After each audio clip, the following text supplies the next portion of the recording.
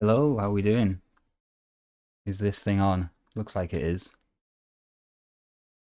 Happy sunny bank holiday Friday to everybody if you're in the UK. Let's get some music on, shall we? A little bit of background. Lovely. Okay, everything's looking good. I think we're all set up correctly. I've got a bit of a pile of stuff to start looking at today. I especially want to make a start with the building the final version of the mini-map I've been working on. So that's going to be quite a bit of it, I should think, and a bit of testing. Hopefully not too much boring debugging code though. And just leave that till later and we can move on to more hardware-y things. YouTube's throwing errors at me. More than one ingestion is using the primary URL. Okay, I think my OBS settings aren't quite right, but I think it looks like the stream is working, so I'm not going to mess around with it too much. Cool. So the game we're interested in today is Attic Attack on Spectrum. That's what we've been developing this add-on for. And I want to just play it for a little bit first. I think that will be a nice opener, hey? I don't have a good chat window. Let's bring this over. Ha! Hi Dave, how's it going? Oh, lovely, yeah. Yeah, it is hot. It is warm, isn't it? I feel a little bit like should be outside in the sunshine, but I want to do this, so here we are. Let's have a nice time. Thanks for feeding back. This microphone's got this. It had this weird thing where it would do a chipmunk voice, something with a sampling frequency. I don't get the microphone feedback, so I can't tell unless I make a recording and then play it back. All right, so I'm just gonna have a look at use as a emulator. See if I can get this involved with what we're doing here. I should really have all this stuff automated, but I'm still working on it.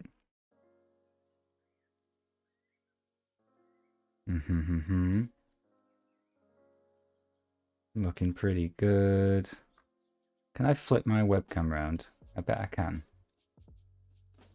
And flip vertically, that doesn't really help me. Sure, it's fine. Okay, so let's have a look at Attic Attack.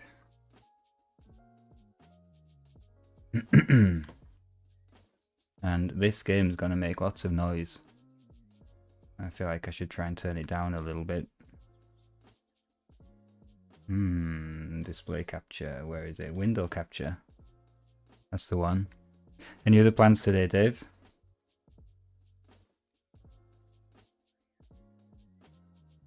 Becky feed, window capture. Capture audio. Let's add that on. Oh yeah, there we go. Okay, I'll turn that right down. And let's try this out. Let's try this out. So here we are. We're going to transition. All right, lovely. I think I'm going to have to play with keyboard for now, unfortunately, but I want to get a feel for this game, and I haven't played it as much as I should have, considering I'm supposed to be developing an add-on for it. Hopefully everything's working fine here. Yeah, microphone's working, background's working. Let's try this game then, see what happens. I'm going to go night, because that's what I've always... Oh, can I use cursor? Let's see how cursor goes. Oh, that's very noisy, isn't it? No, I've just paused the game by doing that. Okay, that doesn't work. Cursor's a bad idea. Let's jump back to... Ooh, let's stick with keyboard then. Tech support for a book review in... Oh, cool. That's nice. Oh, maybe you can help me with some of my configuration. Still getting to grips with everything, to be honest. I do have a really nice video mixer now, which I was thinking maybe I could use that for jobs like that. Although I have kind of plumbed it in now into this office, which isn't the best for taking it out for jobs. I think I need to set the audio levels on this game because it's crazy. Okay, I've turned it down a bit. So this is attic attack. Or do you call it a tick attack? I don't know. And as far as I'm aware, well, to be honest, I'm not too clear on what the goal is, but I think you collect keys. You're trying to collect pieces of a large key, I think. With the goal of getting through the door, which was in the starting room that we were in a second ago. I've heard tips that you shouldn't hang around in any rooms, although the way these doors kind of slowly open and close, sometimes you're forced to. Let's just head back. I'm getting used to the layout now because I've been looking at this map for so long. Oops. You've obviously got the health bar. Is the chicken. So this is the door you're trying to get through, and you have to collect, I think, pieces of a key. Pieces of a key will get you through that door. And they're randomly distributed around, I think. I don't know what button picks things up. Okay, space pauses it. Oh, thanks for that. Let me crank it up a bit. Thanks. I've got a problem here, which is I don't know what the button is. Pick anything up. This would be a lot easier, I think, with a good joystick. I do have, and what might be a good idea actually, I've got a version of this, which is like a cheat version for debugging and developing. And bear with me 1 second. I'm going to download it. We'll load that up instead. Debugger version, that's it. So I'll save that in my downloads. And I can load it into the game. Into the emulator.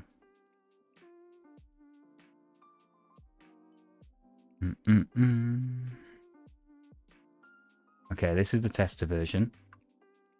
And this is gonna... Alan put this together for me. And this lets me go through any door. It doesn't give me infinite health, but it does give me the keys to explore. It's very helpful if you're trying to check if a game has been fully mapped correctly. It doesn't let me in through the end door, so I still need to collect the key parts. Which means I do still need to figure out how to pick things up. So this takes us down to... I think this is the ground floor of the basement. But the peripheral that we're making will tell us. The trapdoors do send you down. Oh wow, okay. To the caverns. Caverns are downstairs, and I think you definitely do need to go there. This floor is really quite large and complicated. I'm not getting many items. I can go through the clocks. Oh, see, there's a piece of the key, I think. So... I do need to know what button to press. And the default keys for this, by the way, are terrible. Whoever came up with these keys. Ah, Z. There we are. I'm sure with the emulator I can assign keys to like the Kempston keyboard. Oh god, who was that? So I think with this key now in my inventory, I need to really find my way back up to the starting room and just basically drop it off and leave it there so I can come back for it later. That looked like a key, but it's just food. Oh, I'm going down. I don't want to go down. Here we go. This is back up. And I think this would be the starting room. Yeah. And then I can sort of cycle through it and drop it down like that. Cool, so there's one. It's going to be telling if I can't complete this game even with the cheat mode on. Space is pause, I have to remember that. Is this clock a door? Some of the clocks are doors, yeah it is. The other items like the feather and that are used if you're not cheating. And I think they grant you like immunity from some of the like special enemies which you get on here. Which I don't know if you can even kill those enemies, to be honest. Let's head down. This is taking us down into the caverns. Maybe we can find one down here as well. Ooh, who's this guy? Oof.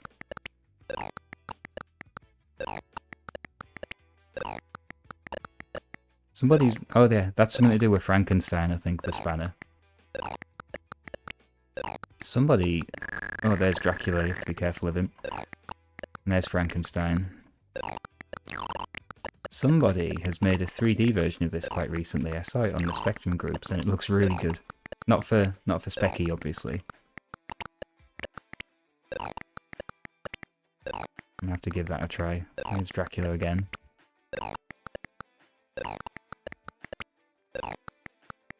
That's the blue key, I think, just for the blue doors.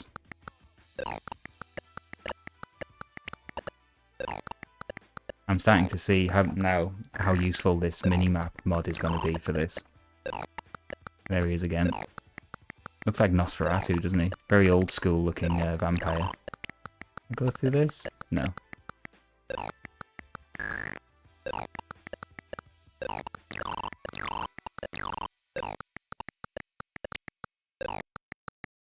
I wanted to stay down here because I haven't found anything down in the caverns yet. I'm not quite sure how it kind of distributes the keypads. You'd think I'd know that by now, having stared at the assembly for so long. I think I'm just going around in circles here. Yeah, I've definitely been there. This looks new.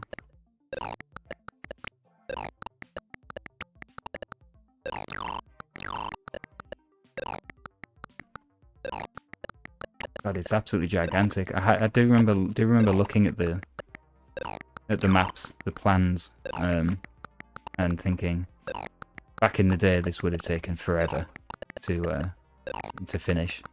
You know, if you were doing it without a guide, just trying to figure it out and get your bearings around such a big map. And how cool that they managed to make all of this into fit into 48K. I know everybody says that about these games, but it gets me every time. Imagine if games made today were made so efficiently, byte for byte. Yeah, tell me about it. Me too, I'm completely lost. But you'll see, we're making a mini-map add-on, and it's gonna fix that problem. Although the purists will say it's cheating, it's more of a technical demonstration, I guess. Something new and cool.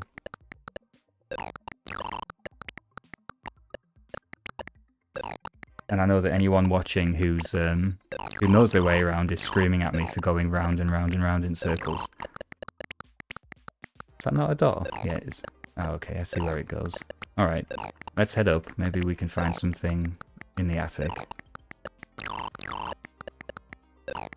If anyone could align me on if you say attic attack or a tick attack, that would be very nice.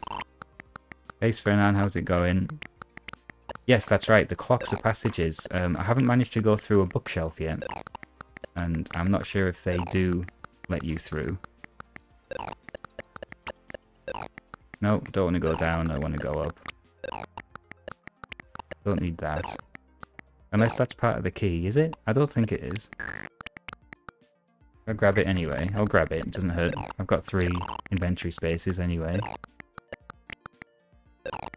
Oh, I'm back here. Okay, so I'll just drop it in case it's useful. I don't know if it is. Anyone joining with...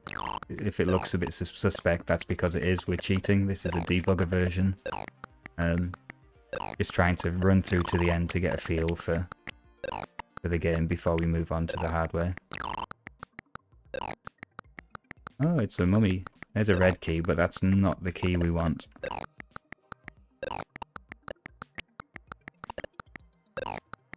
I would like to... Is that part of a key? Looks like it could be. Let's take that. That's like a gem. I guess that would be useful for something else in the game, if you weren't cheating. Lots of trapdoors.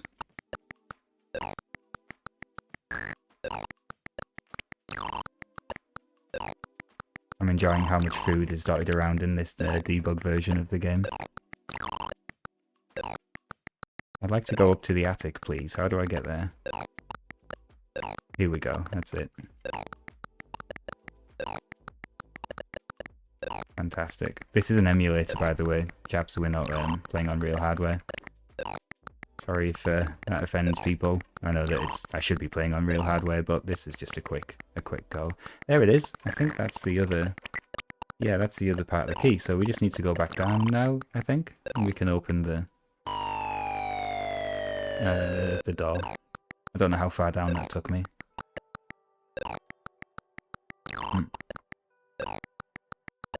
I'm a fan of the giant roast chicken health bar.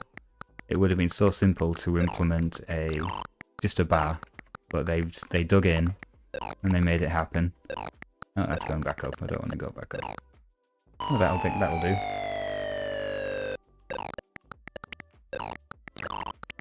Nope. Down here? I think it's here. Oh yeah. So now we have to pick up the key in the right order. Assuming this is the key, so... Bit of a problem with all these monsters. I'm sort of fumbling it a bit here with the controls. Let's get some health. Coming down. So, I think I need this one first. Oh, I see now. It's like a G. I got it in the wrong order, wait. Oh, this is so frustrating, sorry. I need some health. Apple. Whatever that is. Okay. Try not to be quite so infuriating now. There we go, see? That's it. That would be the end of the game, and it would take a hell of a lot longer if I wasn't cheating. So, what have we been working on? First of all, there's a device which plugs into the back of the Spectrum, and that device is basically an Arduino, and that is running this bit of code. I'm going to show you it in 1 second.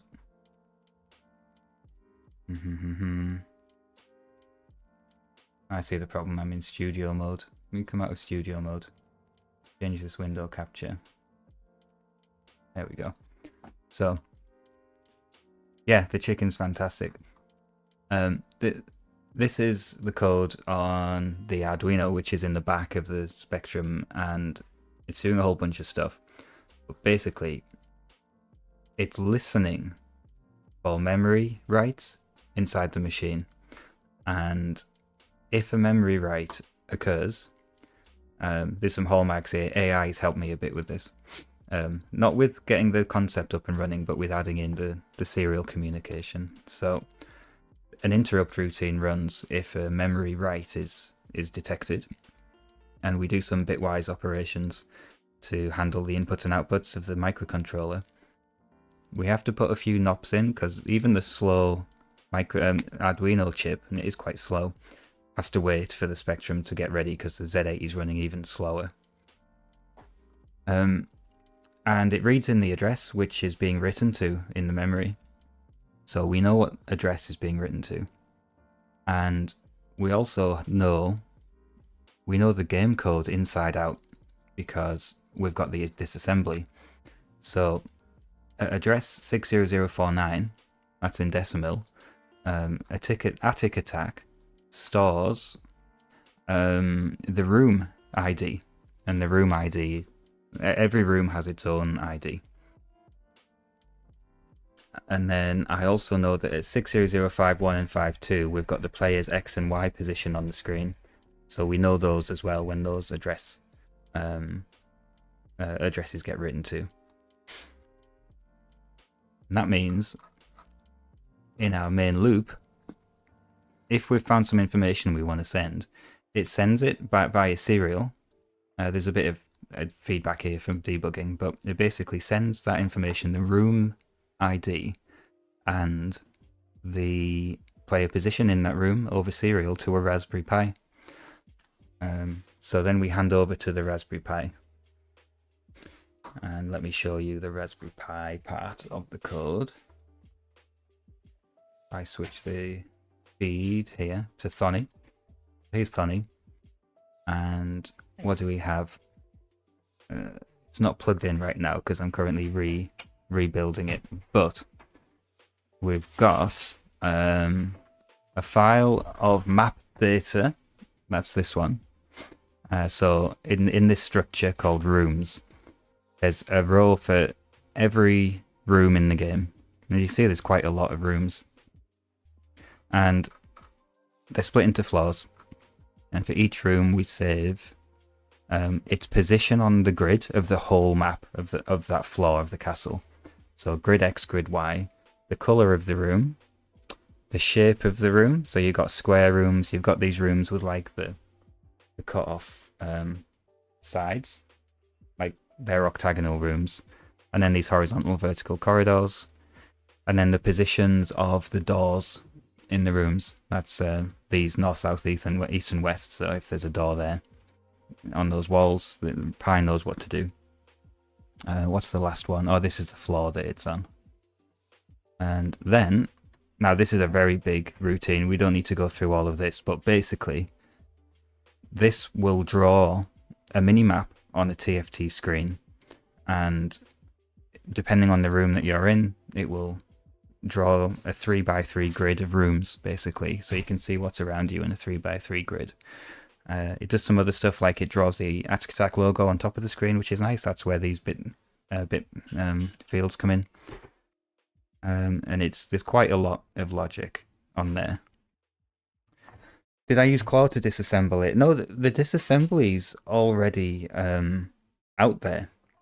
I know that Alan's been using Claude, who's helping me with this, to work on a future revision of the game that has more kind of procedural generation involved.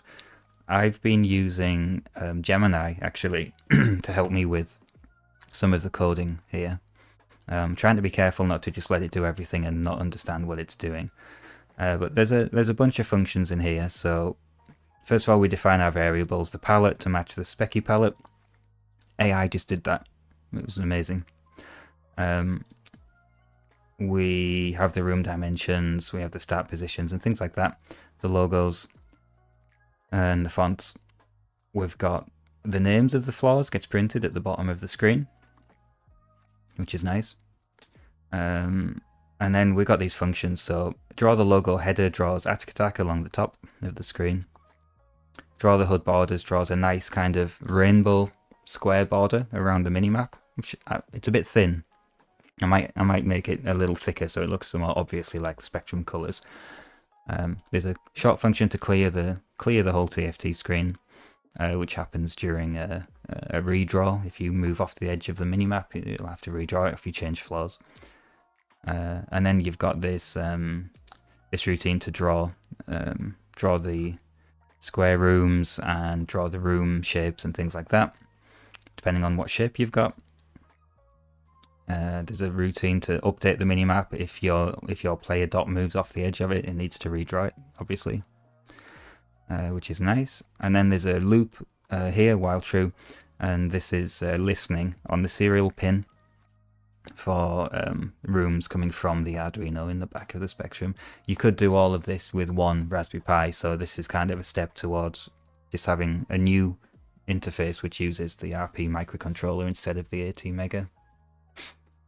That's basically it, really. And I'm at the point now where I'm pretty happy with how it's behaving for now. I'm taking it next weekend to Retro Fest in Swindon, so I'm not going to get too carried away trying to totally get it 100% where we want it to be. I'm focusing now on the build, which is where we come in today. I'm hoping to get it built into a project box and get some kind of a cable hookup from the Spectrum up to the mini-map, which will be stuck on the screen, obviously.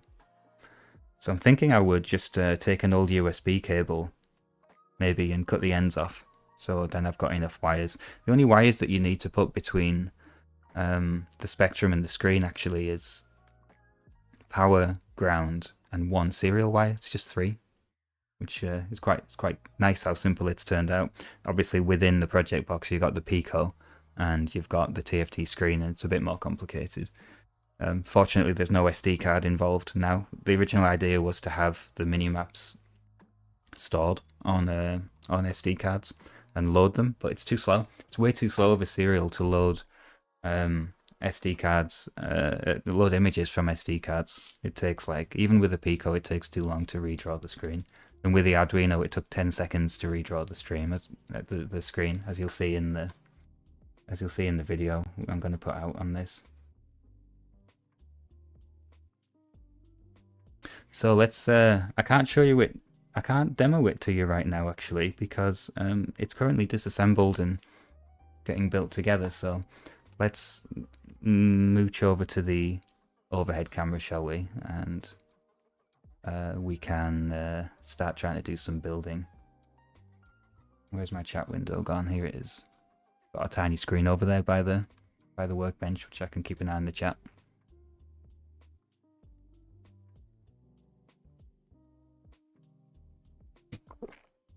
What is your machine code game from 84? What's the game about?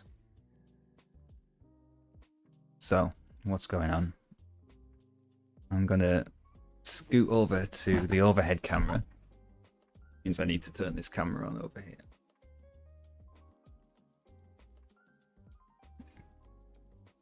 And put you over.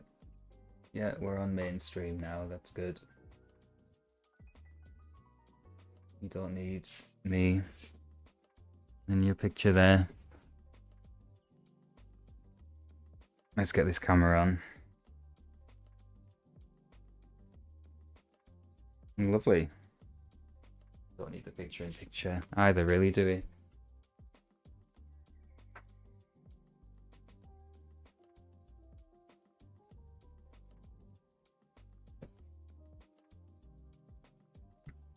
My desk is still full of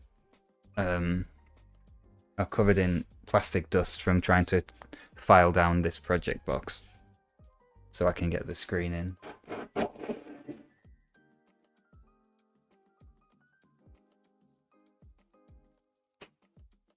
Okay.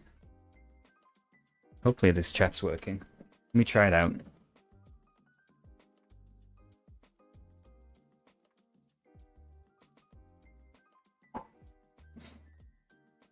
Yeah, my chat feed is working, that's good. So, what have we got today? This machine needs a service. We repaired it last time we were live, so it's working. But I want to change the capacitors and everything, so that's a job for today. But I'll throw that to the side for now. Here is our little project. So this is the screen. I put it in this project box. It'd be nice to have a 3D printed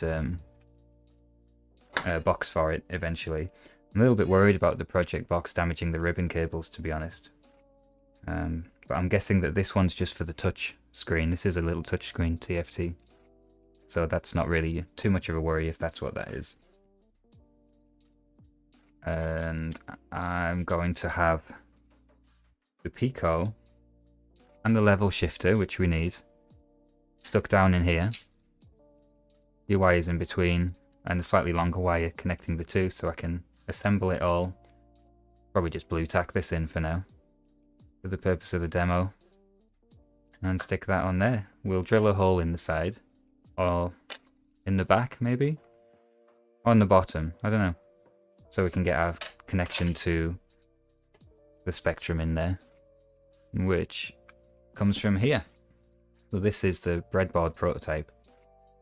This is what the screen was plugged into. This is the peripheral that goes into the spectrum. So we're just going to have these 3 wires. I need to make them quite long though. That's a problem. Because if this is going to be up high on the screen somewhere, I need probably a good 2-foot wire, I guess. So I can't really use these fly leads. I'm going to have to find something and, I don't know, solder a header onto it and pop it in there, and we'll figure it out as we go. But I'm quite happy I've been able to maintain the breadboard while building this, because I've got spares. This isn't a Pico Wi-Fi, but I'm guessing it's going to have the same performance. So that's going to be super interesting. I've got it all nicely mapped out as well in an Excel file, so hopefully when we come to solder this together I won't make any mistakes, even though I'm talking to you guys. And I'm thinking I need a slightly longer lens on here, don't I, for this?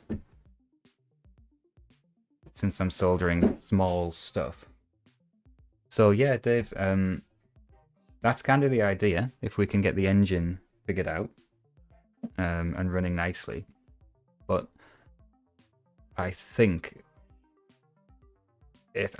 we're gonna have to make it so we can write to the memory as well. So if it's generating a new kind of maze for that game as a kind of a dungeon crawler style randomly generated thing, we're gonna have to write into the memory of the spectrum, which means this I really need to make the next version of this, which will be based on the Pico and on the RP microcontroller and much more capable. Because at the moment, the code running on this Pico is extremely specific to the game Attic Attack, and you couldn't really generalize it because they're all written differently, and it needs to look in particular memory locations, and it needs to know what each kind of room ID means. Let me swap you over to a longer lens. I'm going to bung the macro lens on. Sorry, it's all blurry. And let's see what that looks like. We're going to be working here. That's better, isn't it? I know it's out of focus, bear with me.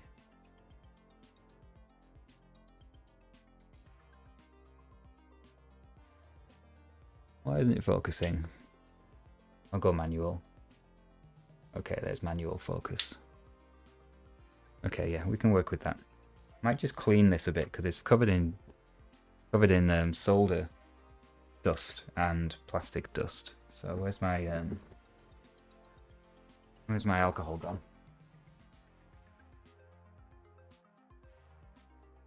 Ah, thanks, Dave. I think you'll see it's working quite well. Hopefully we get a demo running today. I'm very sorry that you're just looking at a big blur right now. Let me just get this right.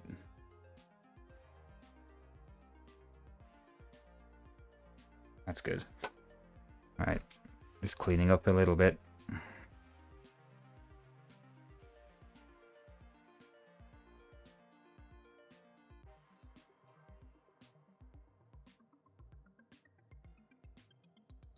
Maybe a bit too much alcoholic spirit there. Alright. So here we are. I need my notes up on the screen. And let me get Excel open. I was very, very, very good and very careful to write this all down in a organized fashion rather than just starting to solder.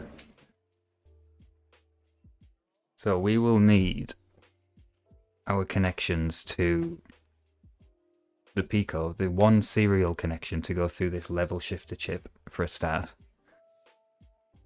because the Pico likes 3.3 volts and the Arduino chip gives it 5 volts, and we don't want to fry it. I've already blown up one screen in testing this, unfortunately, because I put reverse polarity over the voltage regulator and it went pop and the smoke came out. So my first problem is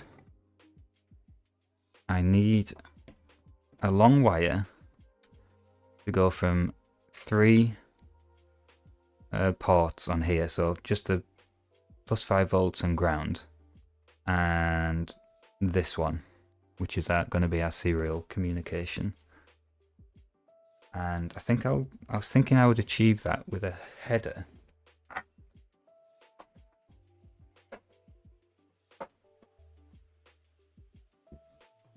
So here's some headers, and just to make sure it stays in place, I'll put the header across the whole thing.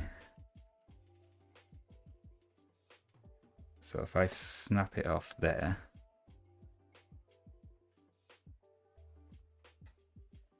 and with that plugged in, oh, it's putting up a fight, hang on. Okay, with that plugged in there, we can just solder our 3 wires to that. I think I'm going to need a cable that I'm going to sacrifice, because these things, they're not really long enough. So I want the wires to, like I mentioned, to reach up high to where the mini-map would be. Although, maybe I'll get away with it. I don't know. I feel like a mini-map should be in the top right-hand side of a screen. What do you think? Just got my screen here, which I'm going to take with me. Sorry, it's way too big for the macro lens. I'm just going to shove it in here. Ooh, that's dusty, isn't it? So, if I had one of these fly leads in there, say, yeah, I could only really have it in the bottom right hand side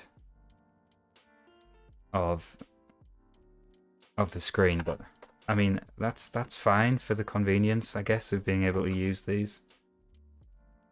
I'll do that for now, for today, and see how I feel about it. Which simplifies things a bit, because now I can just take a, let's see, I take a red, I need a black one for ground. Hey Alan, how's it going? I'm working on our gizmo. Going well. We have a black one for ground, yeah, and a green one for the serial communication. You have a good choice with these packs, but they're all glued together. And I know it's inevitable that they're all going to end up... Actually, yeah, that's a good point. I'd like these to be glued together. In which case, I'm going to have to pull this apart a bit, I think. And pick 3 colours. So what can I get away with here? Red, black and brown? Yeah. Think of these wires as consumable, hey?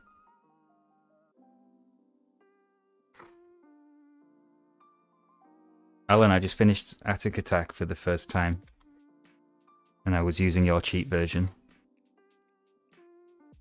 I need more practice.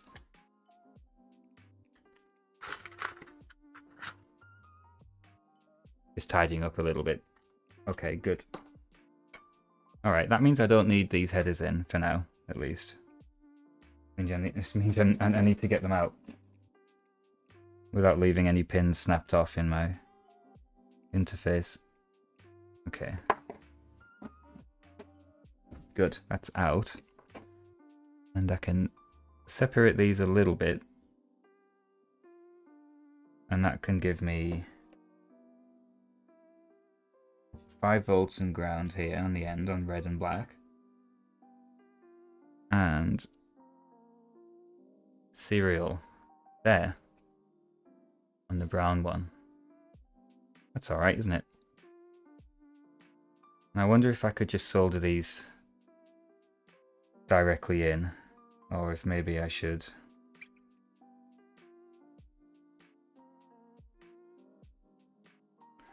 This is still going to have to fit inside the project box, and these stand quite tall. That's all I'm thinking.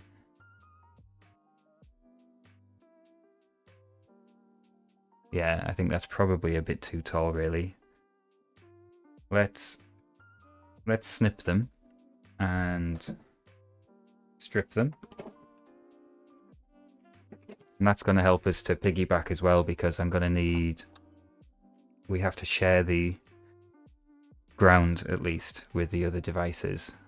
So we're going to have 2 wires in one joint on here, I guess. So let's strip these. Hi Steve, welcome in. How's it going, buddy? Thanks for joining. Try and keep these down here in focus.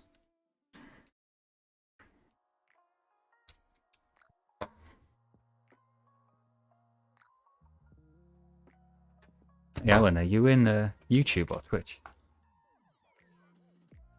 Ah, 2 Twitches. Lovely, thanks. Glad it's working. Let's keep going.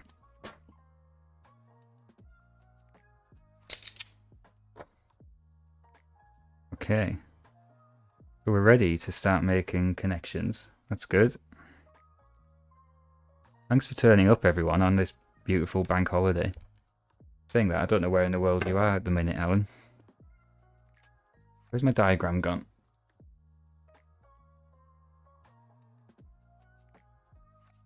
Alright, got it. So, I need to connect, obviously, ground to ground. That's easy. Let's start with that.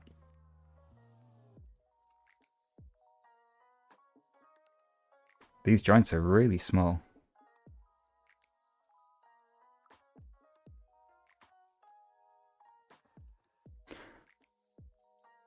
And here's a twist. I've only got very, very thin solder today, because I've run out of my good solder. I've got this thin stuff that I've ended up with somehow, which is not the best. And I ordered some good 0.7 mil stuff, which is what I normally use, and RS wouldn't send me it.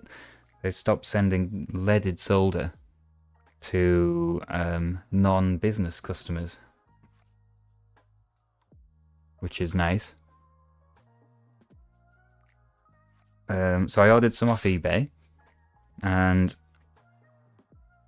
I honestly expected I'd get it on a reel like this, and it turned up in a Ziploc bag, and it was this thin again, and it said 0.7 millimeters on the bag, so I measured it, 0.2 millimeters, sent it back, and finally went to CPC. And hey, bag of spanners. Yeah, we love lead. I think we have to have it because of these old machines we work on. CPC thankfully sold me a reel of it. I got quite a lot of it, and it's on its way, but it's not here yet. Maybe it'll arrive today while we're doing this. I don't know. Oh, I forgot to put my new tip on the iron. I've got a new tip. Let's turn that off a second. Where is it? Here, new tip. Top tip. Same one that I've been using, but I've realised in the last stream, someone pointed out that I've been using it for a very long time. Not rude at all, Steve. So I'll try and explain quickly.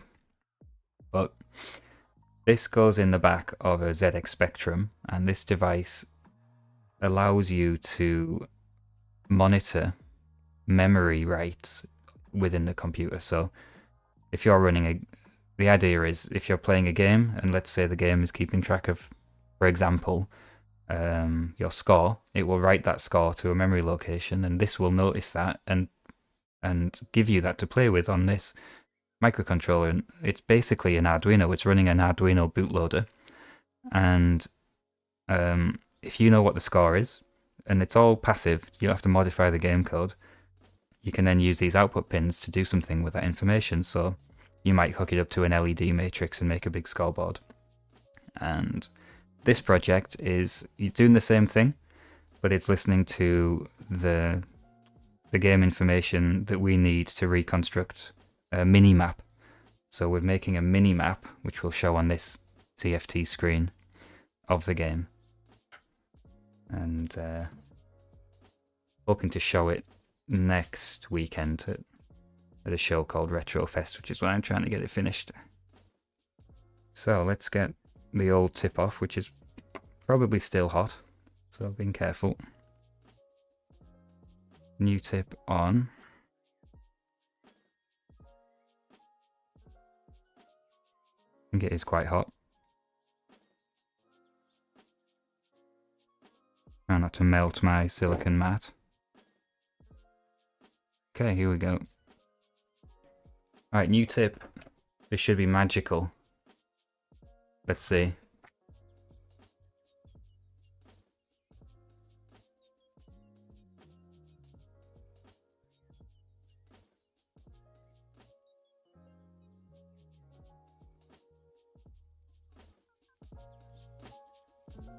I'll give you a bit more background music while we get into the boring stuff. Alright, let's solder our ground on for a start. This level shifter is needed for communication between the Arduino and the Pico. Obviously it won't be needed on future versions where we have a Pico running the show entirely.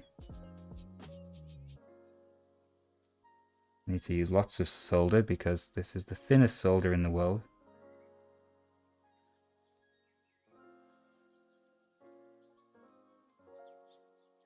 Alright, we're away. That's a good start. Okay, now the red, I think, connects to VB, which is here. 5 volts VB. Yeah, that's right. I could braid it, but I've ordered the one I want. It's just been a bit painful getting it. It'll be here maybe today. Probably worthwhile doing, now you mention it, just to get some more use out of this. I bought this when I was doing some SMD soldering and I was scared of just like my SMD soldering technique. I think I know how to do it now fairly well, so I don't really touch this thin solder, it's just a backup solder now. Braiding it's a good idea.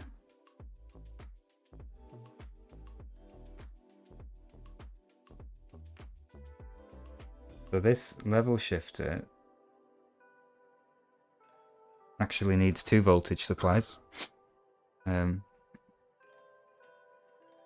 One for the high side and one for the low side, and it will shift the levels bidirectionally to those given supply levels. So this kind of muddy coloured brownie wire is going to carry our serial communication to the screen, and that, at the moment, it doesn't matter which one it goes in really, but I've got it in B1. So let's try and feed it underneath and into B1. Doesn't really matter.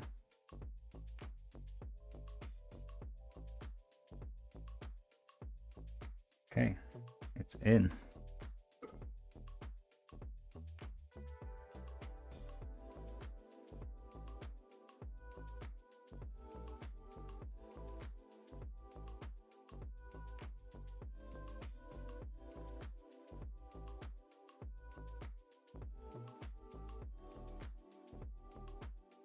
I was doing a bit of research about how to... oh, that's a good idea. Yeah, it should be. I'd have to find them all in a... You can get red... You can get blue, red... No, hang on. Purple, blue, green, yellow, I guess, would be the order that you could get. Let me trim that so it doesn't short. Alright, that's the start. That's good. This will be sitting in the project box. I'm going to just stick it onto there. Yeah, I was looking at implementing this whole thing on one of these, and because this has parallel input-output abilities that happens totally independently of the dual of the CPU inside. On the Pico 2, it's a dual core. You can do all the bus sniffing, and it won't cost anything on your computational goings on running your script. If we can get the PIO to do all of the bus sniffing and DMA it into the memory, I think we can reconstruct all 64K of memory on here and just have total unrestricted access to it to do whatever you want, and it will constantly be kept up to date. And that's quite exciting. I feel like, yeah, you could do a lot with that. Okay, we've got some connections now between here and here.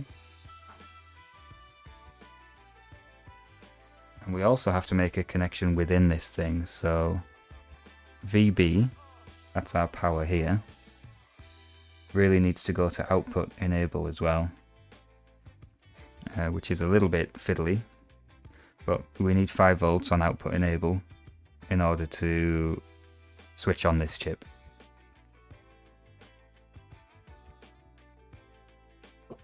Yeah, that's one good application of it. I'd like to make it so generalized that you could do whatever you want, and that would be one application of it. Stick a screen on and you're away. Okay, what am I doing here? I'm going to need to share this joint, which is a bit fiddly. Maybe I'll use my Kynar wire fit. Let's have a look.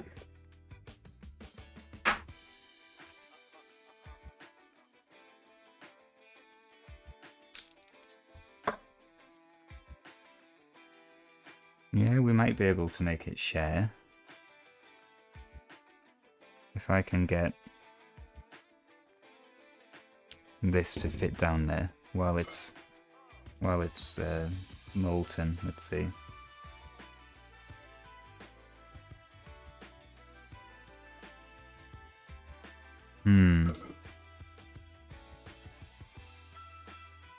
I wonder. Must have been a better way to do this.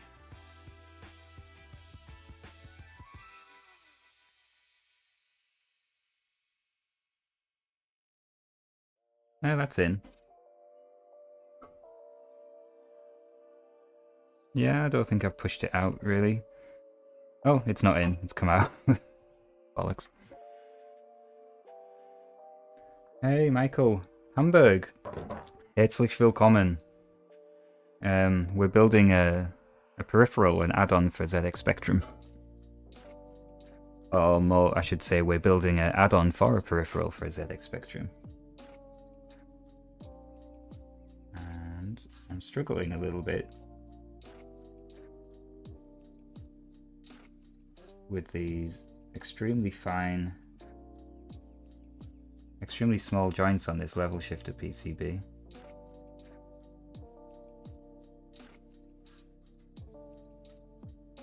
Trying to get it to share nicely with this Kynar wire. Maybe I need to get the vise involved here just to hold it up.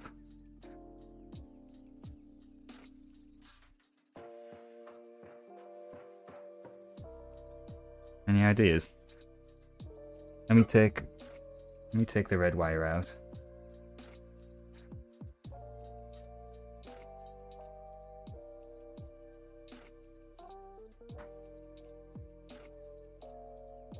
Doesn't want to come out.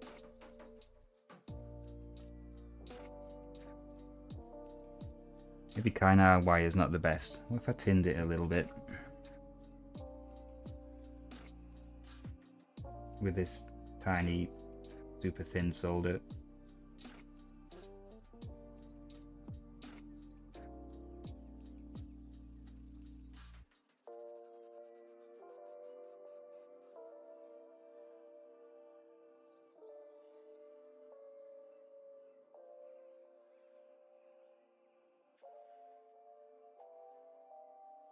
Starting to think I'm not doing this the best possible way. Where's the vise?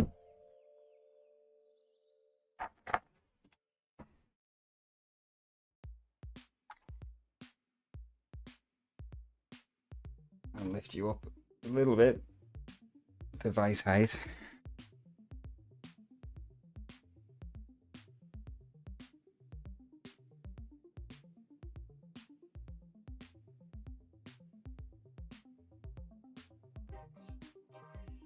Oh, cool. What sort of things have you put together, Michael? What we like to hear. We like creative stuff. Okay, can I just get this wire out for a start? We'll start again with this.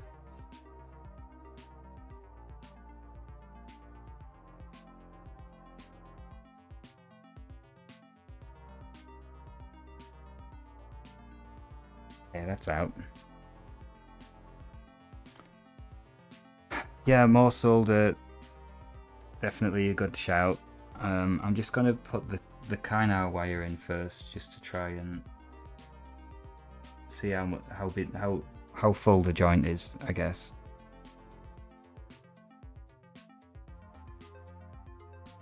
Okay, the joint is actually very full with that Kynar wire on. Can you see?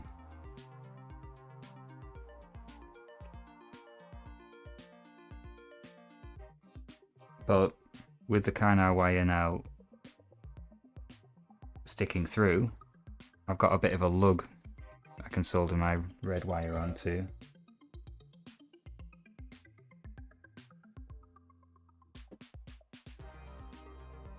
Okay, let's see. Wish I had some good solder.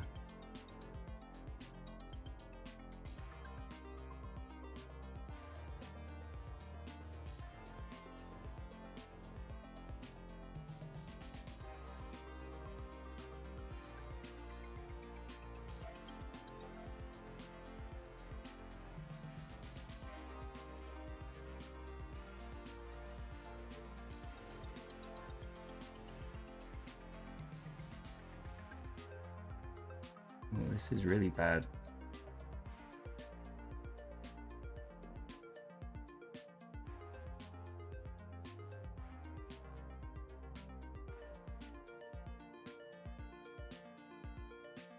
Oh, cool, a Pico micro drive. Nice. And that works with interface 1, does it?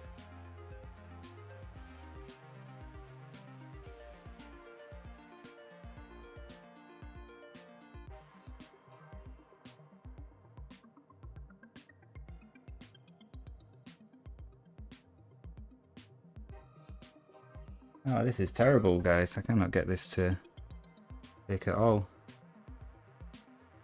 Oh, nice. That's cool. Can we see that? You have a GitHub or something?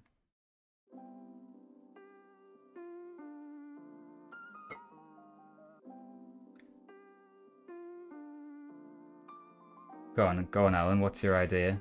Oh, hey Peter, how's it going? Yeah, I'm kind of making a bit of a hash of putting this together. I'm partially blaming these bad wires I've got, these cheap wires.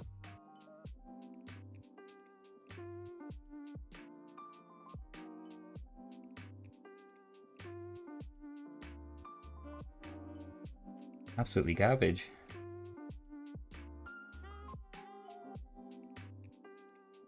Let's take this out.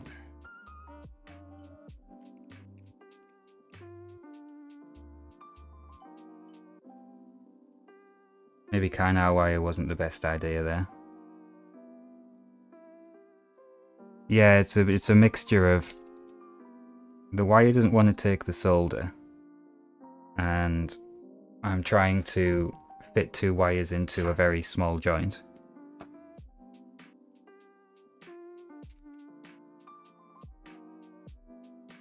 So I'm wondering now if I can just use a thinner rather than using the Kynar wire.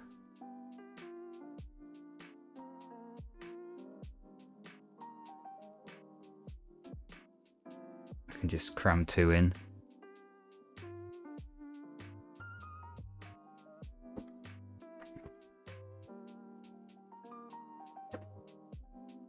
Let's try and clear this out.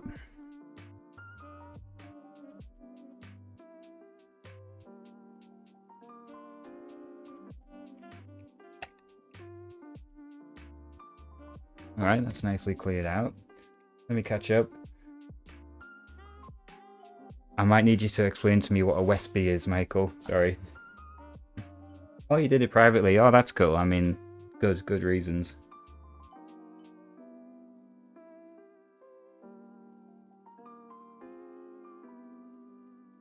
Yeah, totally. You could use it. Yeah, I was thinking, you know, the interface could just have a HDMI port built in. I mean, why not?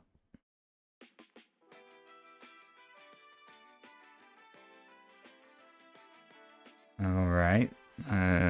What was I going to do next? I was going to try and share the joint. Yeah, that fits. That all fits. Let's get it out of the vise.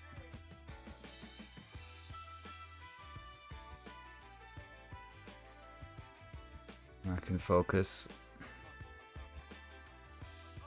Tom DDG, is Tom DDG a creator of some kind?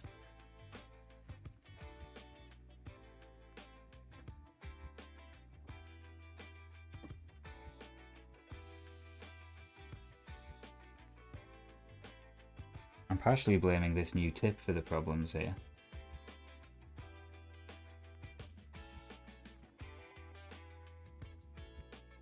It's failing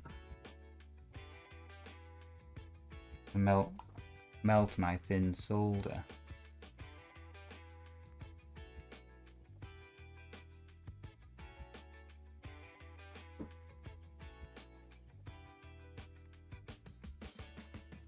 Probably doesn't help that this thin solder's got bugger all flux.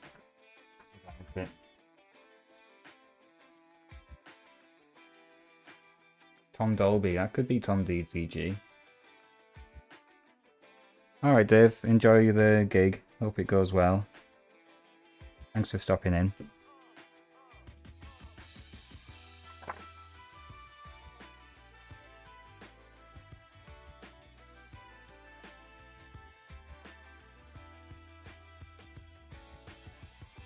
Oh dear God. Will someone please send me some good solder?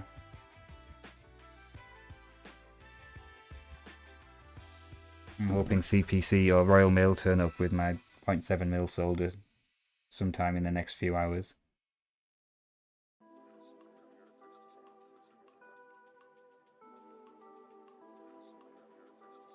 Web interface loaded. Oh, cool.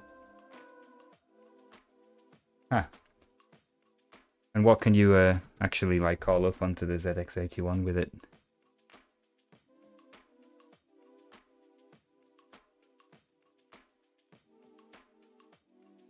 What is going on here? Hi Dal. You off?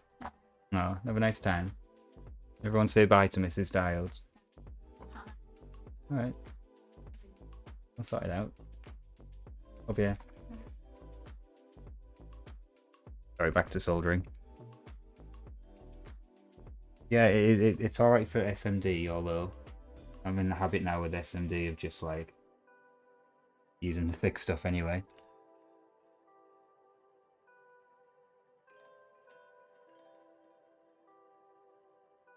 Didn't expect to have so many issues with putting a new tip on. It is not melting, this solder. Are we fully like engaged? Yeah, we are. Yeah, 0.7 is where I like to be. Yeah, it's melting on there.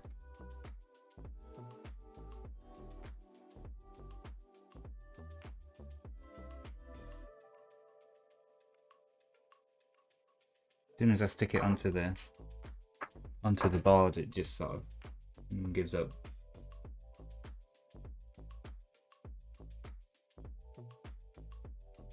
Yes, there we go.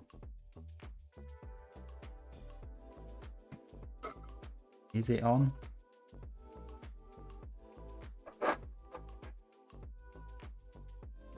No, I don't think it's lead free. Oh, maybe it is. Maybe it is lead free. Bollocks.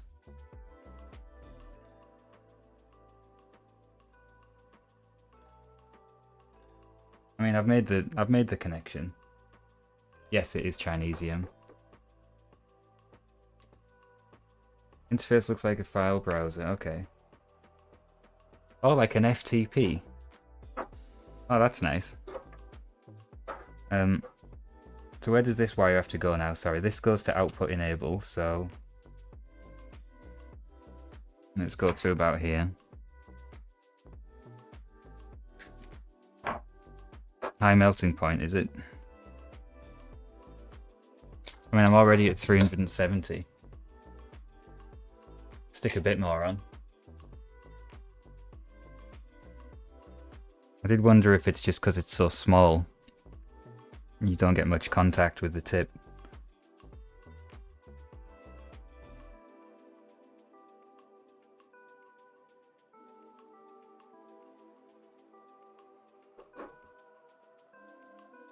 Lovely, there's our output enable in now then.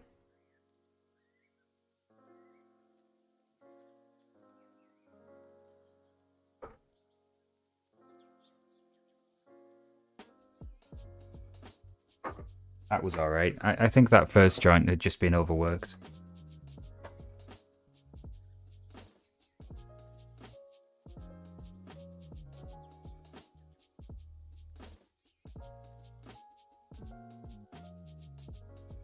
Wicked.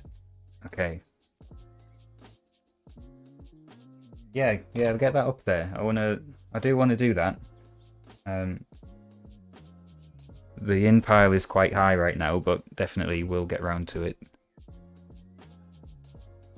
Okay, I can move over on my little Excel sheet now. What's the next one? Next is connections from this to the Pico. So this is a project box, and I will drill a hole in. That's going to be like that. I'll just stick this like that, I guess. And what am I looking to do? I need to connect VA, first of all, to pin 36, which is 3.3 volts. So I think I'll just keep cutting up these fly leads.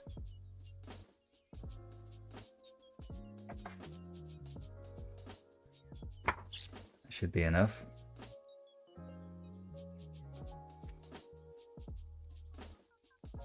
Something tells me these aren't copper. These DuPont wires. It doesn't say.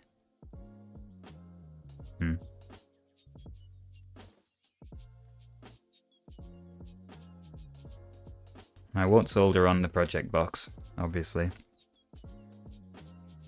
So starting with VA. Don't know why I've been going in from the bottom, but I'll stick with that.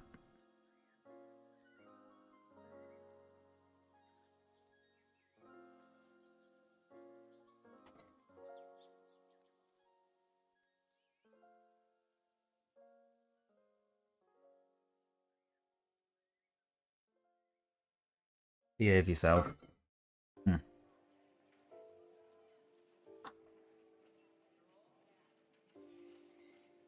So there's VA and VB on the level shifter, and those are the levels between which it will shift. So we've got 5 volts on the Spectrum Arduino side and 3.3 volts on the Pico side.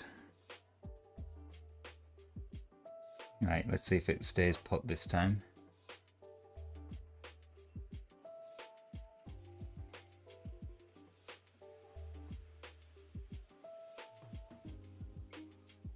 Oh my god, give me some good solder. Why is my iron fighting me? It's tangled around the vise.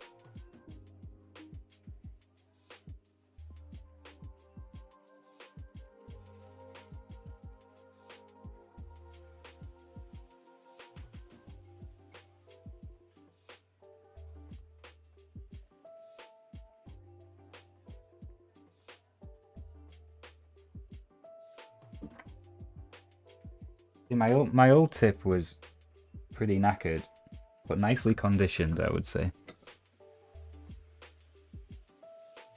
Okay, good.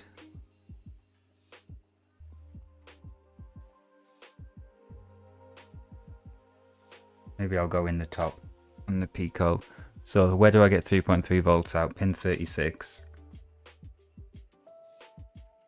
40, 39, 38, 37, 36.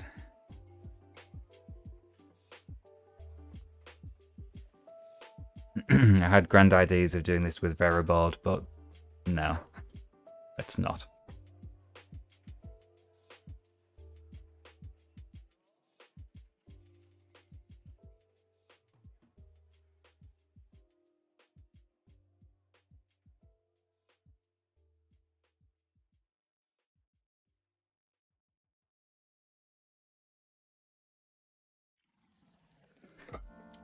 I must remember to take spares with me at the weekend, because any of these could break.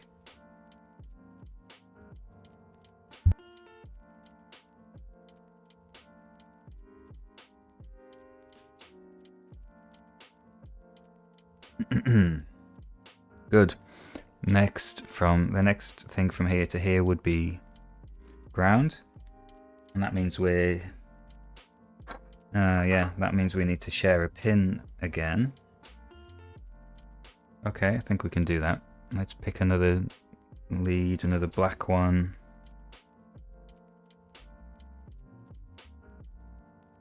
Yeah, you're right. That would be it would be better, but it's the lead times, isn't it? I get mine from PCBWay, and I've left it a bit late.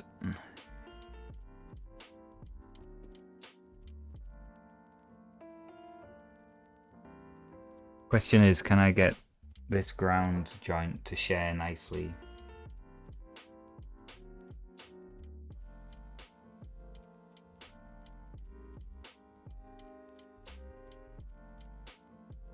No, that's not going to work, is it? I might need to remove it, and we'll do it again from scratch. So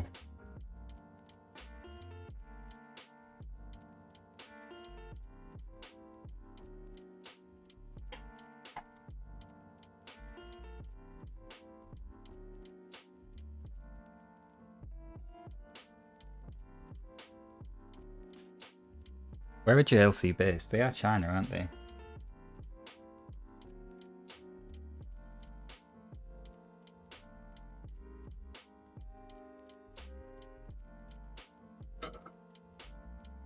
Okay, that's that.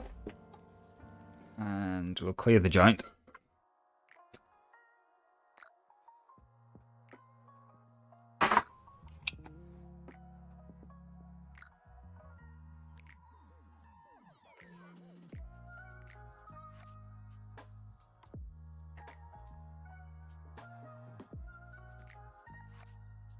And we'll try to get both in there now. Yeah, these wires are trash, I'll be honest.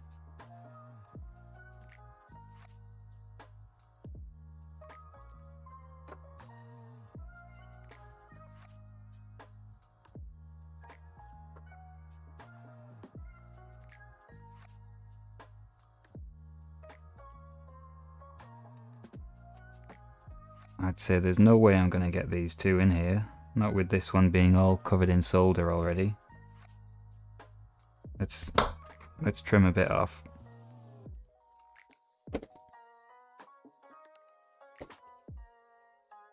PCBWay can, if you go for the very cheap option, it's astoundingly cheap, but does take a very long time.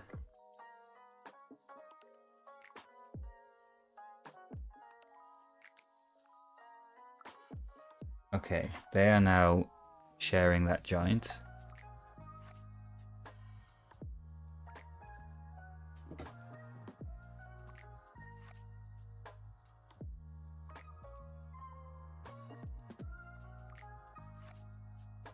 Feel free to make jokes about sharing a joint.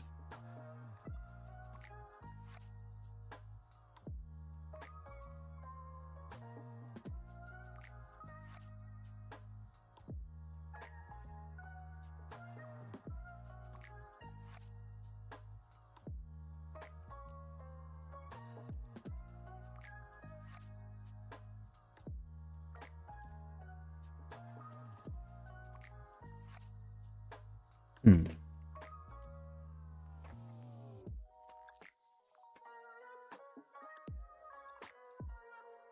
Okay. Focus.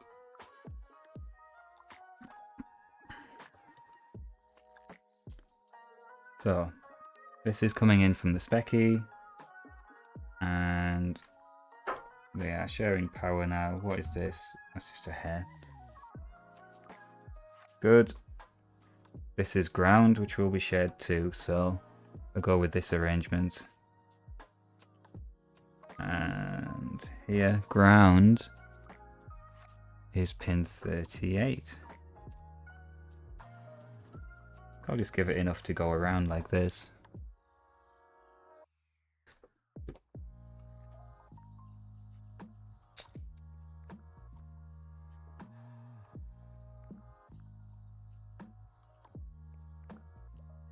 And we will count. Oh, it's going to be marked on, isn't it? 40, 39, 38. Oops. Whizzle.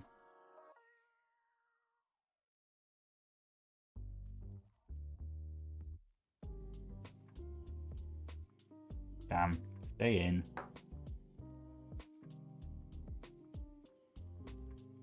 And just fold it round. Should be fine.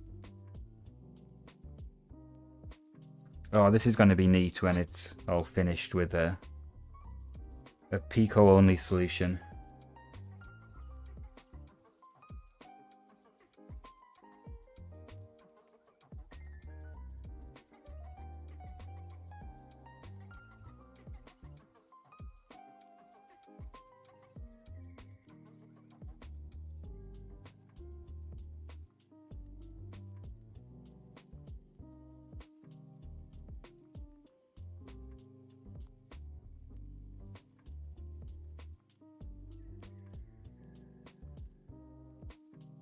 I've actually got this couple of these development boards.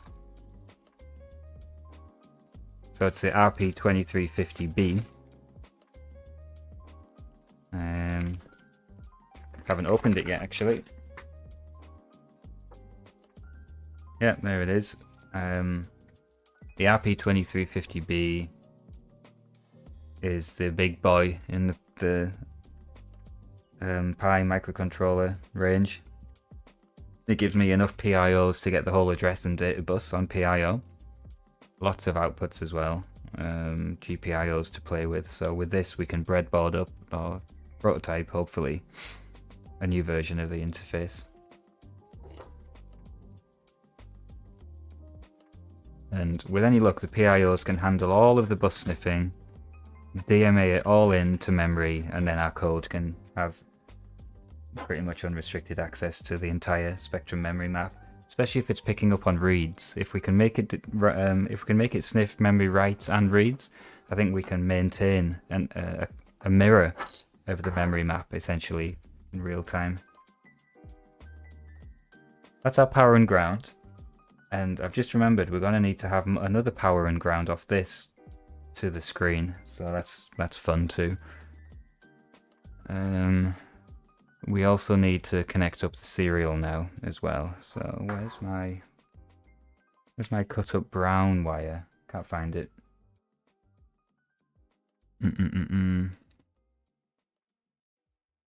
Okay, I'll take another brown then, since we were using brown.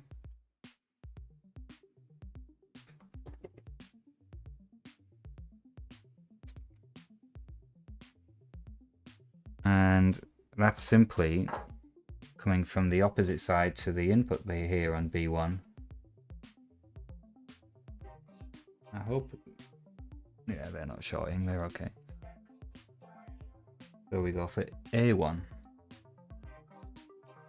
And this definitely isn't being shared with anything, so I don't need to think about that.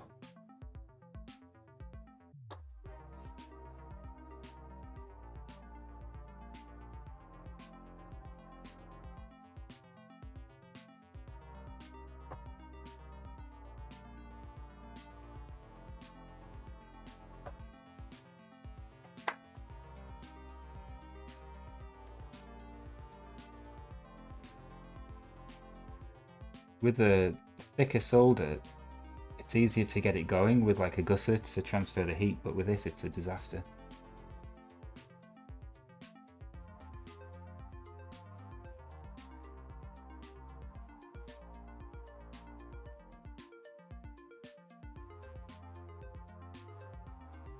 Let's go with that.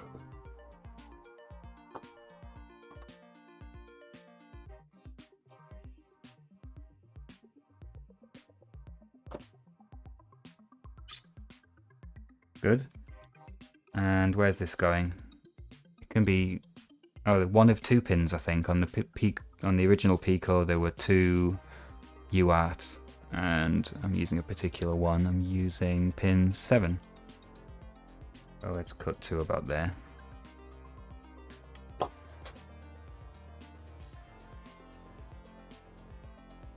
I struggled like hell to get this interface working over SPI, and in the end, just the direct serial UART, simple one, was so much better. Maybe I'll top the solder up on that pin there. 1, 2, 3, 4, 5, 6, 7, GP5. 1, 2, 3, 4, yeah, 5, 6, 7.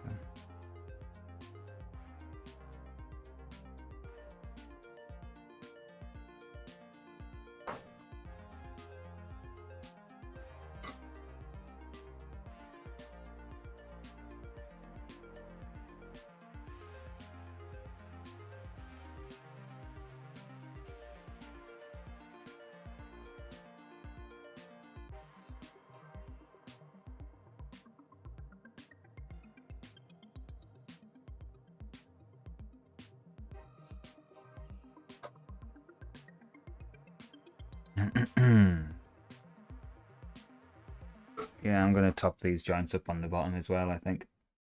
Hope they don't come flying out. Probably will, won't it?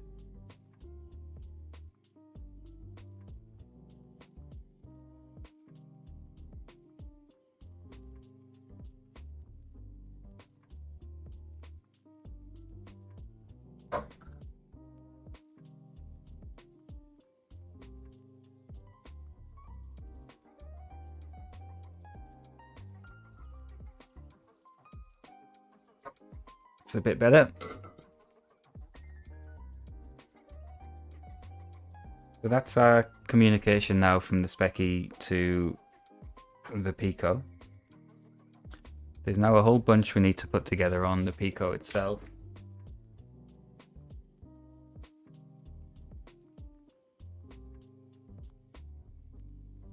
Seven connections to go to this screen. And I want these to be not short, so thinking if I use the fly leads here, yeah, they can pop on. There's probably enough headroom inside the project box. And then I can solder these on here and just sort of bundle them all together when I close the box up.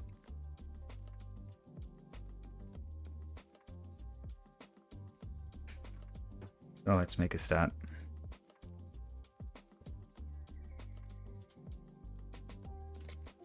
I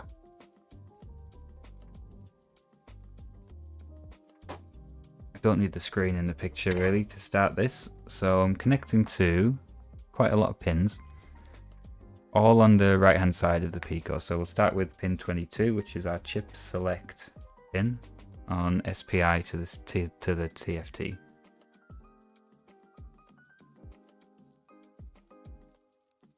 I want to do this without overworking all these wires I've already soldered, because they aren't the best wires in the world, suffice to say.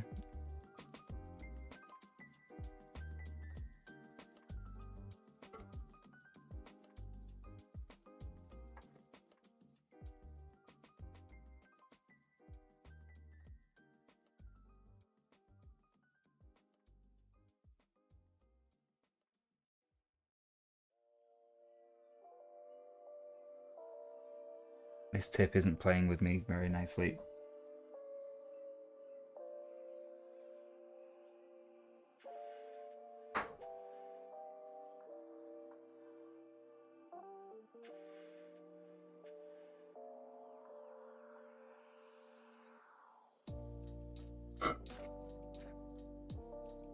Alright, that's 22. Good. Next, 24 would be the SCK signal. Let's randomly choose yellow.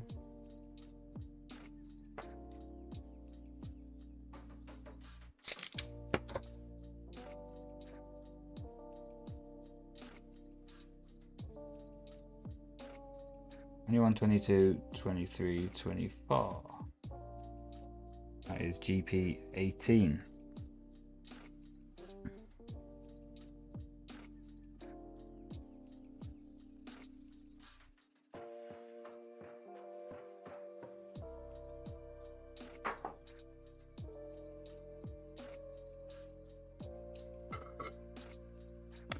Next. Hey, Mr. Sanguine. We're doing alright, thanks. How are you? You enjoying this nice weather?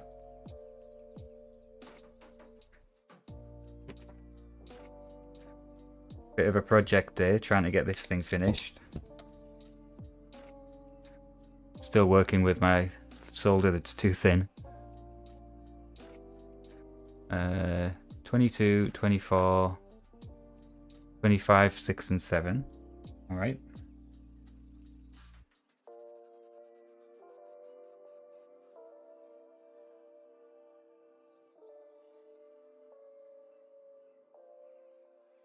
Bloody stranded wire, doesn't like to go through holes.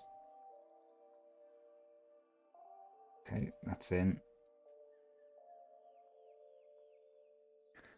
Get the next one's ready too. I'll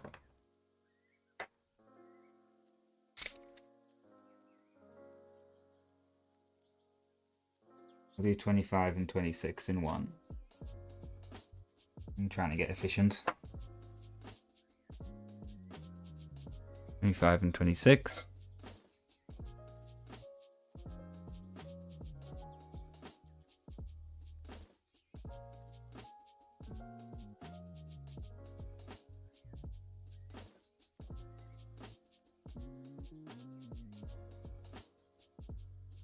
Hopefully 26 goes in a bit easier because we've got residual heat.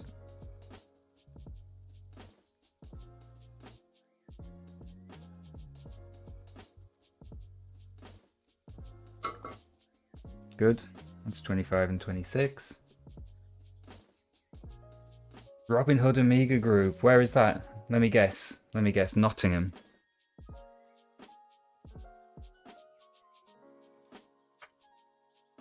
That sounds fun. I should join in more with things like that.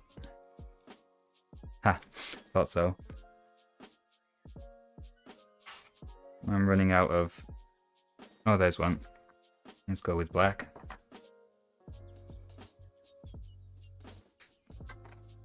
What happens to you? Does everyone bring their Amigas down?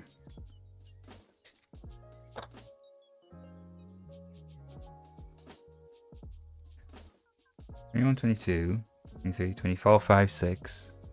Yeah, and 7. These are all in a row, I think, because they're the SPI. One of the SPIs on the chip.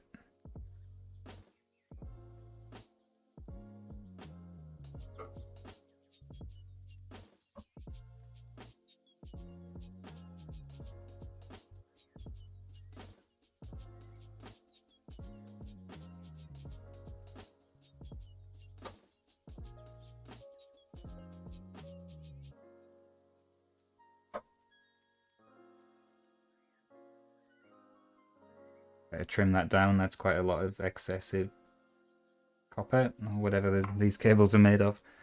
So I've got 22, 24, 5, 6 and 7 in place. Then it's just ground and VCC, which is 36 and 38. Samosas, fantastic. Oh, nice. Oh, that sounds like a lot of fun. Yeah, a bit of a muggy day for it. I sort of don't want to have to share the grounds. Are the grounds on the Pico all interconnected? Can I just pick off another ground? For example, the one on the debug.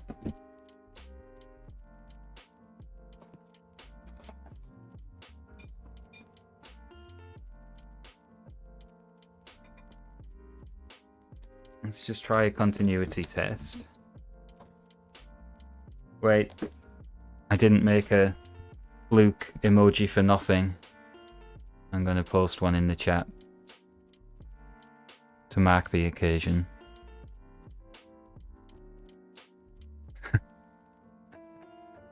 Sorry. I wonder if that's a copyright infringement. Oh, ground is here. Oh yeah, yeah. No, I don't want AI viewers. Wait, I know how to do this as well. Wait, check this out.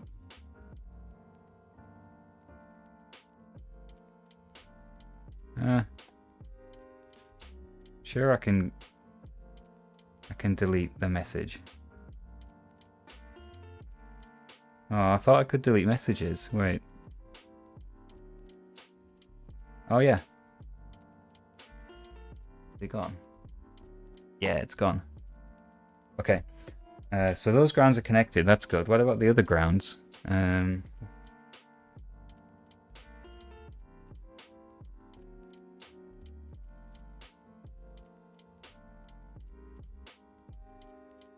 There's one called A ground.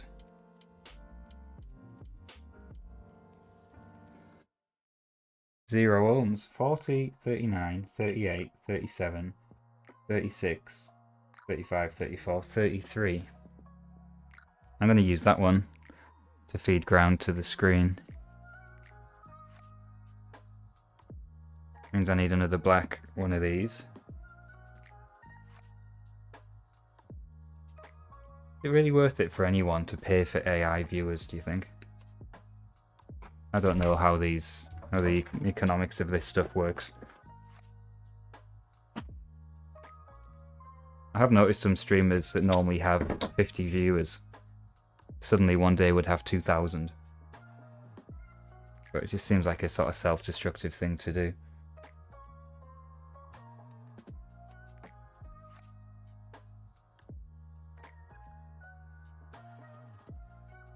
I've made a mess of that. Let's try that again.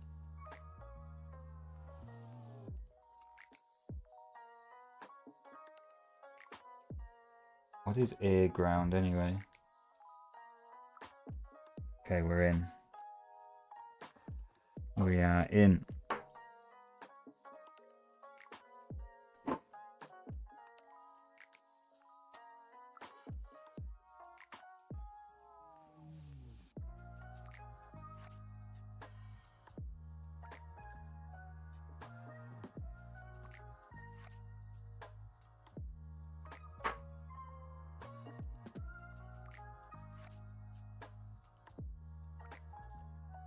Good. That's the ground for the screen, and the last thing is VCC, which it wants 3.3 volts. I have to be careful with this because I blew up the voltage regulator on this screen. So, VCC. Let's look at the pins again on the back of this. 3.3 volts appears to be available on the adjacent pin. See if there's continuity.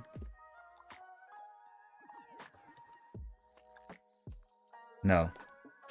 So I don't think I can use that.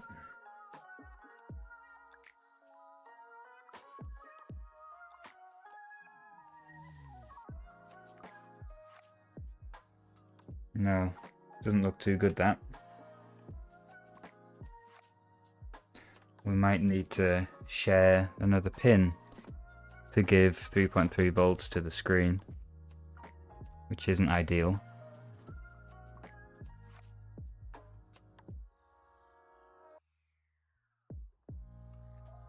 Trying to stuff two wires into these small joints.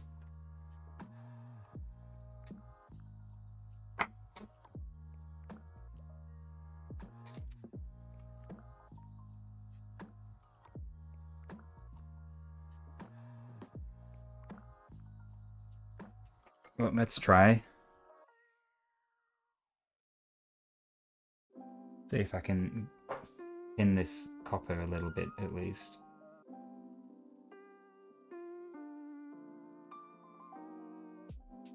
This tip is very oxidized. Let me get it in the wool.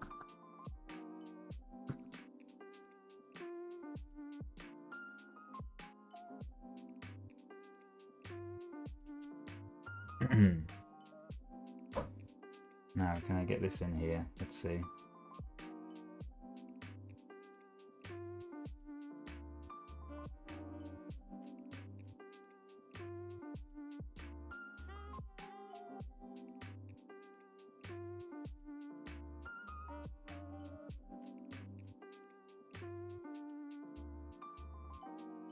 Absolutely not.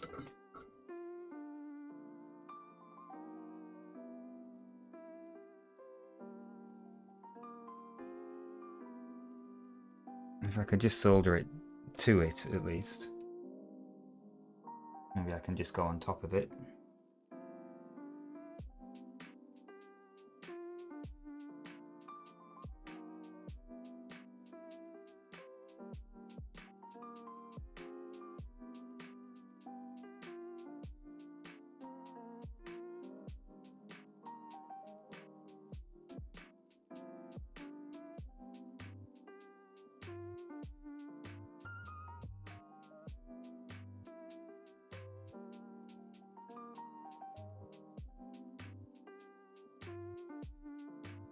Well, he's on top. Seems fairly solid.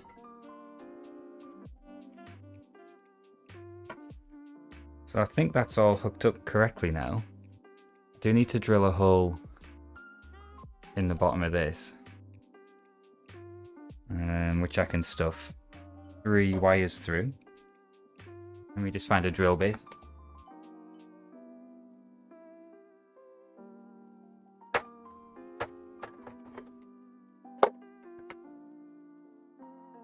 I'll swap you to a wider lens.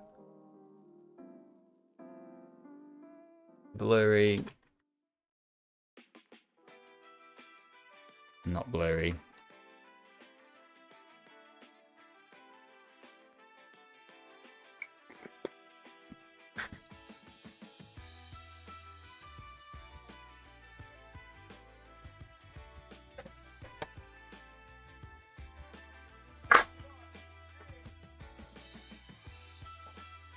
I guess that would do for 3.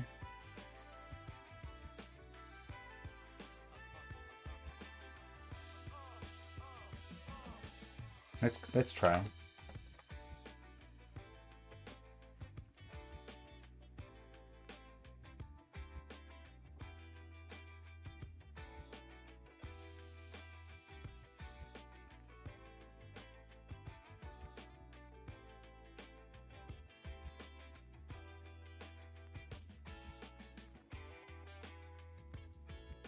Amiga and samosas, that's exactly what you missed. Exactly what we all need in our lives. Now, does this go on both ways? Hang on.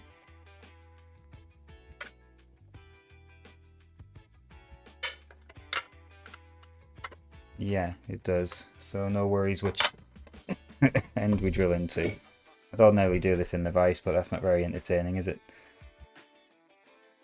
Oh, I did think I should do this towards the corner. Would make the most sense.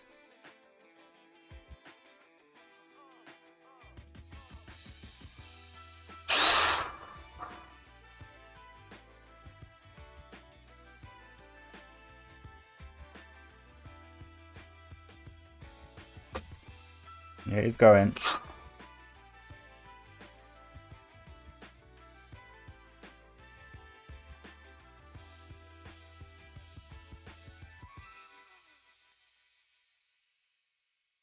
We were talking about the Nottingham Amiga group. You're in with the Amiga groups, you probably know about it already.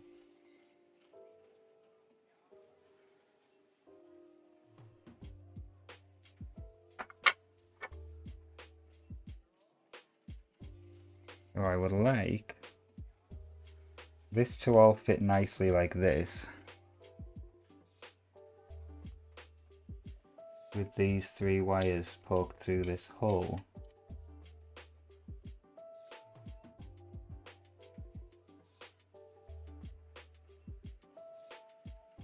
I made that hole quite small, to be honest. Let's see what happens. See if it'll go.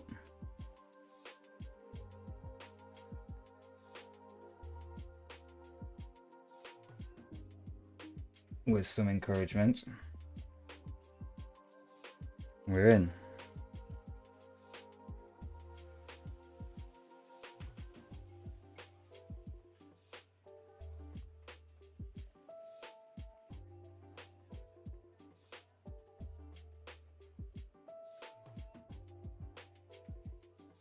Fantastic.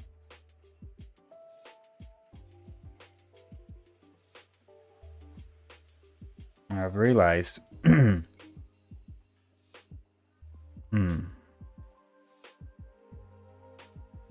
I going to need to feed that thing power? The Pico. It's getting 3.3 volts. No, it's not getting 3.3 volts. Ah. Yeah, I'm going to need a USB cable in here as well, unfortunately.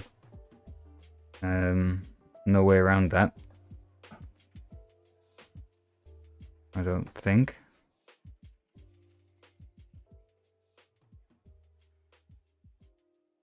What do I need to give to a Pico to make it work? Can I give it 5 volts? I don't know if I can. Let's ask the internet.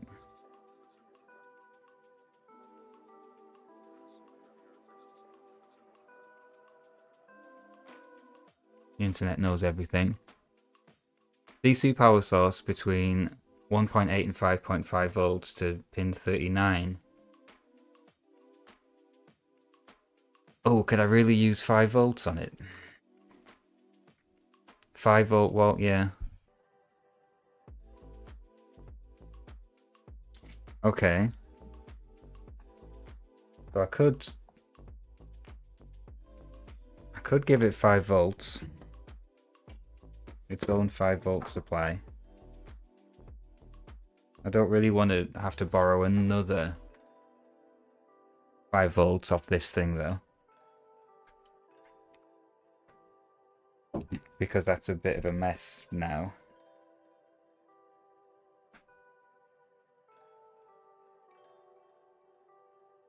I don't know if I'm going to be able to get another wire through this as well. I don't really want to force them back through. Try and file it a little bit. Where are my files?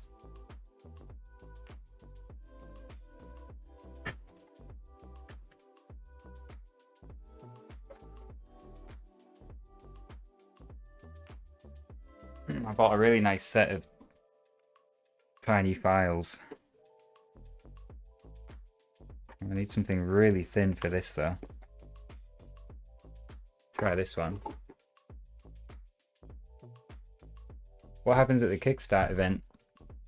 What are they kickstarting?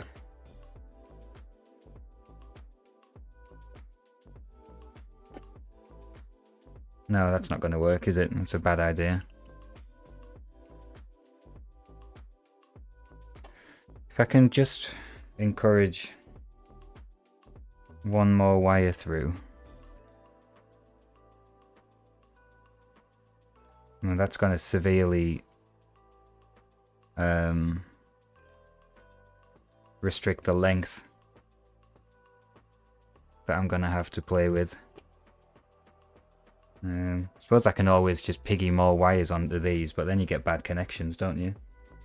Well, let's go with it anyway. Let's see if I can get this through there.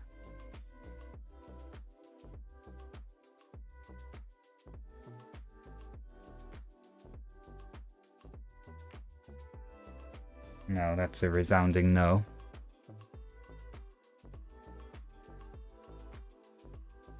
Oh, I see, I see. I thought you meant it was a Kickstarter.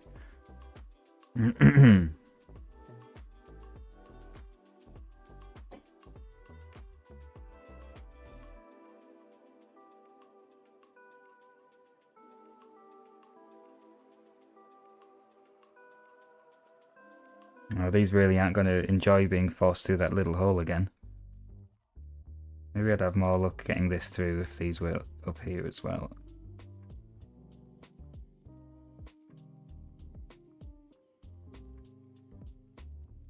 No, I'm just going to damage them at that rate.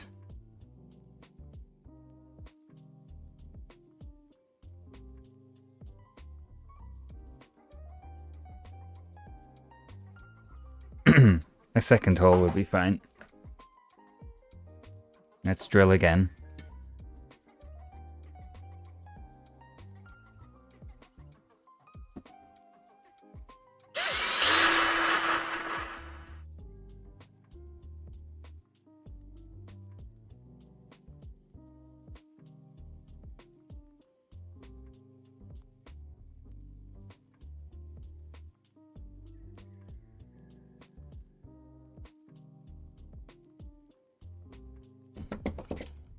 Making a right mess. It's great.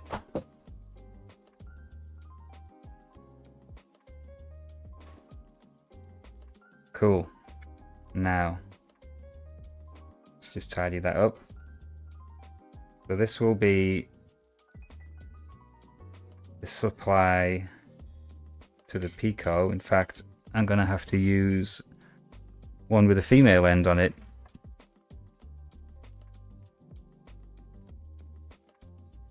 And I can take it from here on the programming pin. Stick that through there. Chop the end. Strip it.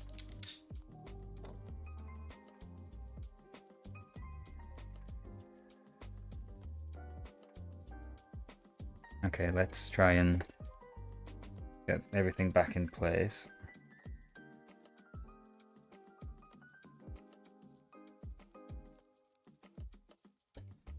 Our little trio of wires is flipped. Let's unflip it.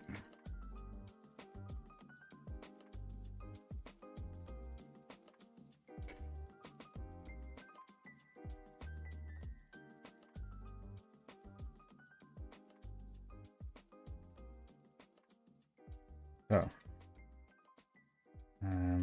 that's going to be stuck down like that.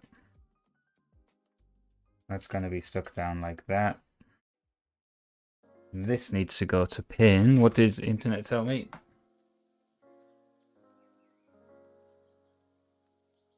39. All right, I believe you.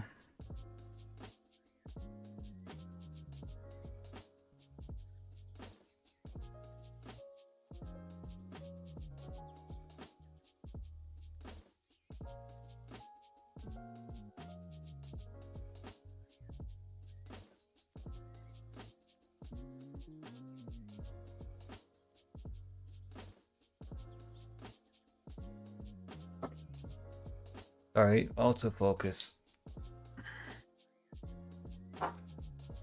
Okay. So hopefully this means we don't need to stick a USB cable into the Pico as well.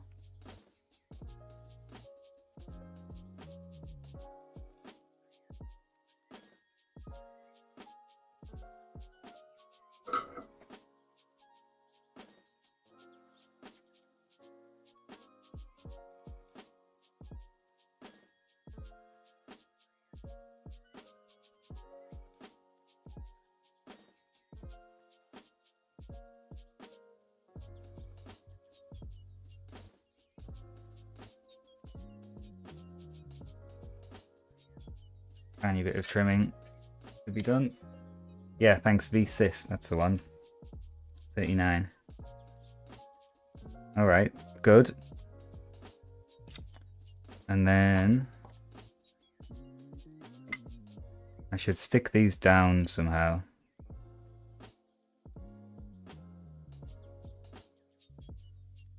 I don't really want to screw them in. Blue tack works. Or I could use some sticky Velcro, although the glue might be conductive. Let's just go with some strategic blue tack for now. Is blue tack conductive?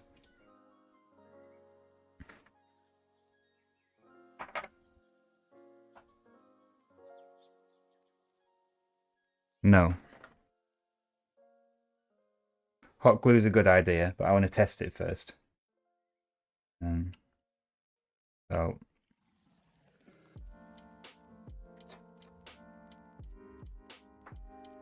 do this for now.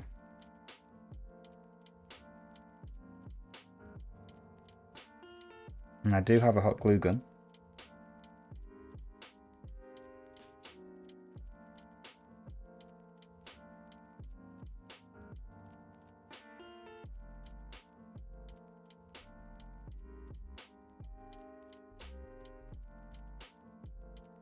Glue tack is trash, isn't it? Isn't my finest hour.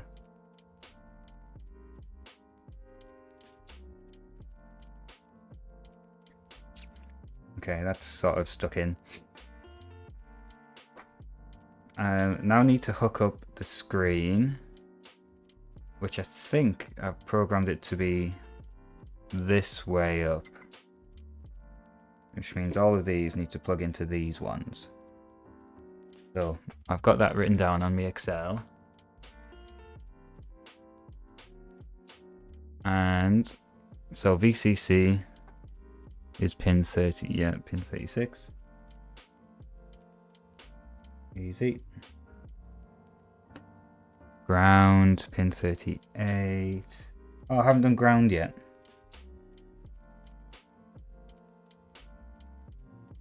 Where is it going to get ground from then? No, I have done ground. Oh yeah, I did it on a different pin, didn't I? I did it on that pin. So there's ground. And then CS is coming from pin 22. That's that one.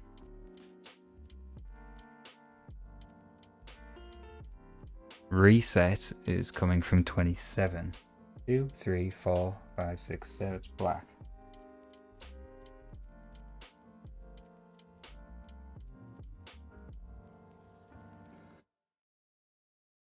DC pin 26. Orange.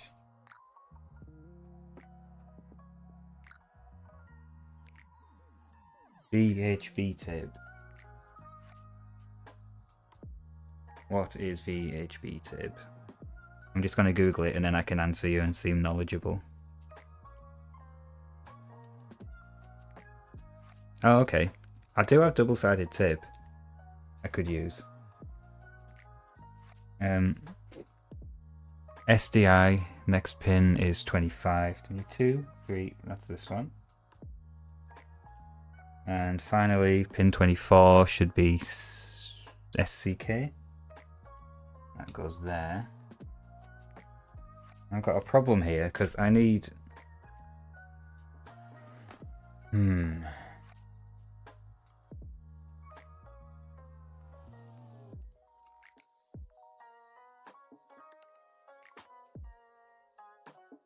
Yeah, the LED pin needs 5 volts as well. Or 3.3 volts.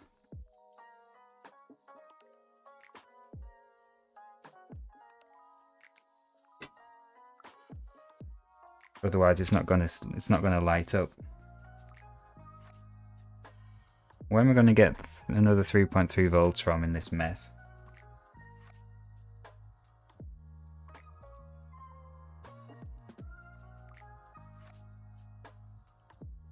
I'm just gonna have to try and piggyback on here, I guess. Where are my red ones gone? I don't think I have any more red ones I can use.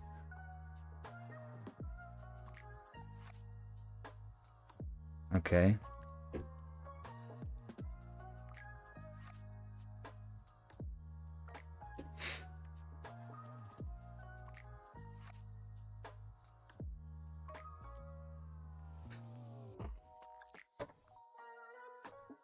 Let's take green.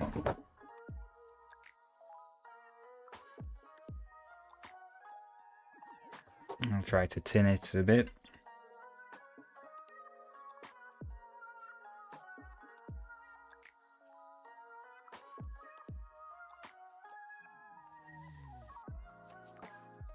It's kind of tinny.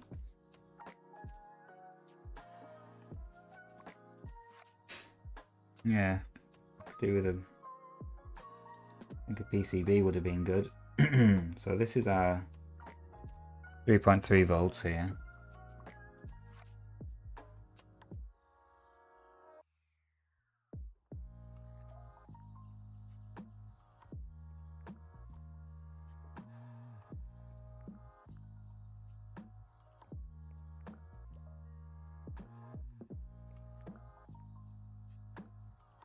And that goes on LED pin.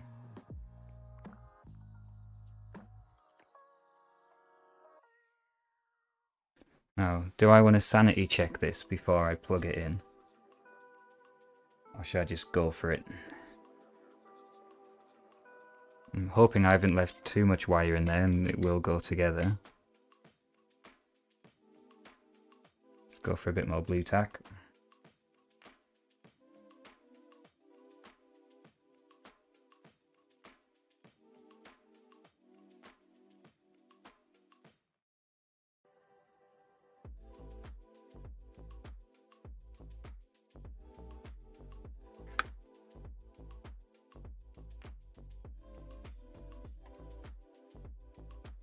It kinda goes together, I guess. I'm gonna need to extend this, aren't I? This VCC. And I'm gonna need to extend it with one of these ones.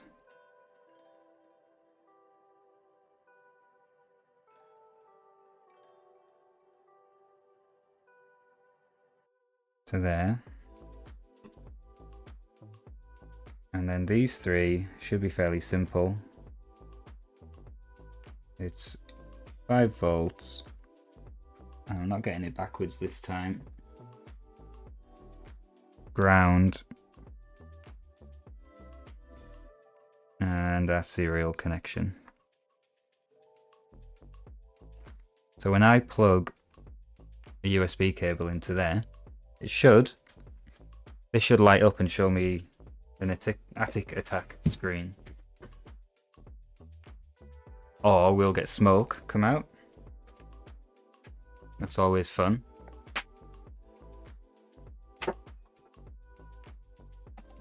Shall we see?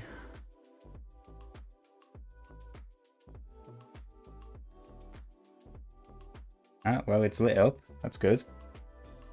Not drawing the screen like I expected.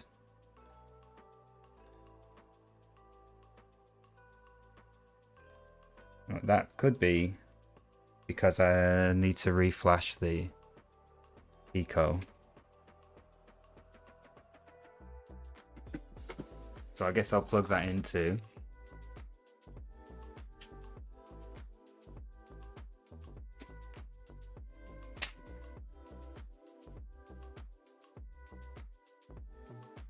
Just trying to find a nice long micro USB cable.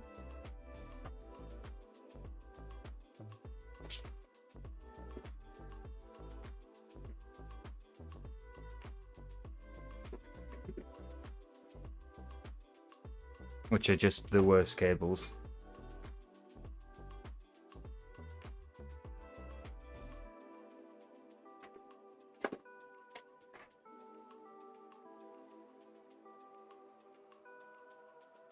Don't know if I've got one here. Can use a USB extender though.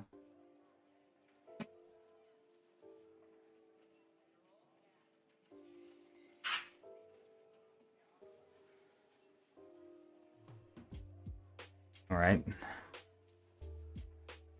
I have to prise him up a bit.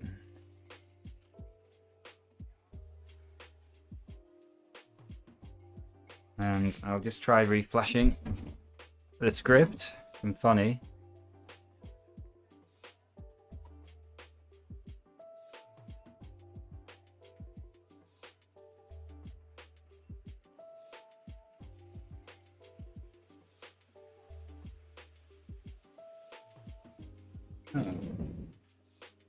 Finalizing. Oh yeah, I know why. This is a Pico that I haven't used before, so I haven't even installed MicroPython on it. Never mind the script.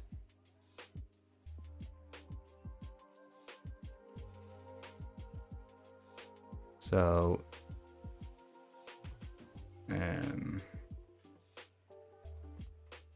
guess you can't see the pop-ups, but basically I'm installing it now. Raspberry Pi Pico, install MicroPython.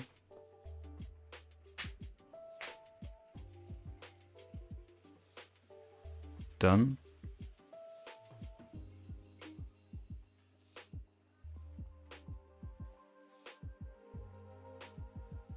Ah. Yeah, I haven't installed this module yet.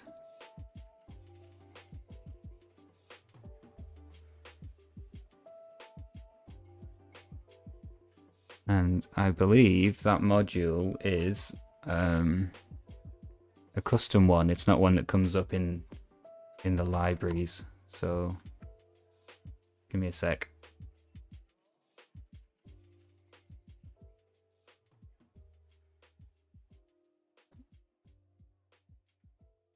I wonder if I could just back up the old Pico and get everything off it. Where is he? Where's my breadboard? Here he is.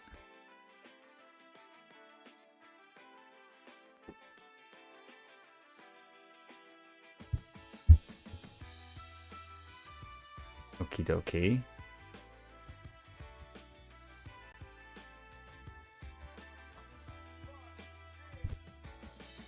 So here we are, nicely out of focus. Lumix, hi, thank you. Bear with me 2 seconds. I've plugged in the Pico that was working on the breadboard, and I'm gonna back up the libraries that are on it.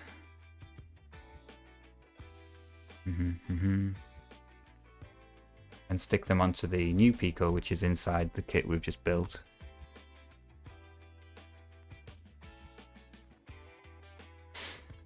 You can see that I've done this before. Okay. Bonnie, and I'm gonna download my files to my PC hard drive. That's done. Swapping over to the new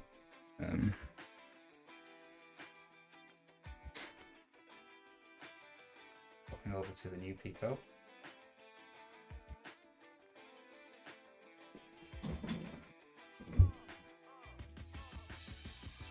And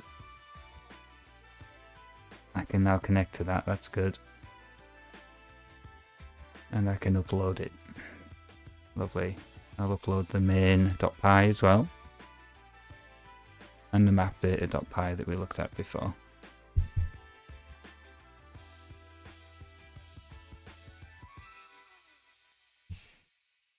Now it's doing a soft reboot. Ah, there it is, look.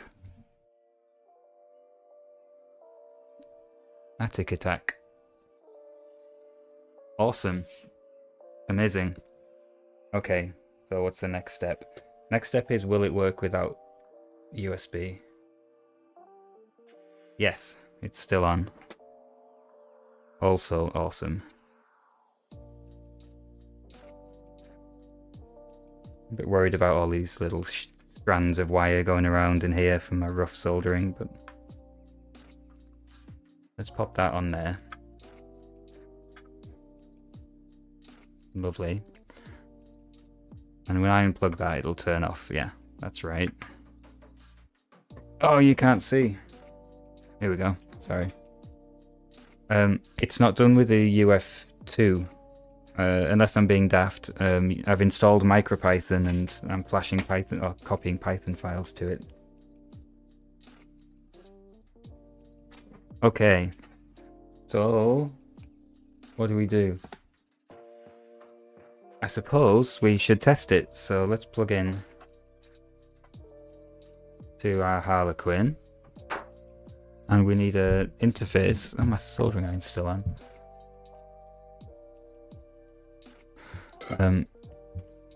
We need our interface so we can load the game, obviously. Good. What else do we need? I'll set the cameras up. So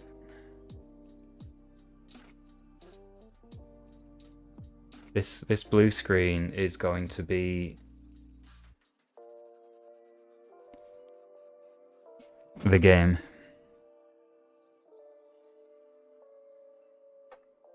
That is the retro tink.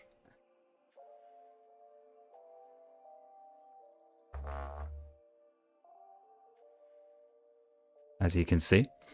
And I need to switch you up here to a long lens again. And I'll try and get the picture in picture to nicely show the mini map.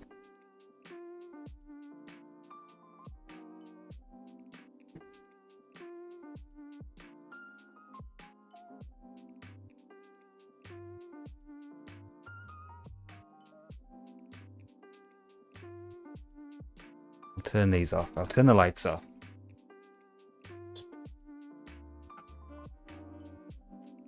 And hopefully that's going to look pretty good.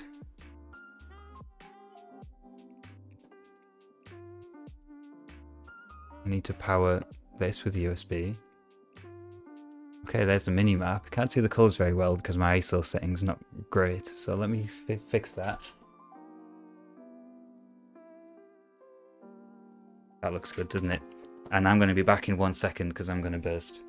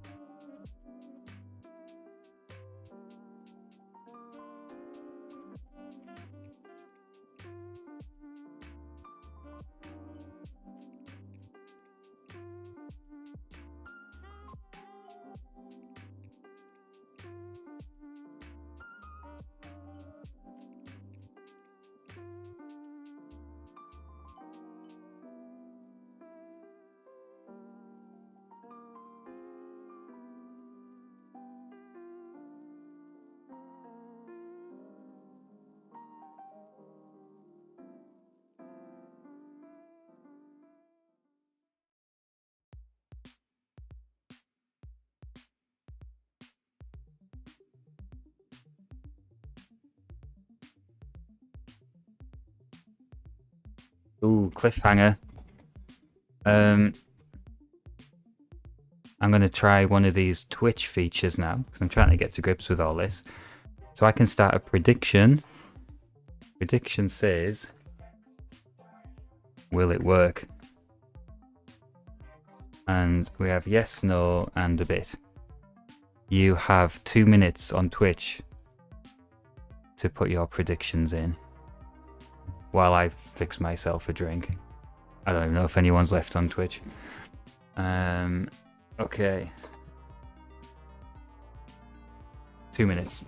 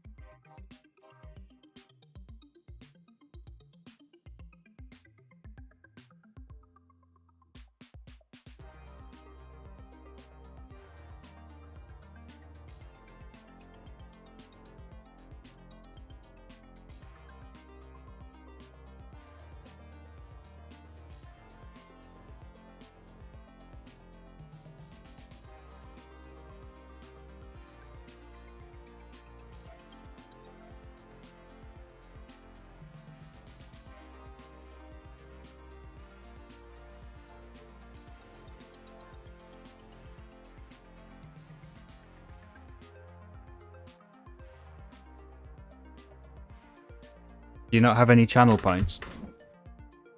I think you should collect channel points by watching.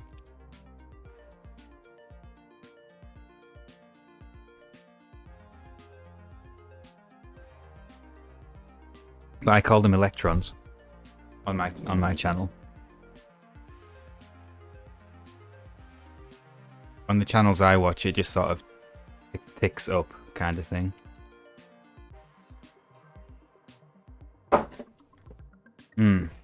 Okay.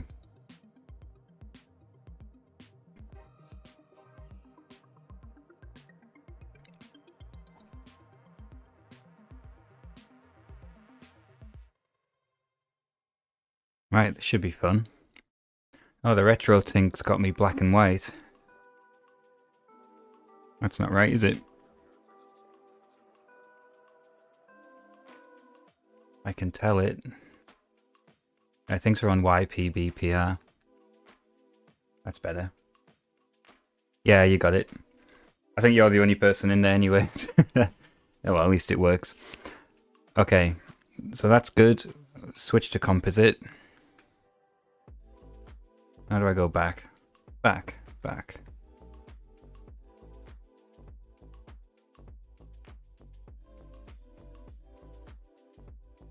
Okay, it's not initialized in the right position, but I haven't done any code to specifically test that. Hey, look.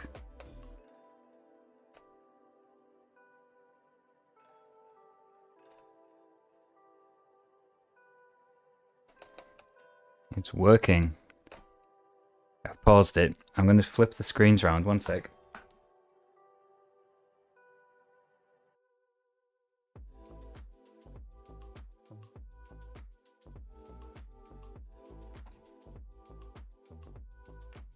So we can see it a bit bigger now. Okay.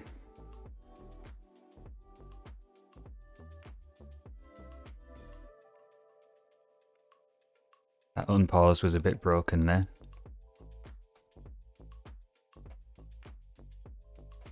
Hehe.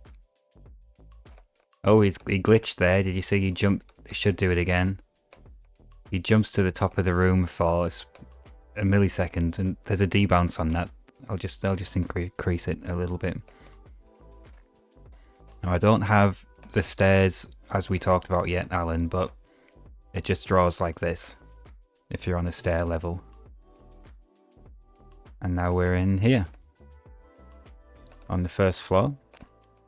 The door colours aren't drawn on yet either. I don't know if that's necessary. More stairs into the attic. And you see these funny rooms where there's a corridor going both ways. It's just drawing them both. So that's like the green corridor going left. And I think... Now there's one where the yellow corridor's going up. Wait. There's a bit of key. So I can go here and left and then up. And now we'll be in the red corridor. A slight problem that he does sort of scrub out the green corridor. It's not the end of the world.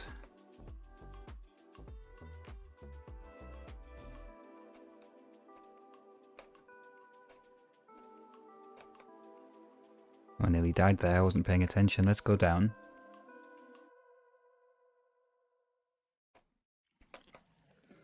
Where are we now? First floor. Seems to be drawing correctly. That room should be red. Maybe there's an error in the map data. His dot does kind of eat up the boundaries of some of the rooms too, I've just realised. That's not the end of the world.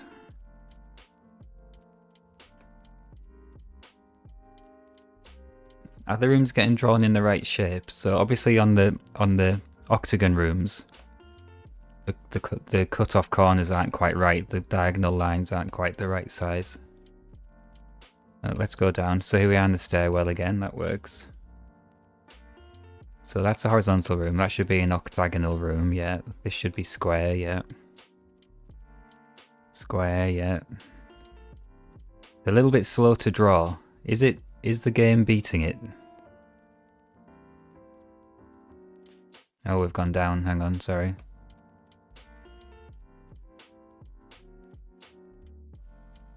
Now that's interesting. I don't know what's happened there with the rigging on that floor, but is this... It's got this room as a stairwell. Okay, that must be an error in the map data again.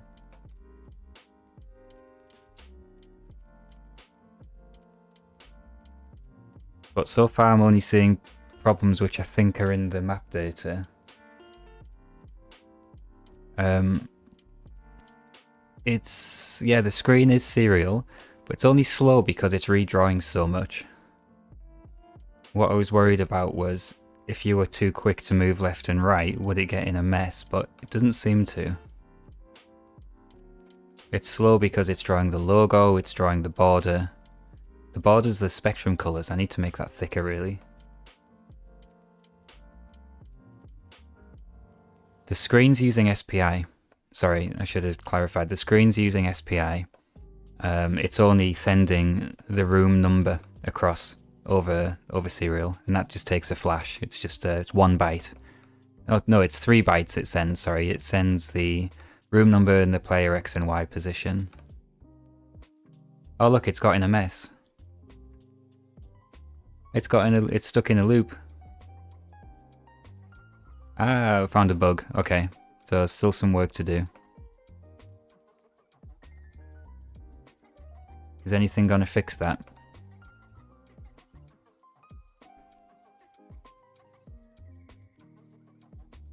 I don't think anything's gonna fix that. So maybe, yeah, maybe it is a little bit too slow and it can get in a mess.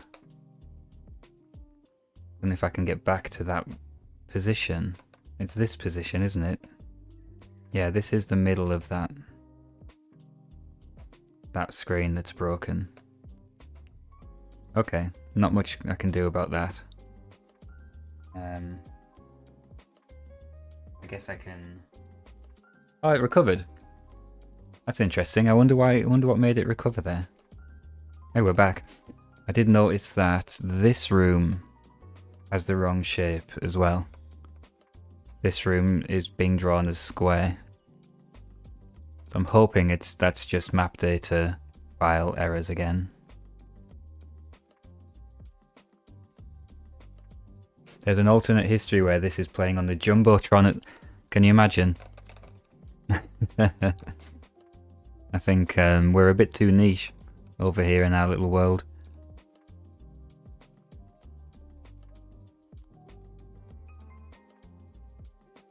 Yeah, a little bit too slow to draw there, isn't it? And this room's obviously broken because it's down as a stairwell. I'm just drawing too many elements, I think, and the code is not optimized in any way other than what AI came up with. This is that stairs? No, it's not.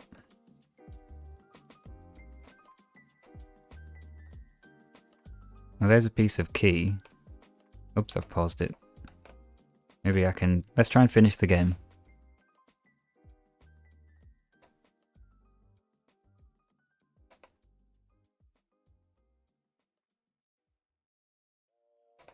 It is quite impressively fast, I think, the Pico. The amount of work it's doing. It is quite a long script that it's executing. I haven't actually overclocked it at all, so I'm wondering if we can squeeze a bit more out of that. Because I know that people do crank these up. It would be good to see where the stairwells are on the map, I guess. Ah, now this looked broken, didn't it? The way it jumped across, but that's the layout of the map. That's how the map's made. So I don't think there's much we can do about that. How do I get up?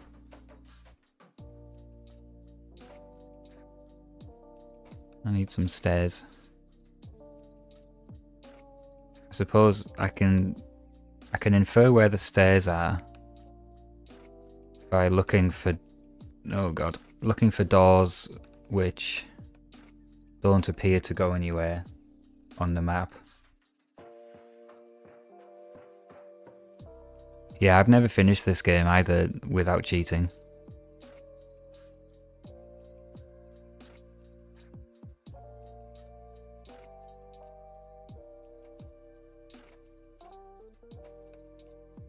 I'm not doing a good job of finding the stairwell, which makes me think that the mini-map isn't helping me as much as it should.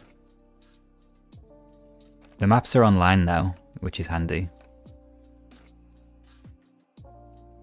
We've had to overlay the room IDs onto the map as well. Ah, this should be a stairwell then, right? Or is this the broken room? Oh, that's the broken room that thinks it's a stairwell that isn't. Here we are. Now we're up. So this is the ground floor. So I can drop off that. I've paused it again. Unpause. I can drop that off there. Thanks, Alan. I got there in the end.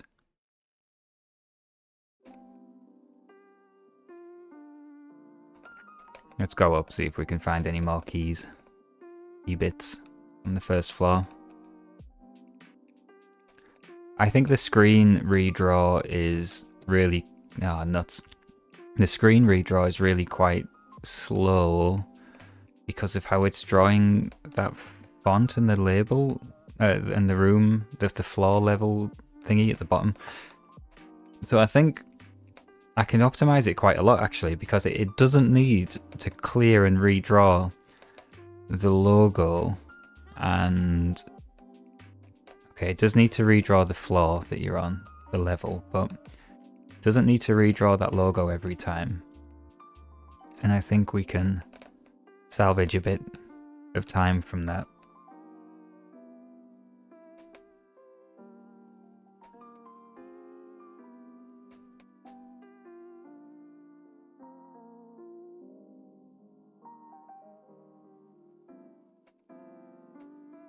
I think I've immediately got used to the minimap and I want more out of it, but it is obviously benefiting me massively.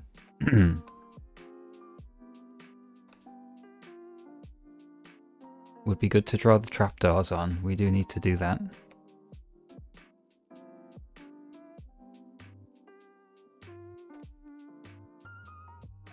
And I'd like to understand that bug that we got, where it got stuck in a reset loop.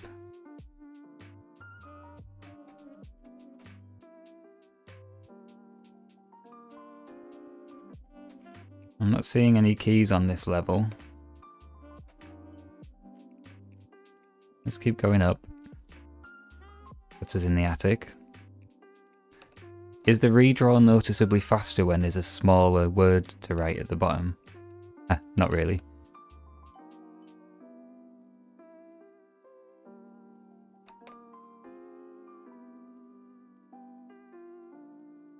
I'm impressed with the retro thing, that it can get this kind of picture out of a composite signal.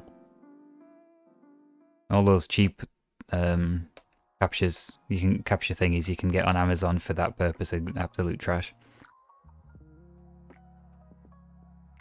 It's even picking up the dot crawl, which I suppose it must do. Oh, there's a piece. That's 2 pieces. I've fallen down.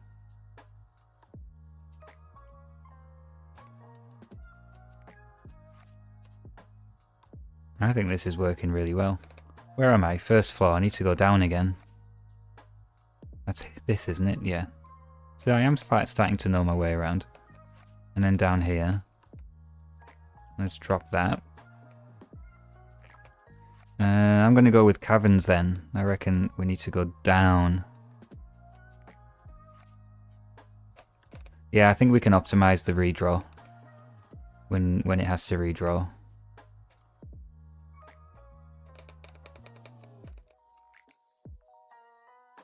Is that going to open? Yeah.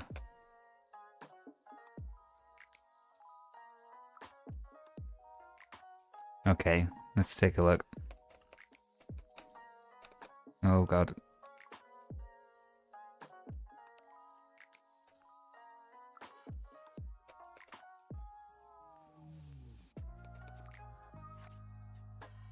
Should have plugged the joypad in. It's kind of difficult to control with these keys.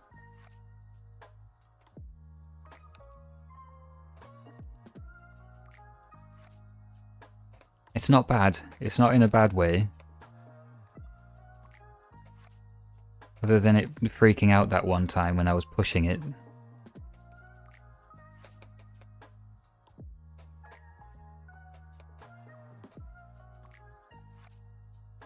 We just need one more key to finish this game. Ah, it's done it again in the caverns again, see?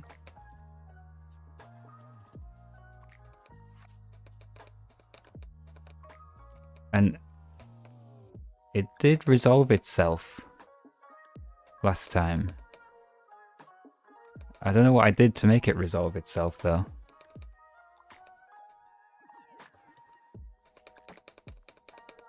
I thought it just randomly did it. I'm gonna die, aren't I, anyway, regardless. I'm gonna die even with the cheat version.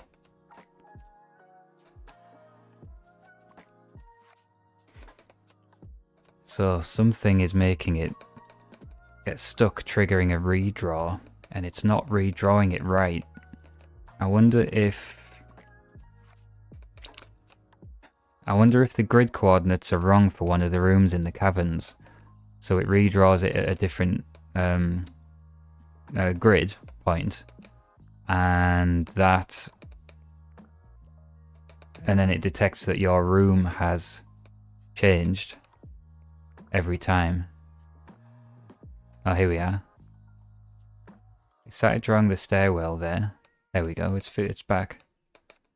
It might be another problem with the map data. Okay, but I do want to be in the caverns. Because I think the last bit of keys down here. Let's keep looking.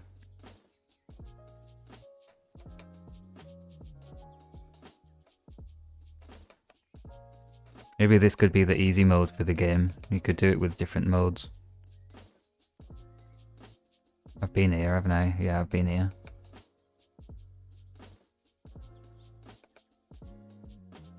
I wonder if we could indicate somehow that a room has been already explored. If that would be useful.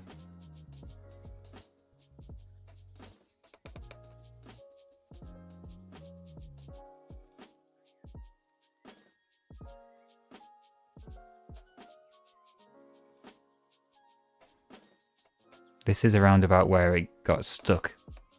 There, it's this room. I don't know if you're still here, Alan, but what room ID is this? We can check the map data. I can see that it's drawing the wrong part of the map, actually. When I get in the stairwell, I should be able to catch it. If I time it right, I think you can catch it and it will redraw you in the right place. I think you need the interrupt to come at the right time. I didn't seem to be getting it this time.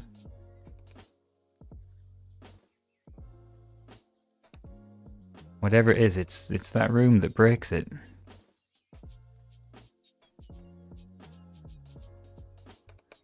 And it really gets in a tiz.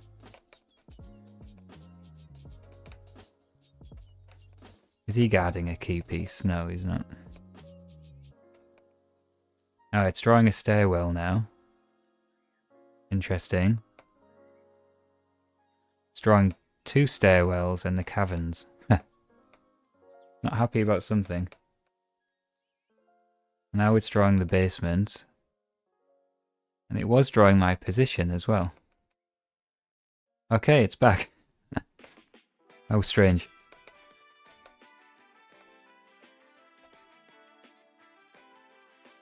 I've ended up here now. Maybe the key's just on this floor. It's not that piece, is it?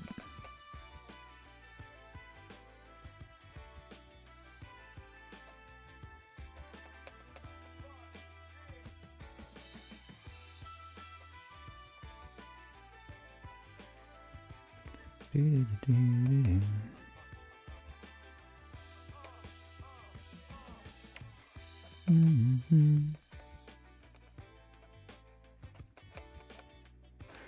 not showing up, is it? Let's go back up. Have I really explored the attic properly?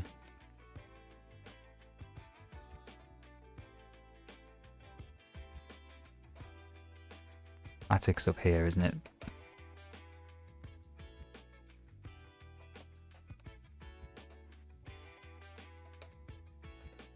Attic's not the biggest floor in the game, but I guess the key can appear in any room.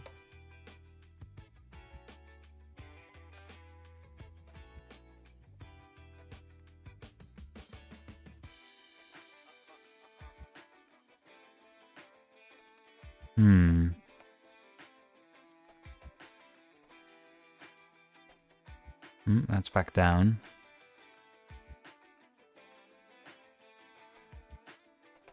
Maybe down here. No.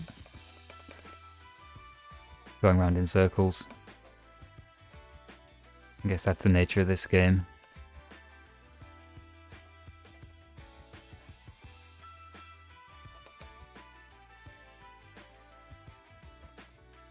Yeah, I think you're right there, Alan, all of those things.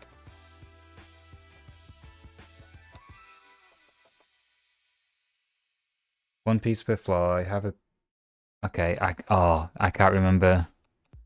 I can't remember where I got the pieces from. Okay, let's drop down. Yeah, I don't need to redraw the title. Only need to redraw the floor name if the floor changes. Don't need to redraw the border, as long as it's accurate enough with clearing. The minimap segment.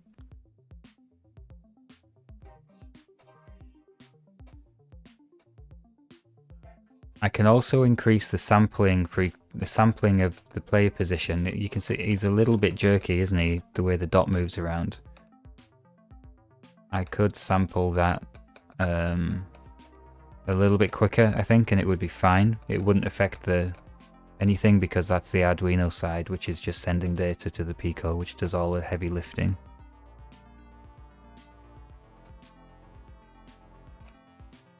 We nearly went in there. Oh, I should have been paying attention when we got those other key pieces.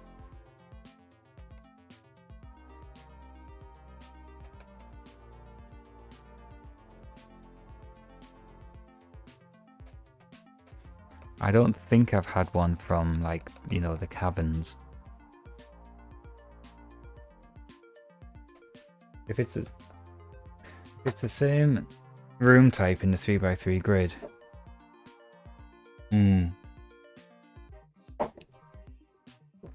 That would be maybe a slightly more complex optimization, but I think we could. It's possible. We could salvage a bit more redraw time.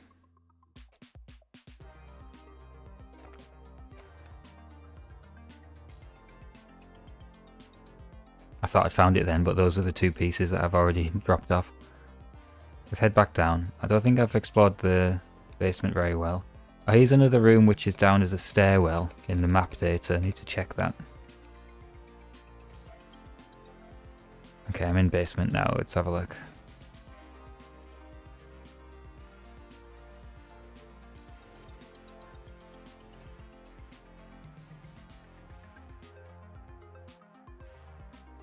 I feel like I've explored all of this already.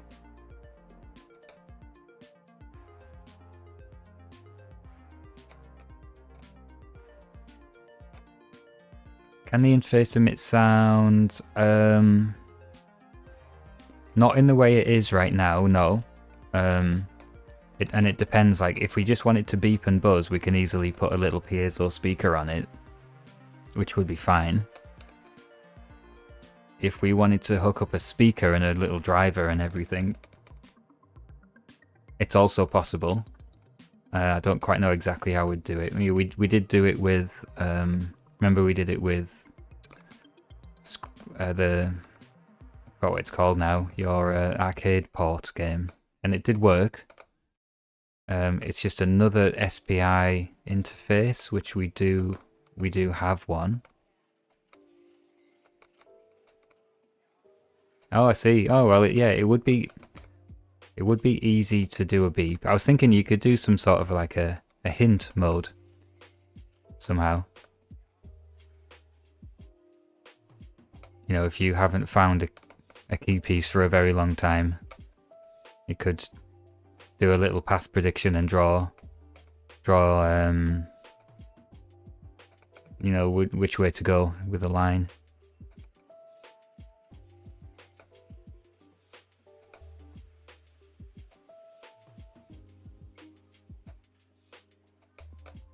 I feel like I haven't explored nearly all of the caverns. Oh, I've gone into that broken room again, haven't I? Now it's just resetting constantly. So I think I need to get... Oh, there it is! It's in the stairwell. Huh. And it's fixed the bug. Okay, that's good. Alright, let's run up the stairs. I fancy that. Hey, now it stopped tracking. That's funny. Something's gone wrong.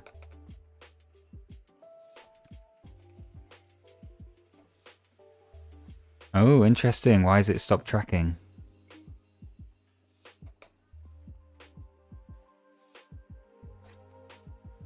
Let me reset it.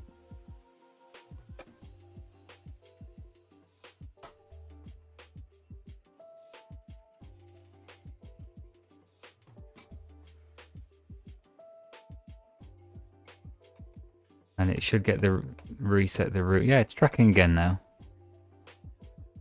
How strange. It's just like the Pico fell over. Maybe it was just overloaded.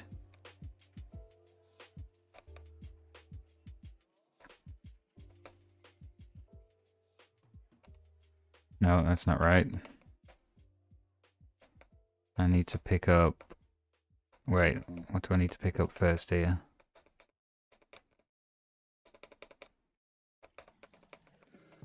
Is it that one? No. Not right, is it? No, I'm gonna die. Oh god. Oh, what's he doing here? I hate these controls.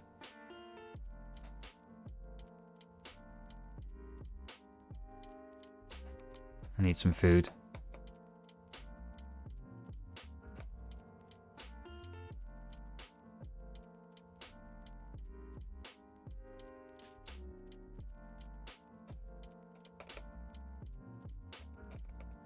This is really horrible to control with the keyboard. Really not intuitive. Oh, I've got these wrong again.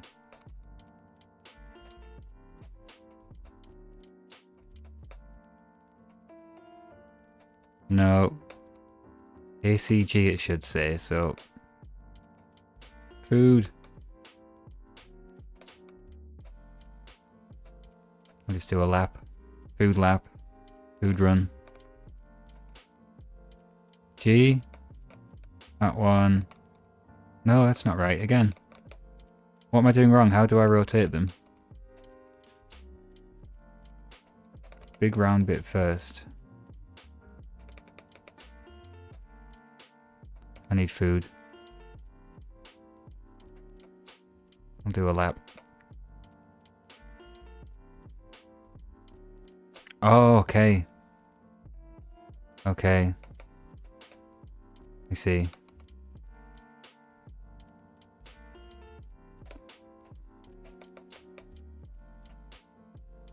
This is so painful. Alright, get some more food, please.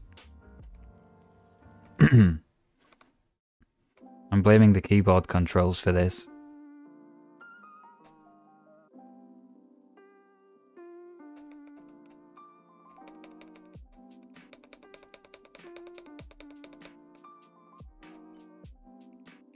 I'm dead. Yeah, thanks for that, because I'm doing garbage.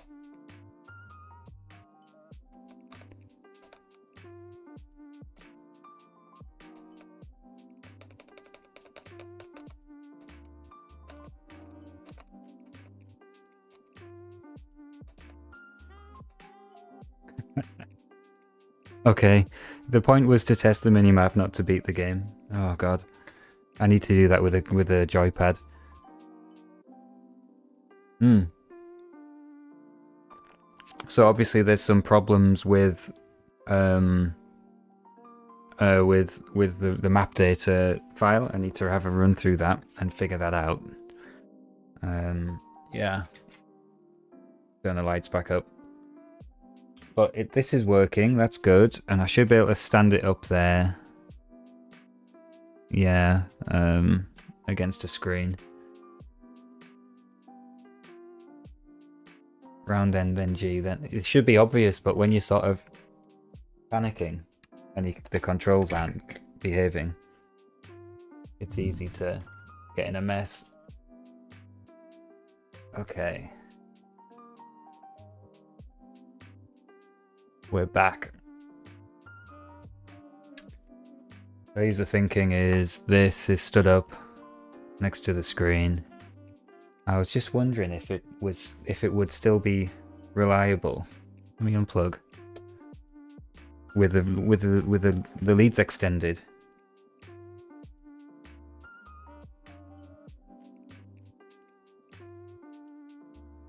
So that was VCC, wasn't it? So what do I need for that? I would need to extend it like that. Yeah. Same for these ones, so.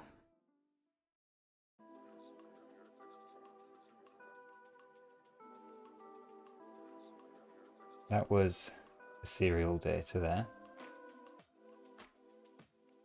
And then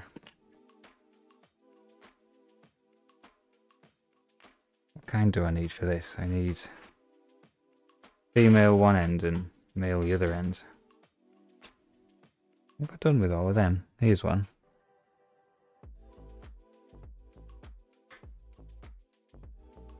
Okay, my colour scheme has gone totally out the window. That's alright. Alright, give me one more. What have I done with them all? There's one. If you could do me a WSAD, I might stand a chance. This can be ground.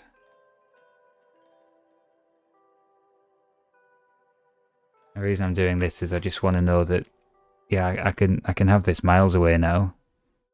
That's nice and long. Just want to know that the screen's going to work correctly, even with the fly leads extended. Yeah, that looks okay, doesn't it? Cool. I guess I just need to fasten that up then, and it's ready to go.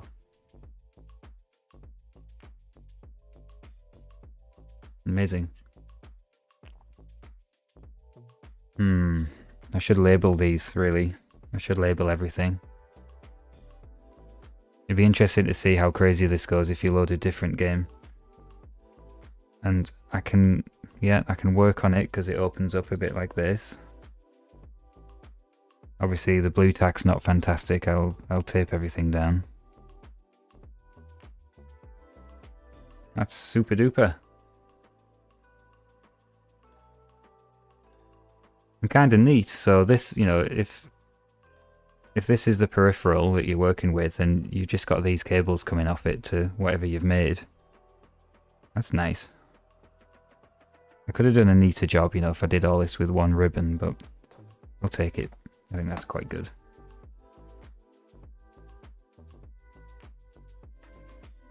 Nice. Okay, what am I going to do now?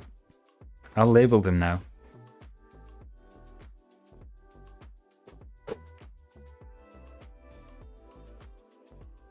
I do have some, like, cable labels for this purpose.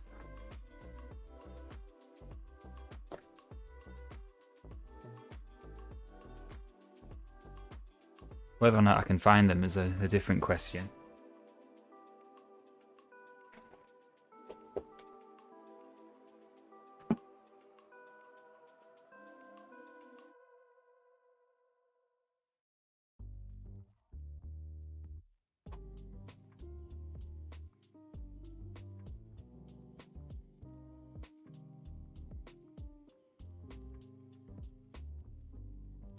think that's a negative.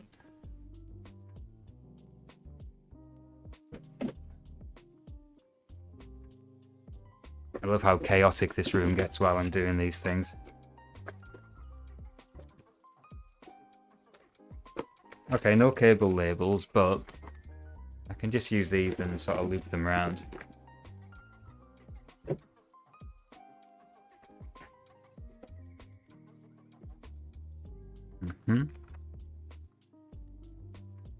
Use a nice blue. So what do I need to label? I need to label 5 volts. I need to label ground. I need to label PF7, so that's port F bit 7. And I need another ground.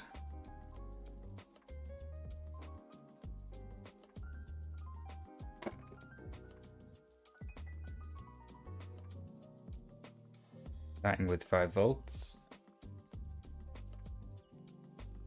I'm going to label them up here actually, on the non-removable bits.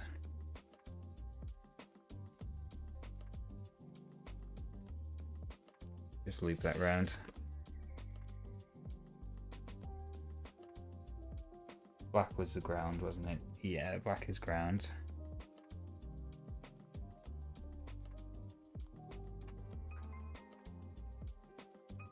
And we have this second ground.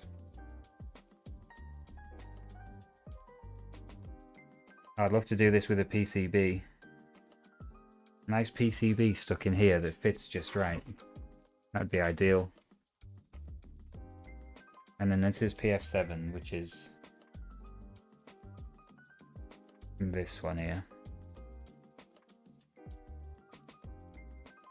Lovely, that's well organized, isn't it? Okay.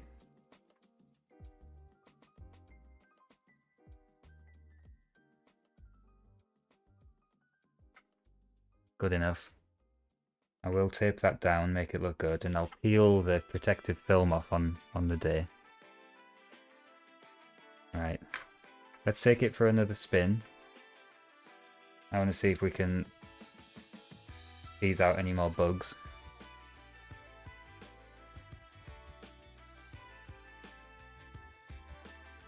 Excellent idea, yeah. And I could fix it. I could fix the display PCB in here with some bolts. I screw some holes. Then I can remove it at least. Yeah, it's a good idea. And get all of this figured out with just one ribbon cable. I think that would be neat.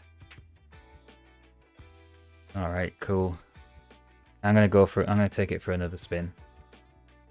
Let's play a bit. Means I'm putting you back into long lens.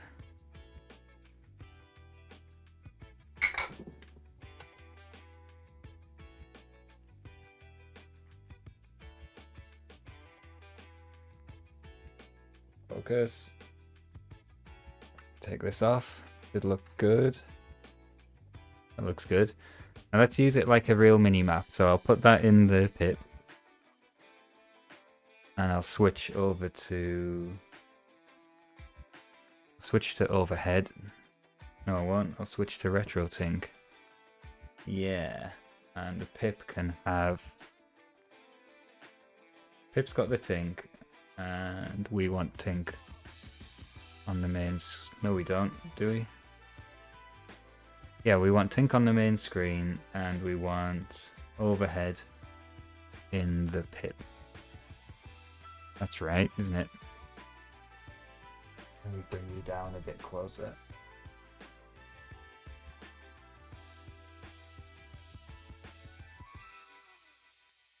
Unfortunately, the picture-in-picture is just landscape, and that's the way it is.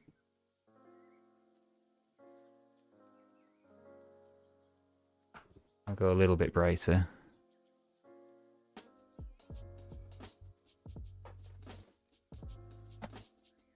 There were a few issues in there one of them was that it just stopped tracking while I was in a stairwell. I don't know what that was. I guess it's possible that the Pico's memory just gets filled. We need to do a reset.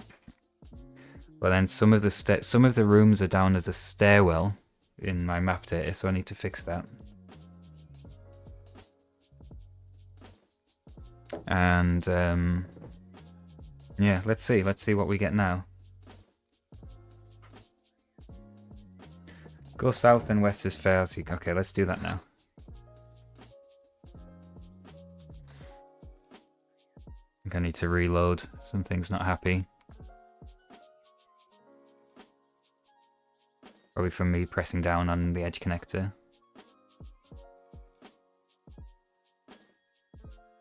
Alright, let's go west as far as I can. Oh, I see. It's in that room with the funny doors. I haven't actually mapped those doors correctly. So in this room, not this room, hang on. It's done it again, see? We're stuck in another loop. And it looks like it's drawing. Oh, how do we recover this? An interesting one. So this is okay. I think I need to get on a different floor to bring it back. I needed to get me in the stairwell. And I think it's just about timing. But what I can do is just reset the power. Just pause it.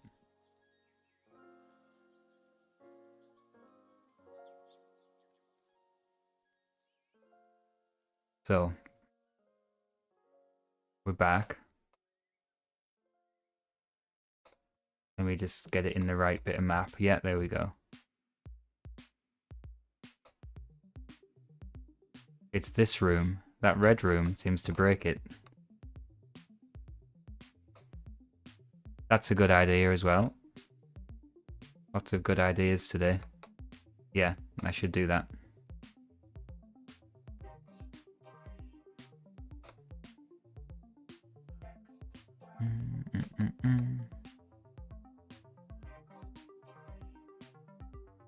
So I think getting this to recover within the game is obviously just daft. It's not going to happen. But it's easy for me to reset the power.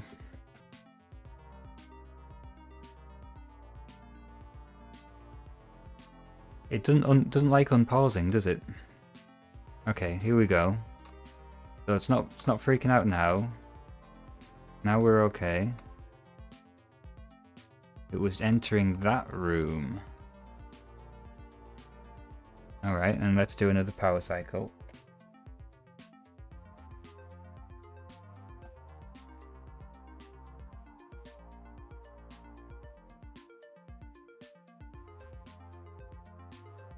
Pause, please.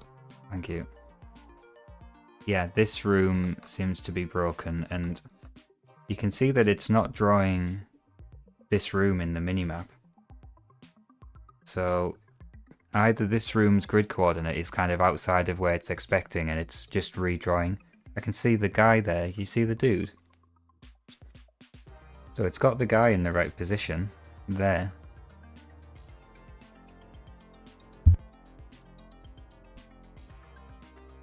Ah, interesting. I'll have to check the grid of that room. Should we look now? Let's look now.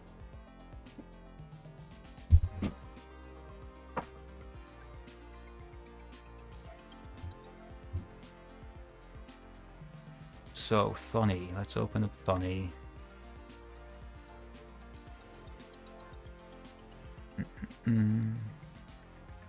Here's Thonny. And this is the map data I'm using. We're gonna need that room's ID. Obviously. Yeah, that room does have 2 doors, but it shouldn't stop it from drawing.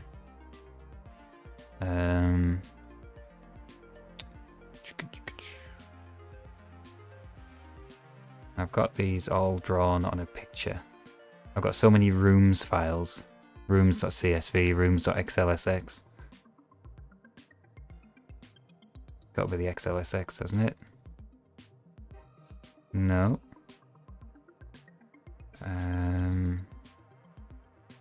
Minimap.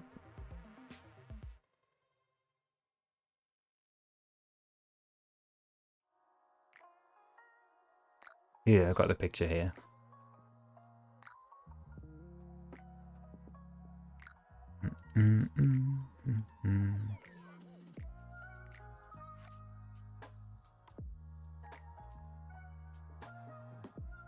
It's room 70. You probably already told me that. No. Room 70.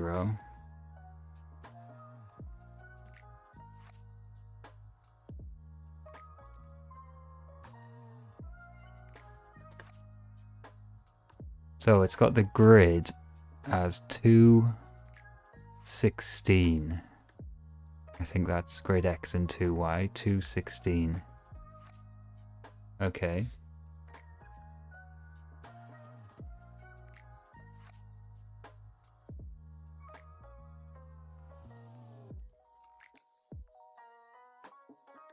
That's correct.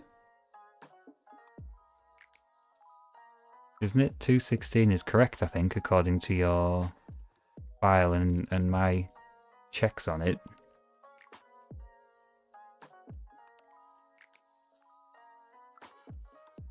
Yeah, 216.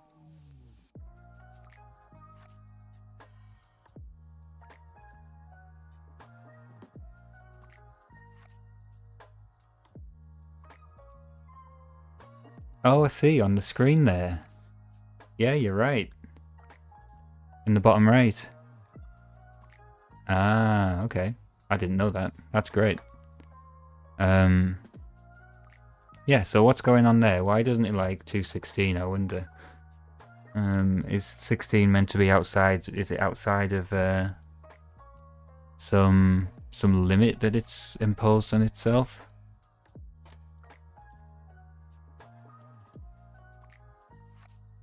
Are there 270s in the list? No, there's only one. Okay, let's check the...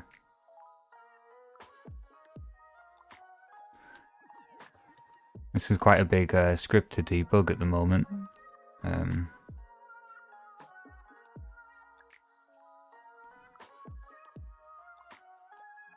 Now, which is the...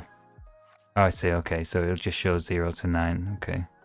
Well, yeah, we can print that onto the TFT screen as well. Let's see if it's doing anything silly with the grid. Initializes it there. Grid. Yeah.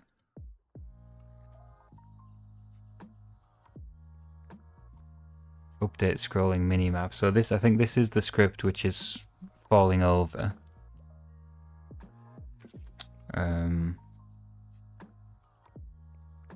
Map min X and interesting. I wonder what those are set to.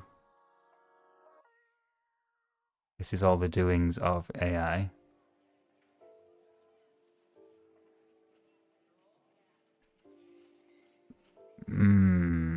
So X is limited from 0 to 20 and Y from 0 to 16. And yeah, 16 is fine. But what is it doing? If grid start X is less than, greater than,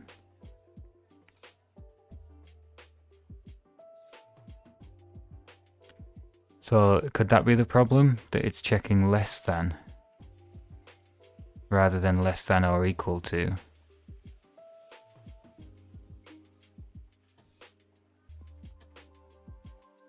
I think it's limiting itself, so I think it gets into that problem when you're at map min, so map max Y.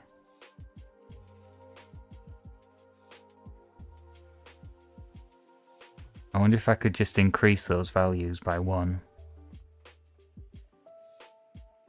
I just set to 21 and 17 out of interest. I'll save a copy. I'm being quite good with versioning here. Oops.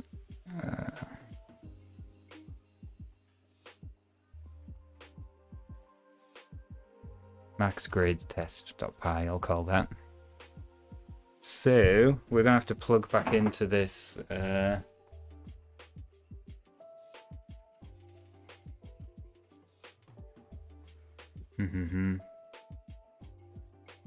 Let me go overhead.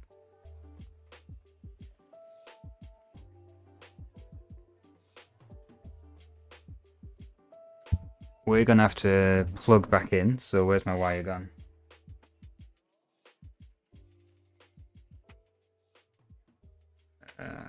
Wire, lovely. Lights. Focus.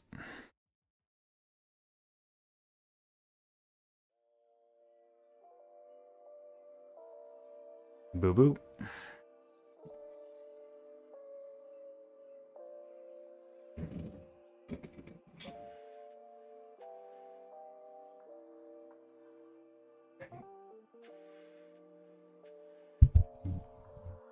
Okay, it's found the pie. That's good. Let's flash it.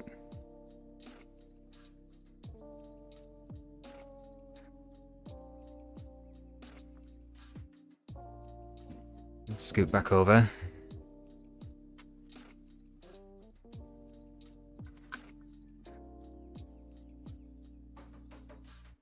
Turn the light off.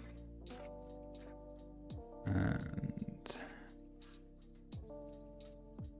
okay, can I wake the game back up? Hey, look at that.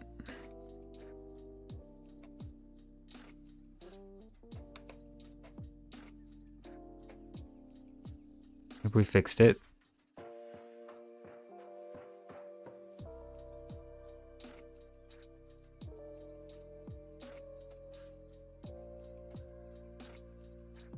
I've lost my chat window.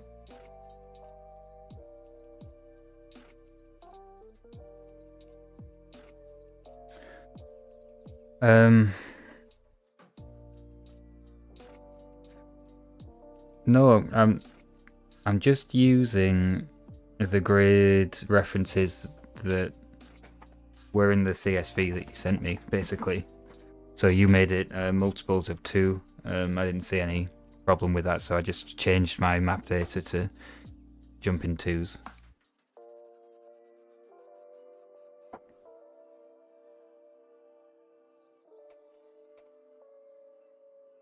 It's strange that the unpause is so bouncy. There we go. Okay, let's see. Yeah, it's drawn it correctly, hasn't it? That looks right to me.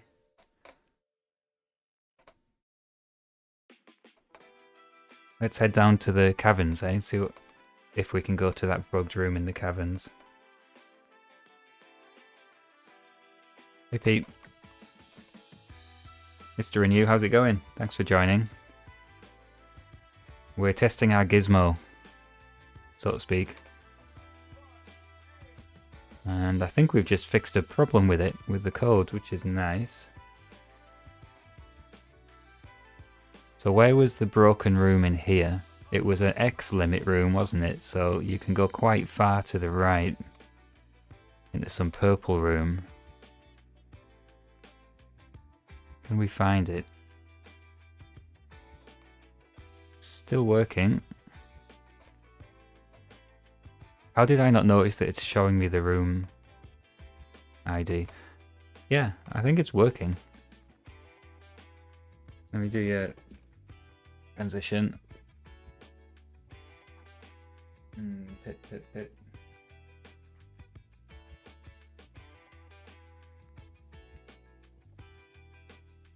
Yeah, that is grid reference 20. It's right at the end.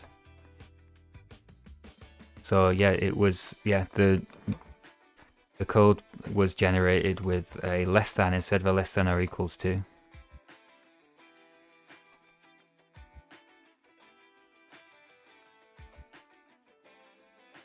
Nice. So that's that fixed.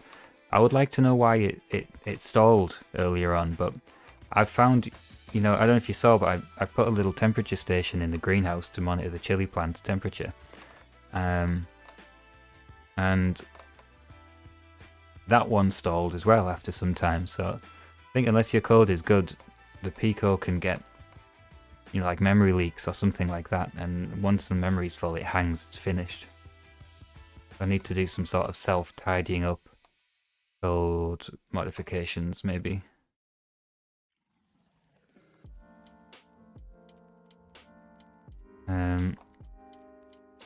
You haven't got the right picture-in-picture there, sorry. There you go.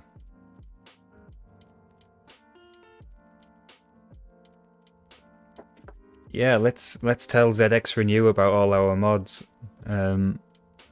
You actually have one already, don't you? I sent you a logic analyzer interface. But we've got new mods now. We've got a board which replaces the VR pots tuning circuit in issue 2s for one. That one's quite popular. They went out. They went like hotcakes, and I've got another box of them now. And then JC has developed a Schmidt trigger board, which goes in on the audio input for tape loading to make tape loading more reliable. And then this baby that we're playing with now, this is like a make your own specky add-ons peripheral. So it's an interface which gives you access to the memory passively and lets you write your own sketches with Raspberry Pi or Arduino to make add-ons like the Attic Attack minimap, which we're testing now. And it's running quite well. Still some improvements could be made.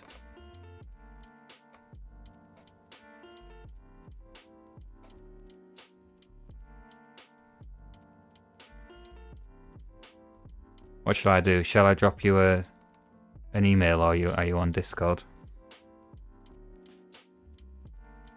Might need your expertise on pricing as well.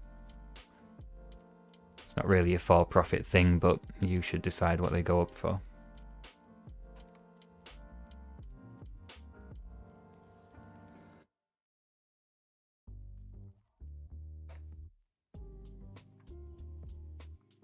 Ah, here's another broken room. This is a stairwell, apparently. I don't think that's right. I'm going to check that out now, actually. Let's go back over.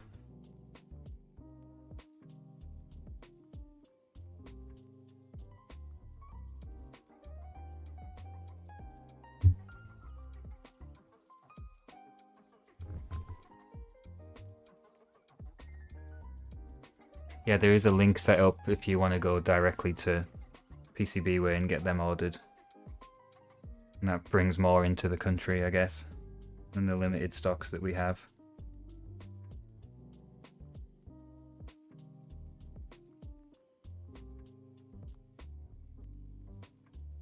I seem to have lost my OBS link. Ah, here I am. Oh, I wasn't in studio mode, that's right. So we're going to do a bit more code, are we? Is that what we're doing? Let's get Funny on here.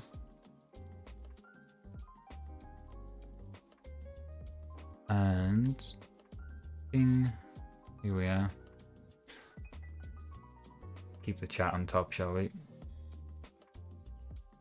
So we're interested in the map data, which is on there. I need to stop it from running so I can open the file on it.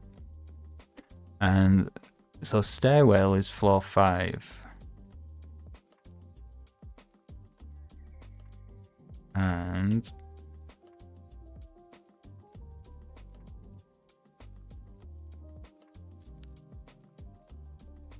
we're finding a problem in the basement there. So stairwells are, yeah, so stairwells get their own floor at the moment because of the way they draw.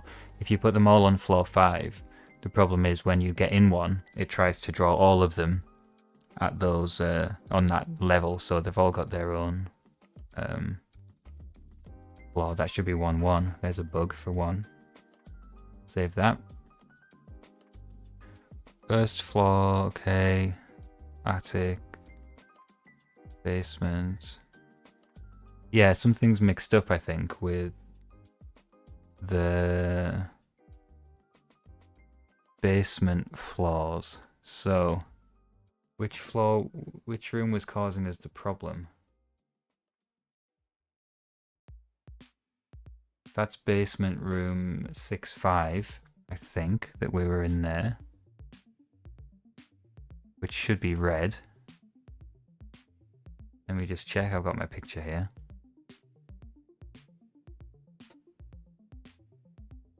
Yeah, so 1B. Where is 1B in here? Because that's being picked up as a stairwell. Yeah, here we are. So this is actually not stairwell room. This is basement. And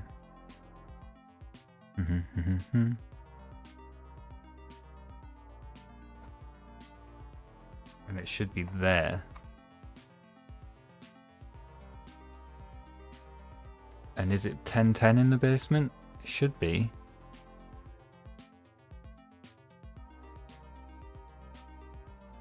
Zero, 2, 4, 6, 8, 10, 0, 2, 4, 6, 8. Yeah, 1010 in the basement. So that should be level 1. Should be able to save that now. Should be able to run the main.py as well. And we can go back over.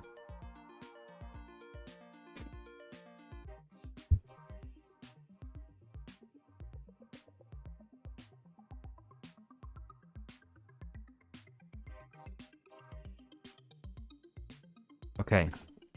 I should have reset. Yeah, it has reset because I can see he's in that room. So if I could get this damn thing to unpause. Please unpause. Okay. So now it should be drawing. Yeah, now it's drawing blue as part of this floor. And there's the stairwell. That works. Okay. And that stairwell works. Good, so that's that fixed. Nice one. There was another one somewhere that wasn't quite right, but I'm just gonna have to find it by running around, I guess. That's right, that big leap there, that's just how the map is drawn. These worlds they made didn't always quite work. There's funny little characteristics like that.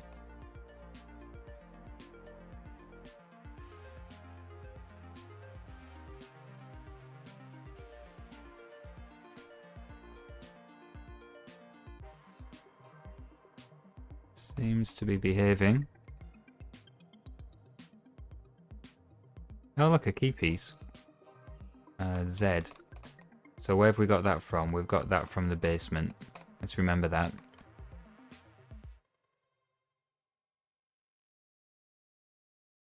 And let's bomb down into the caverns and see if we can find any more bugs.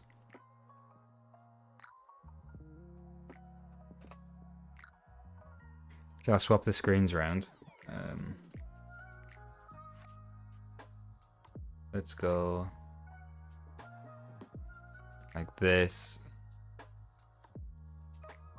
No, not like that. Like, yeah, like that.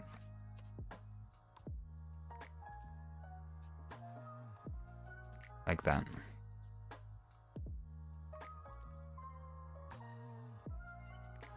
Okay, eyes peeled for key pieces and bugs, please.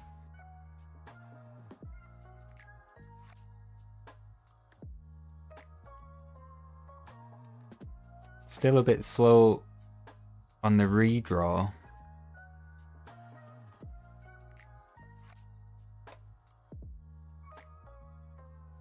Maybe if I find a room where I can bounce between two redraws, I could put it through its paces.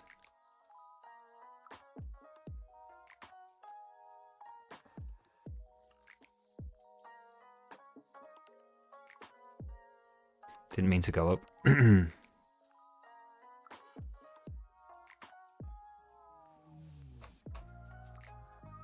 Hey, it's broken again. We found a busted one.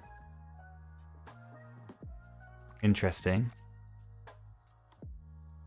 Where was that? Let me reset it.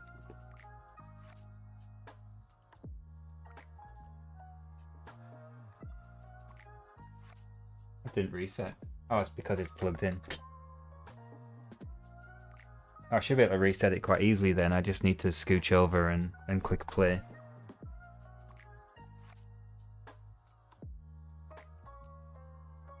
Good.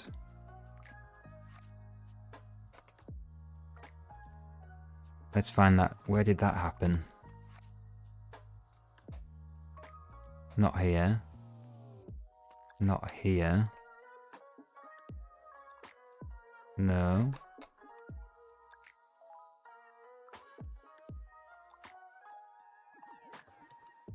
It's this one again. Room 70. Oh, that's strange, isn't it? Is it because I didn't save it to main.py? I bet that's it.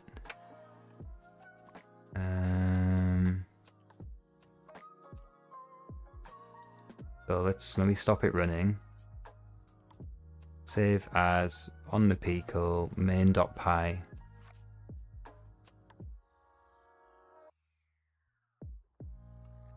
Ah, it's open already. Hang on, sorry.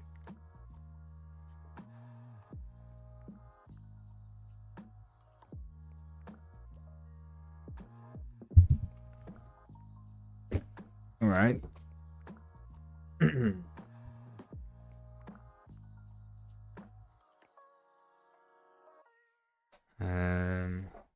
Running now.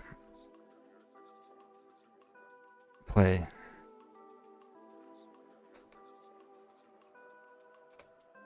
It's working right now.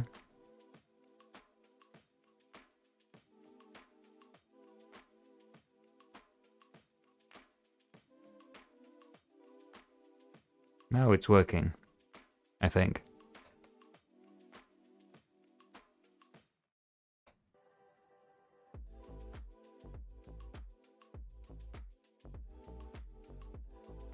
So where were we? You can't see, but I'm still carrying that key piece that we found. I'm hoping to find one down here somewhere.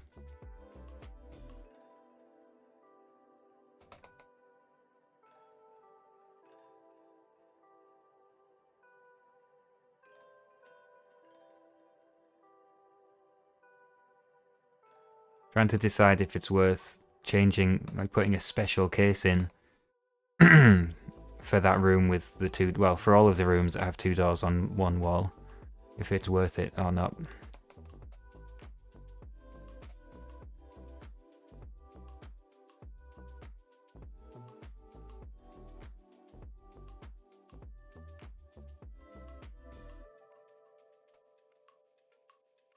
I feel like I've done all of this part.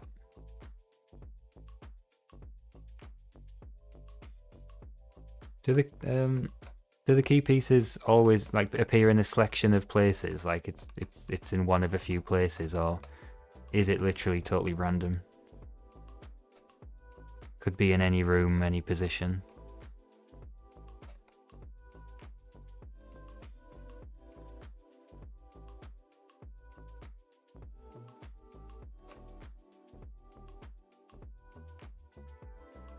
These rooms aren't drawing right. I think the cavern rooms, see, these should be corridors.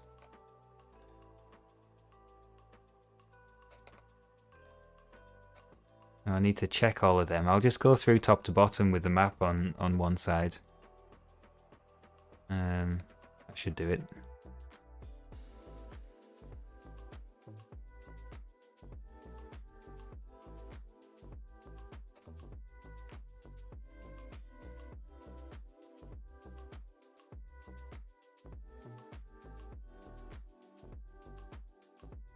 These corridor rooms are drawing correctly.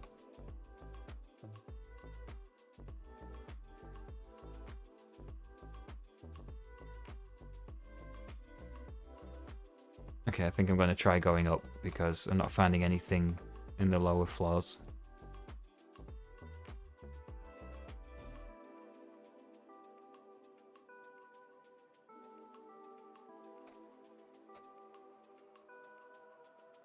Let's keep going up.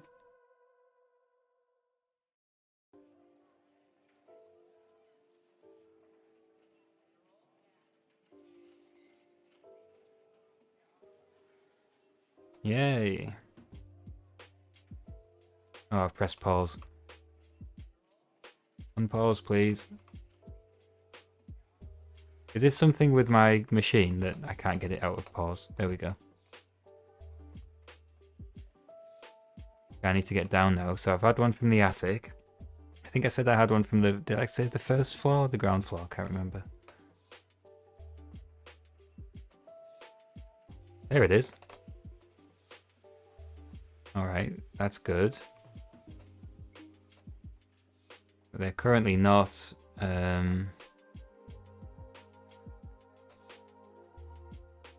currently not arranged in the correct order, obviously.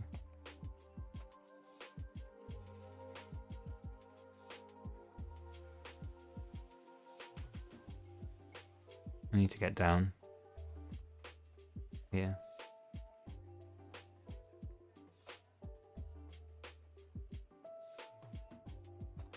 So was it big one, and then that one, and then that one? No, that's not right.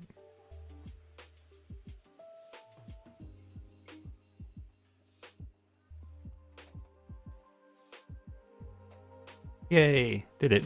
What did the minimap do there? Oh, it just sort of sticks me at the right-hand side of that red wall.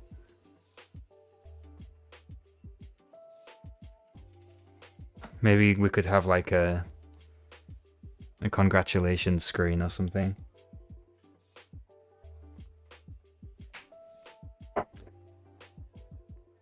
Amazing. Okay. Have the lights back.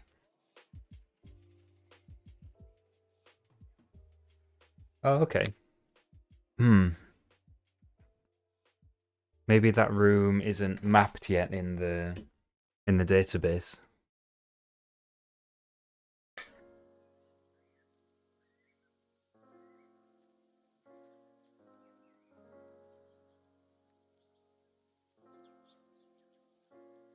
Type 11. Oh, okay. Okay, I need to decide what to do with that. God, I've made a right mess here in my desk.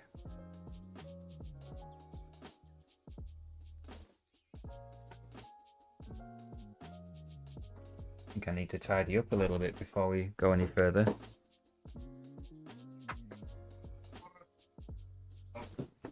Okay. Let me just do something about all this chaos. Yeah, room type 12. The trapdoor. I haven't done anything with that yet. I wonder what could we do. I don't know how quickly it could animate something similar to what you see on the screen. But then that's already happening on the screen, so do you really need it to do that? I don't know. I do think we should draw the trapdoors on the map. I think that would add some value. It would be useful.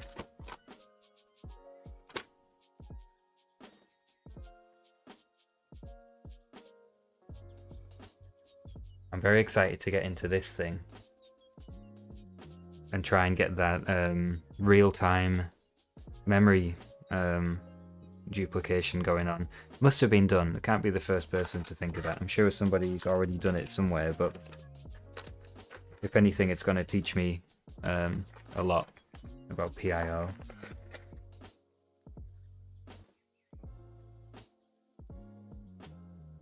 I have yet. I did use AI to do the code for me, so you could make it draw the rooms more accurately, but it's the limitation is in the speed of redrawing on this screen, because the screen is redrawn over SPI, so it has to send 1 pixel at a time, and there's something like 24 bits of information per pixel. It totally clogs it up, and it would take...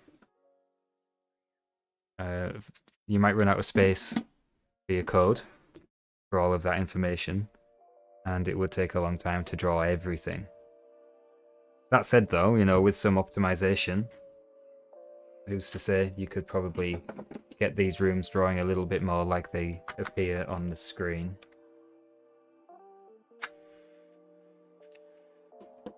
The screen is I've got one here. This is my backup one. Hang on. Since I already blew one up, I thought I should have an extra one. 480 by 320, but the mini map it draws, I think, is smaller than that somehow.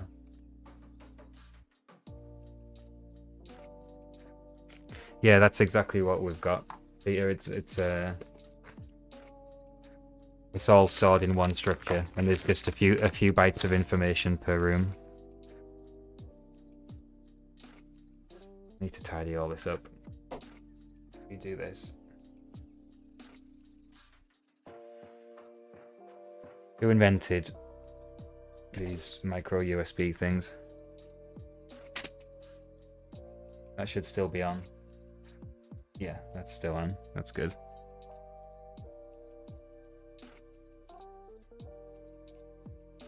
I think if we could write to the screen using parallel, we could speed it up a lot, I guess.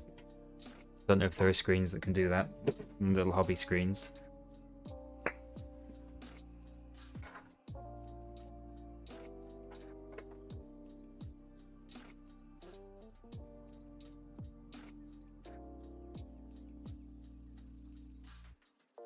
Yeah.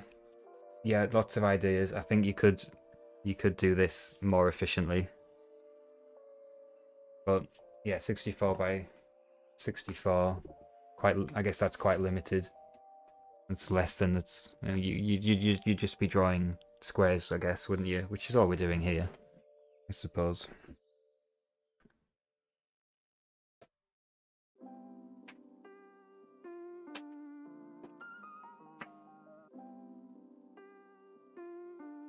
I'm happy with that anyway. And yeah, who said about the stand? Yeah, a stand would be nice. Wherever it is, it needs to be next to the screen, doesn't it, to function as a mini map? You know, in a modern game, the mini map is overlaid over the actual game. So I was kind of planning to just sort of attach it to the side of the screen, so it's there in your peripheral vision, sort of thing. That makes sense.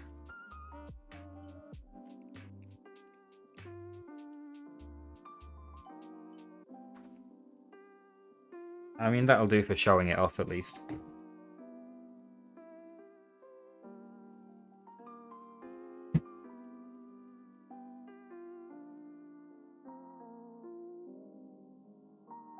I do need to get these fixed in a bit more reliable way. None of this blue tack crap.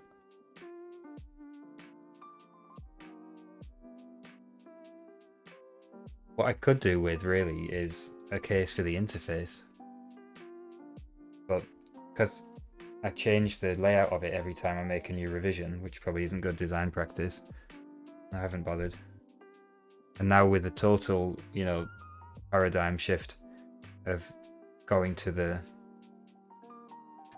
Raspberry Pi based one, it's all going to change again. Yeah. What would Clive do? I just have nightmares of it all falling over and stopping working and having to repair it while I'm in Swindon without all my tools.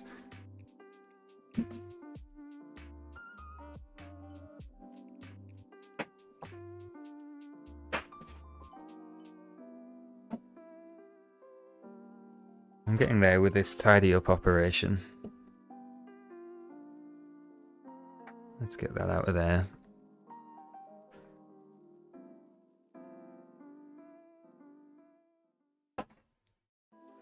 I'll keep that as a work in progress, get it finished up, and I want to get a video out on this as well. ERTFTMO284, let's have a look at that in a second.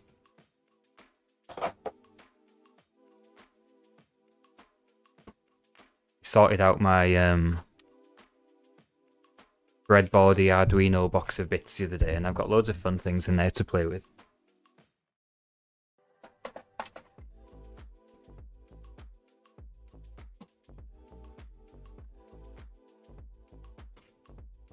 So, if you're still there, this is the interface we're using. And it works. It's an Arduino, essentially. And it tells you what's happening at any memory address inside the machine that you're interested in. That's the premise.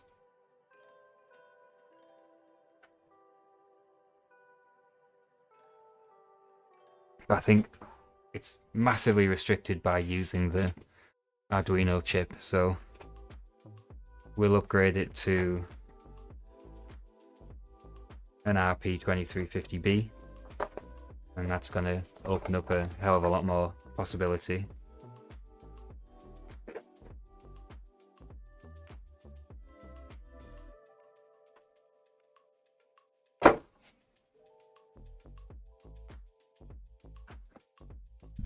Oh, what a big mess.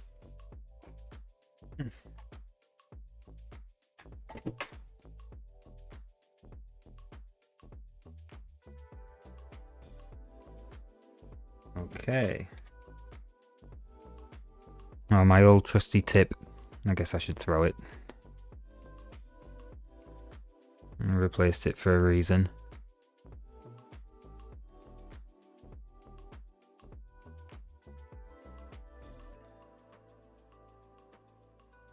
Still got all these bits we nicked off that old SMPS. I've got another one of them actually. Maybe we can look at that now. This has stopped working. It's for a diffuser. We're changing. We're redecorating a room and pulled everything out of it and found this old diffuser which has stopped working. And we can tear that to pieces. Might bring the Hoover in to try and get some of this crap.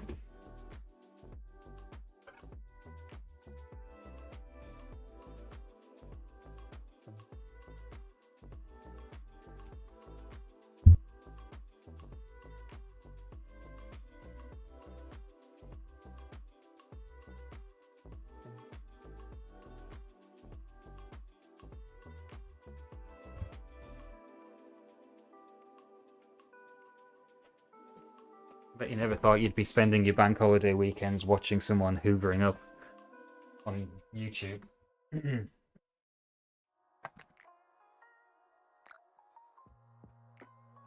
Hey Dazza, how's it going? Thanks for joining in. Yeah, I'll try and keep on top of it. I put a lot of work into this setup to make it kind of neat, because it's one thing to have an electronics workbench. It's another thing altogether to have a workbench which has got multiple cameras around it and streaming equipment and PCs and things, so trying to keep it all neat. Yeah, I know, hi Frank, this will be thrown away, but I'm doing this more out of curiosity, to be honest. So it should be outputting 24 volts at half an amp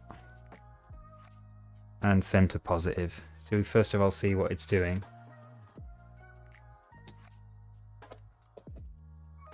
Yeah, I've been going absolutely nuts with cable management. I've bought hundreds of cable tidies. Multimeter. Okay. I'll die on this hill. Hang on. I'm going to post the multimeter emoji again. There he is.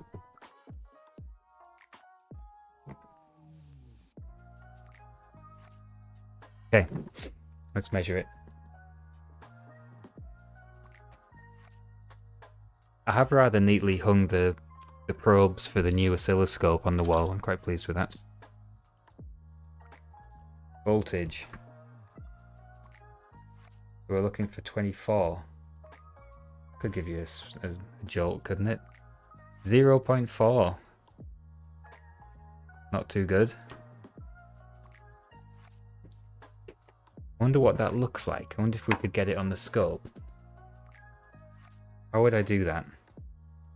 I'd need a barrel socket, wouldn't I, really?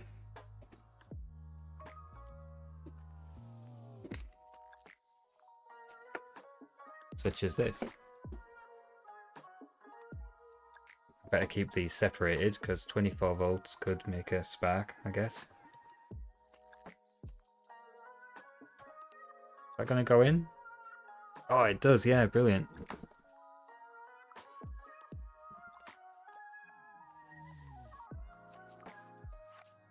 I do have a fluke. This was from eBay though. I got it quite, well, I say quite cheap.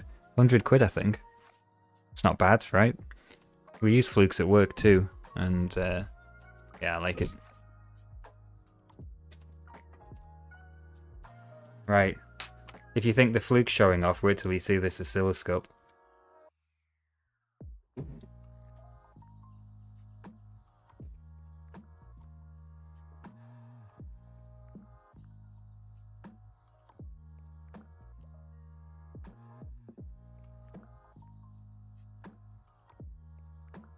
Okay.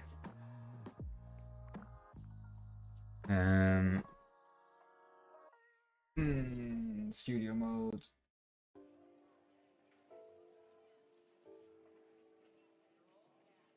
Okay.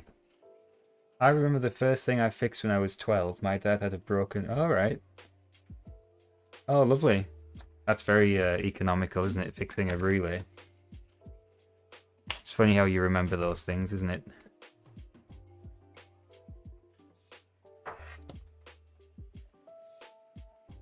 Okay, let's have a look. Let's just auto set it, see what it does. Oh, it's falling. Something in there is failing. Look at it go down. And now it's jumped somewhere. Oh, it's falling again. That's amazing. Hang on, let me... Yeah, let me do this.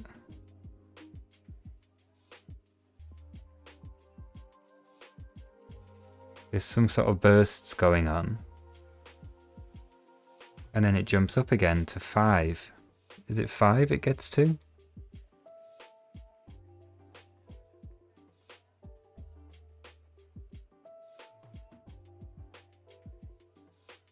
One volt. Getting close to 0. How interesting is that? Is that on AC or DC coupling? I don't know. This is educating Jim. Thanks for coming. What do I do? How do I do that?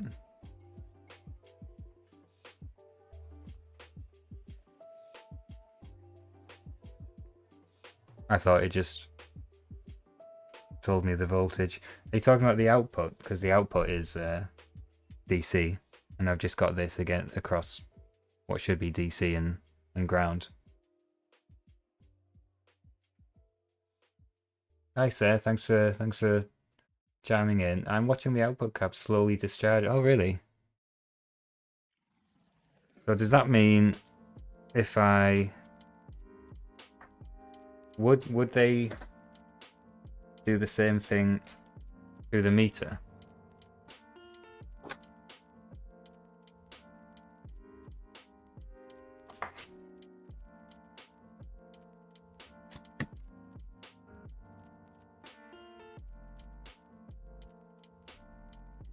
The input mode on the scope. Oh, okay. Oh, I see what you're saying. I don't know, to be honest.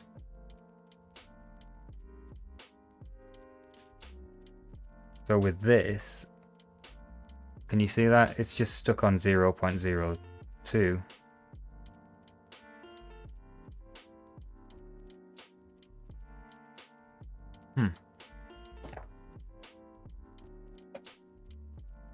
Do we break it open? I don't want to make a big spark or anything. I'm sure those capacitors are charged right now.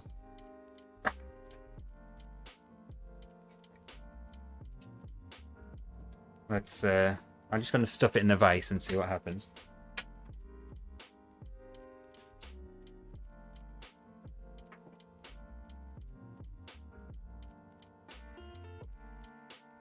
You hear any pops and cracks? Just me stretching.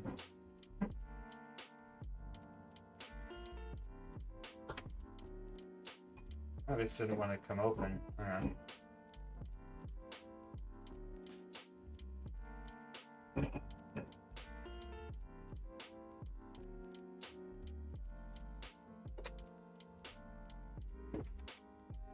Intermission.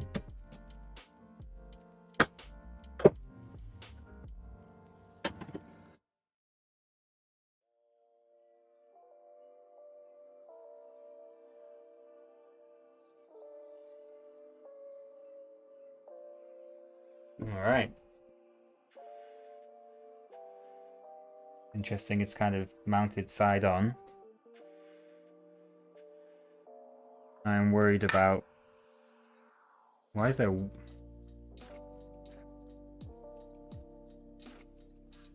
There's wet glue in there, I think.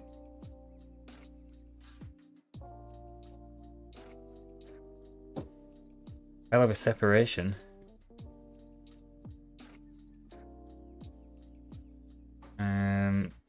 3 capacitors on there. Let's just see what's happening voltage wise.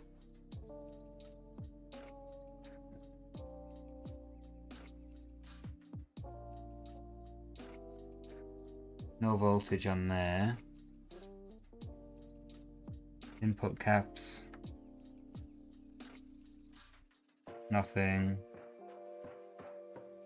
Nothing.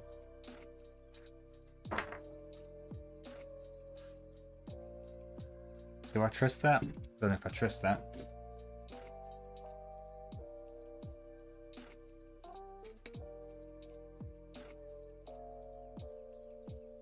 This is my scientific capacitor discharge tool.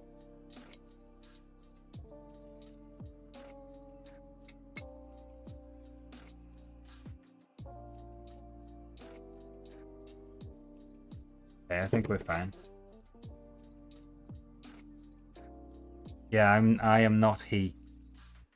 I don't pretend to be.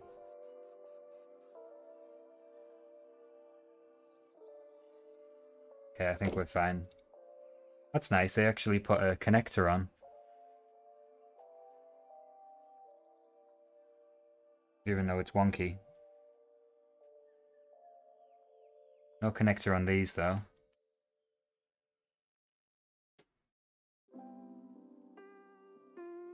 Anyway, I'm not plugging this thing in again. Let's cut it off.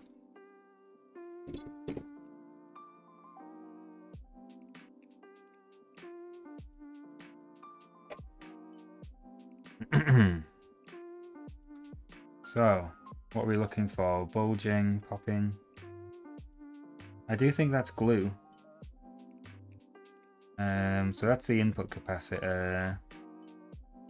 Can't really see very well, can you? Hang on. Cheers, Alan. Thanks for joining, mate. Take it easy. Oh, yeah. Apologies.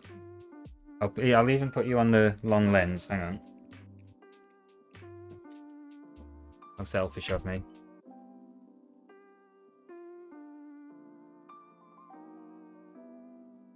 I like all this knowledge in the chat. This is great.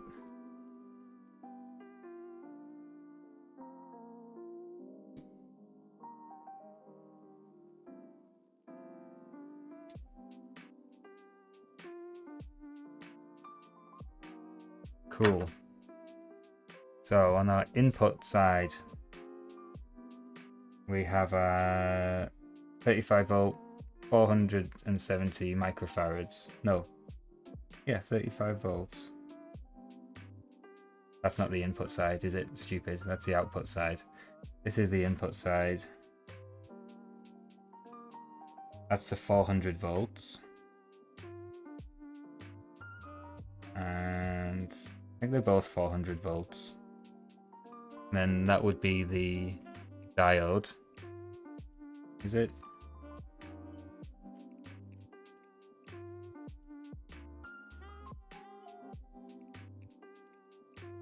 F1. Oh, is that a fuse? Why is it in the heat shrink?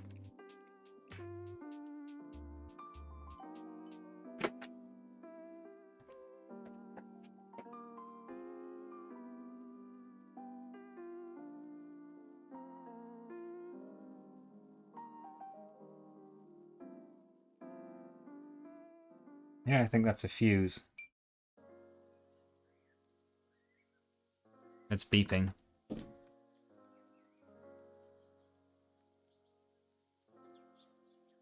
Small cap near the transformer, so that's the capacitor on the output. Shall we remove it and test it?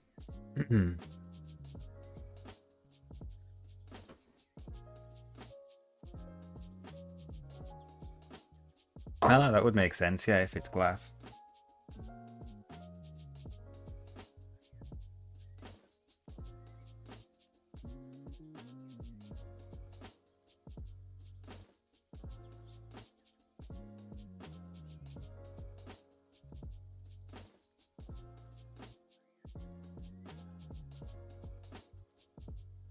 There's the small one there. That's C5. Oh, I see. Okay, that one, sorry. Small cap near the transformer. I'll remove that one then, shall I?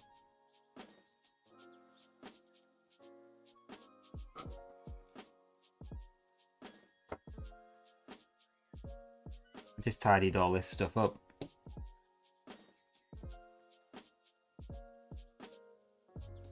I think it's here.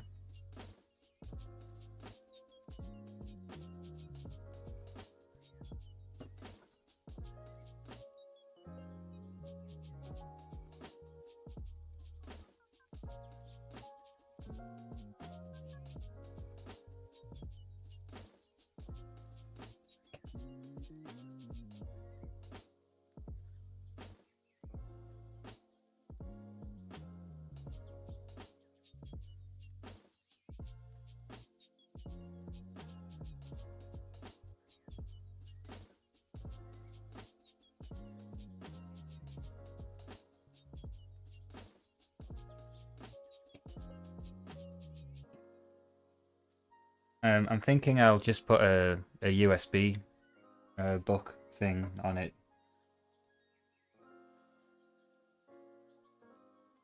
If we want to keep this diffuser working. Oh, I've desoldered the wrong leg. Hang on, it's this one.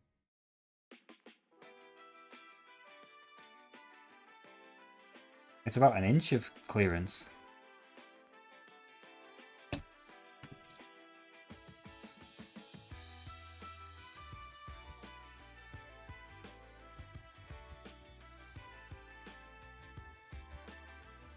I'm just in the, sorry it's out of focus, I'm just in the process of waggling.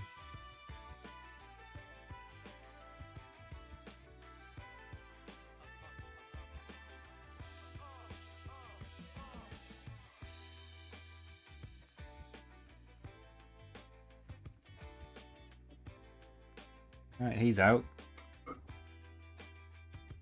Yeah, 24 volt plug back would be okay. But I do have these. I don't have one to hand, but I've got those nice USB things where you can dial up the voltage.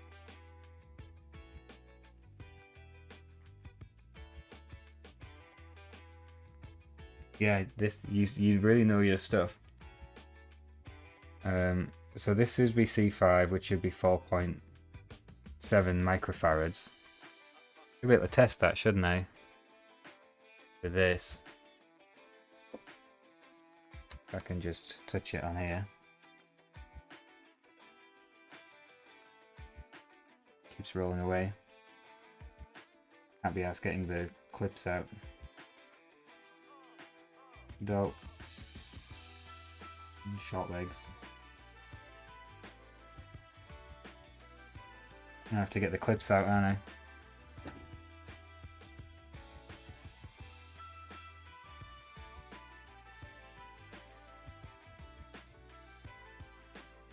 Okay, it's reading the right value.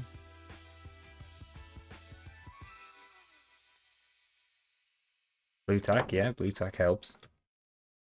So you're talking about the diode then. That would be D2, I guess. Here. Can I test it in circuit?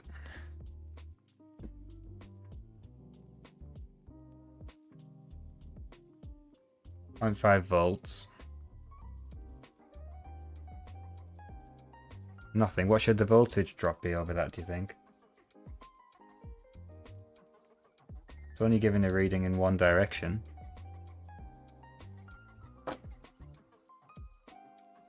That's probably okay, isn't it?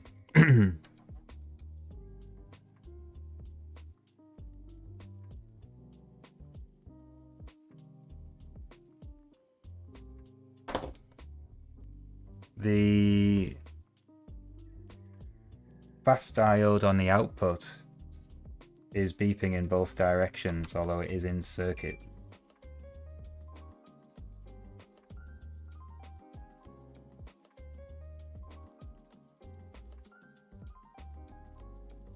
I'm getting 0.38 that way.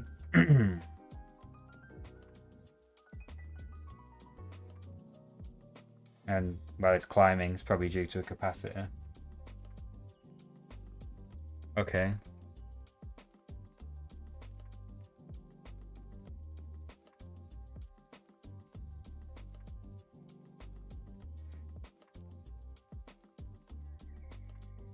What about these windings?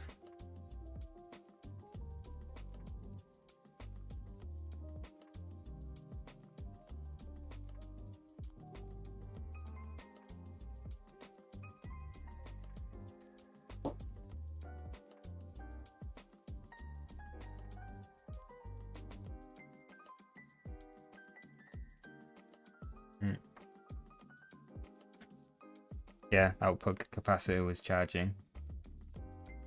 Oh, I don't know. It would have been nice to understand it. Any more ideas out there? Suppose there's lots of things you can check. That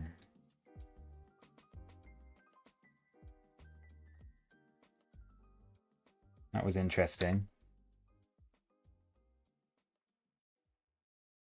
Okay, maybe that's correct.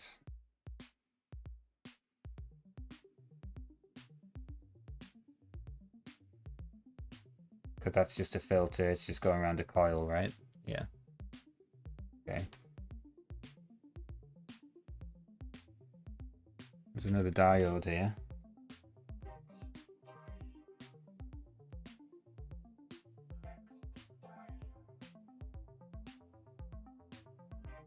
Okay, that seems to be doing something right.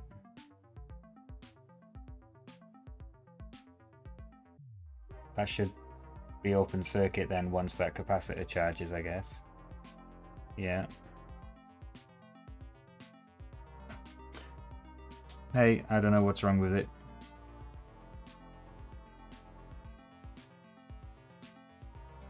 I always just think, is it simply the IC on there?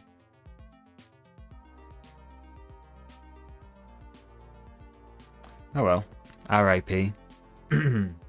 Check the low value resistor on the HV side. Okay. HV side is over this busy side. And we're looking for a low value resistor. Let's go around them. What about the microscope? We use that.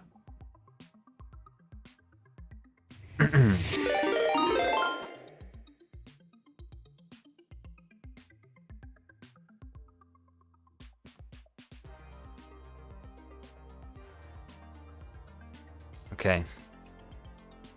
Let's explore. Hey guys, how's it going? Have you guys come over from Urban? I think you have. Thanks for raiding, dude. That's very kind of you. Oh, there it is. Thanks for following. Thanks for testing the Twitch alerts too. We're doing good. We're tinkering. We've been developing something, and my partner's diffuser plug stopped working. So I thought, well, let's have a little look what's going on inside it. So here we are, tinkering with some stuff. This is a power supply board for basically anything. You know, anything you've got that's got a DC plug on it's got something like this in it, but. This one stopped working, and we're just taking it to bits. Basically, we can get a replacement one for the diffuser, so don't worry about the diffuser. The resistor should have one end connected to hot. We have an expert, Mr. Sir Olmi, in chat, is basically just educating me, which is wonderful. Hot ground is the primary transformer winding. So transformer windings are along here. There's a tiny resistor here, but then these guys also. Let's just go around them all, shall we? See what we can find. I'll tell you the... Oh, I don't need to. You can see it there, can't you? Wow, what a setup. So, am I on resistance? I am. This is a test. Who remembers their SMD resistor markings? 1R10 is giving... now we are testing in circuit, but that's giving 0.5. Yeah, we were very cautious with this to make sure it wasn't going to zap me. Can someone educate me, because I always look it up. What does 1R10 mean? It's not 1R10, is it? It's a 1.1 something.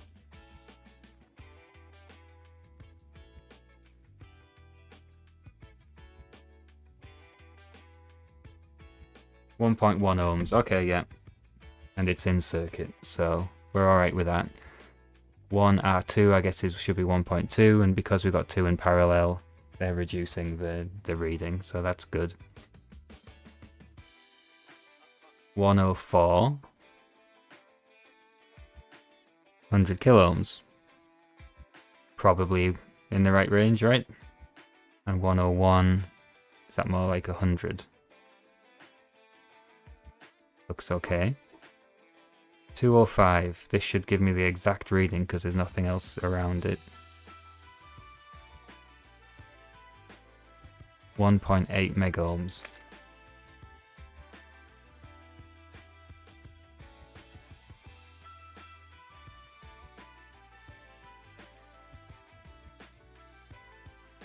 Yeah, 2 megohms that should be. And that should be the same.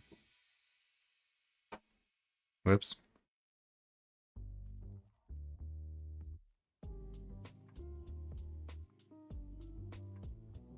Yeah. That's looking about right. Okay, what else we got? 4R7, is that 4.7?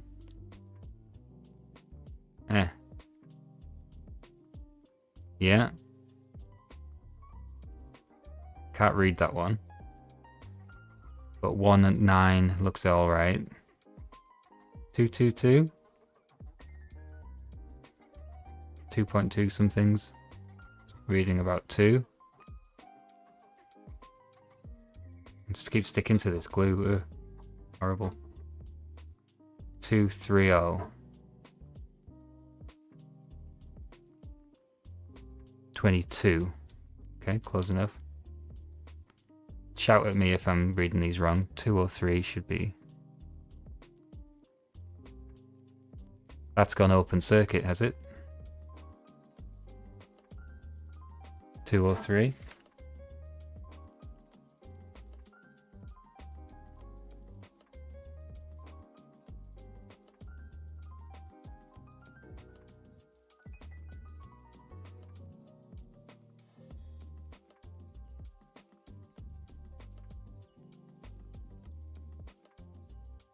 That should be 20 kiloohms.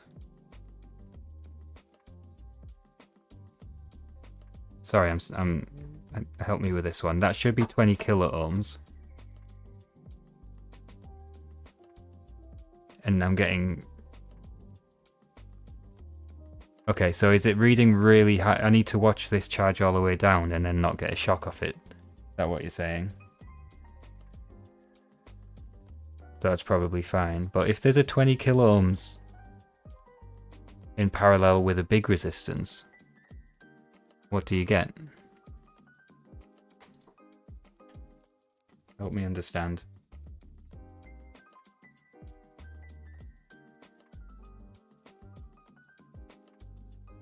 Okay, fair enough.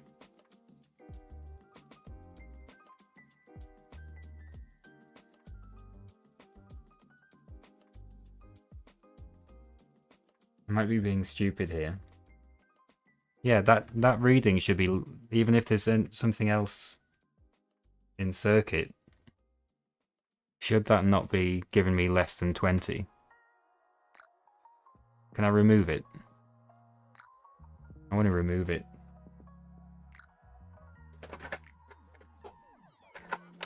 I'm writing this off anyway.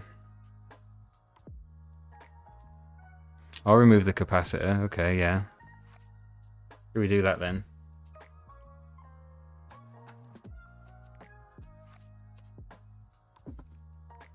Iron is still hot. That's good.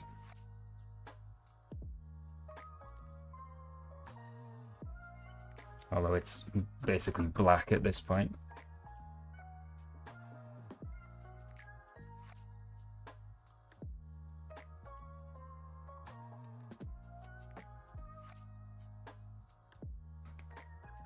These melt.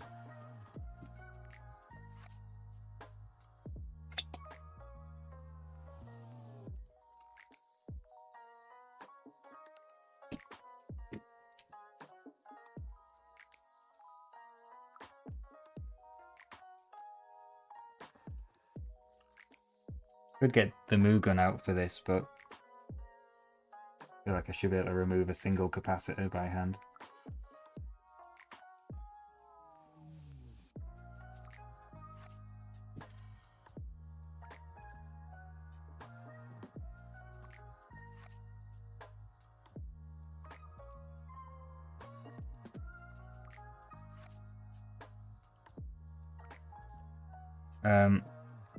Yeah, I've already sort of written this off now. So what you're saying, you would check the supply voltage to the controller, okay. Yeah. I mean, would it be helpful as well if I was to try and draw a schematic? Or would that be like an unnecessary step?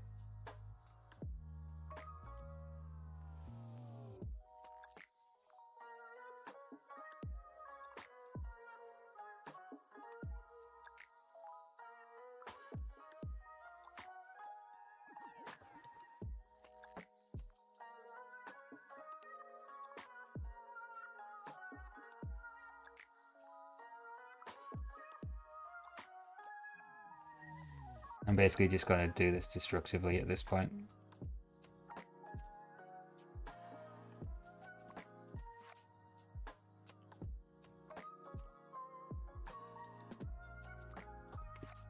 Right, he's out.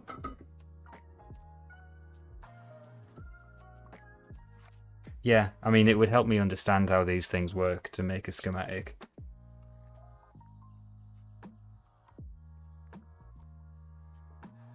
Oh, I see all the Raider stuff coming up now. Sorry, Urban, if you're still there. I don't have a notification set up for being raided. Obviously, I need to do something with that. Okay. So the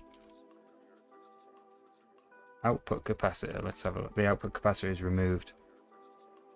By the way, guys, if you ever see the game Kerbal Space Program, it's one of those games that I always wanted to get into but never gave it the time because it's very involved.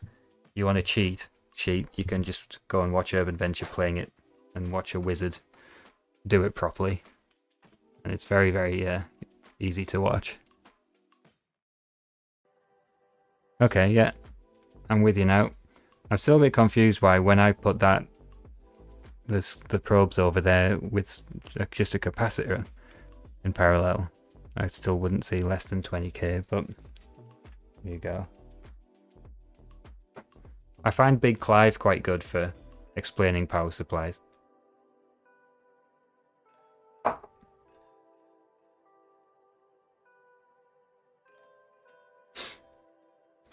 So that's not the problem. What about this capacitor? I'm going to put the capacitance mode on. What did I do with all that blue tack? I've tidied it up somewhere. I'm bad for that. There's some. Here he is. They are simple, but I'm not happy unless I understand something, like in terms of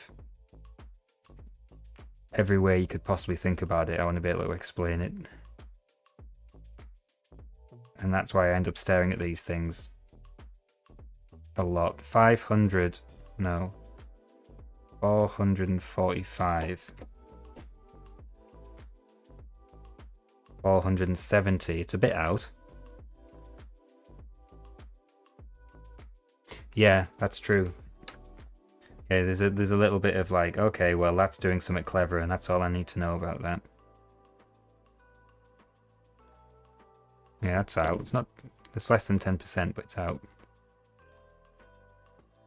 I don't know what else to check on here really. The capacitors seem okay. I mean, it's probably just, like you said, the IC, isn't it? Might have a look at this fuse. It could be interesting.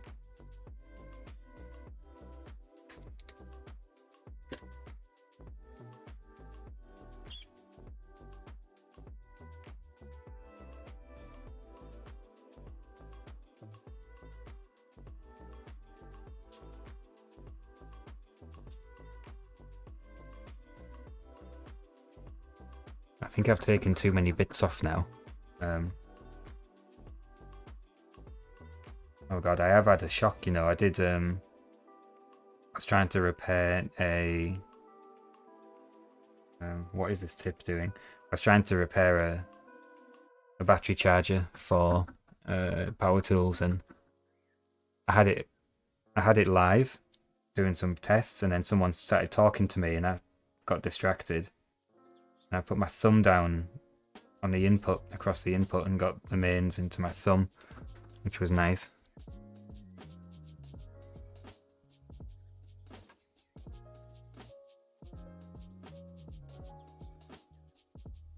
I'm getting very frustrated with this soldering problems I'm having today.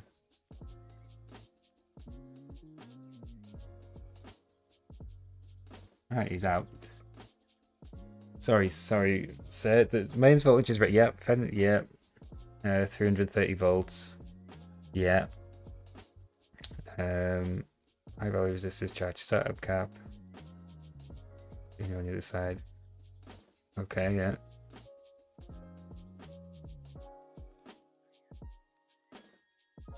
That's where I found on another power supply recently that the trace had broken because the PCB was cracked on that kind of startup line, so it wasn't actually getting going. Once the startup cap reaches a certain voltage, the controller will start pulsing current through the, yeah. Hysteresis means the startup cap is able to keep this going for a short while. Okay. Keep going, I'm learning. This is our fuse. I was wondering if I could get it out of its little heat shield, heat shrink.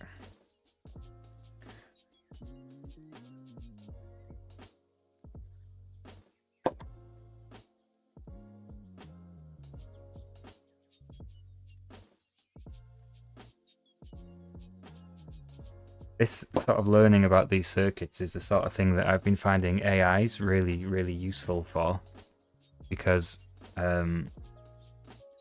I can ask it loads of stupid questions I'm too embarrassed to ask otherwise. And it normally explains to me in a nice way.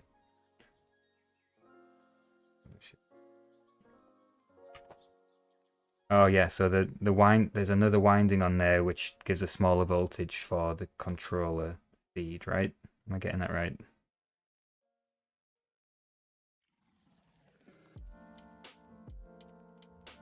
Nearly got this fuse out. It's a big fuse, this.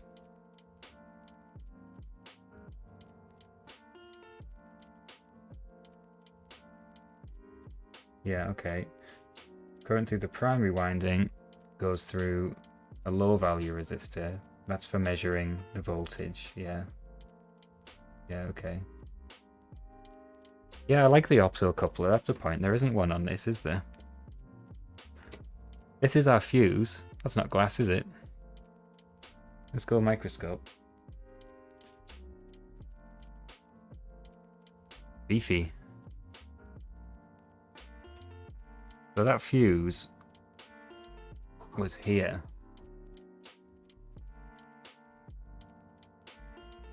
5.1 R to what? It doesn't tell me the current rating of it, is it? But it's on the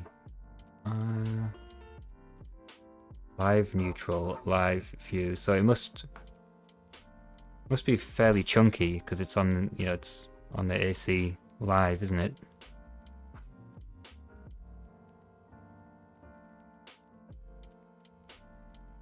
I wonder what that's set to. I mean, aren't all resistors fusible resistors? Can we do the math? 5.1 R, 2 watts. So it can, does that mean it can dissipate 2 watts before it blows up? And is there some maths you can do to figure out the current there?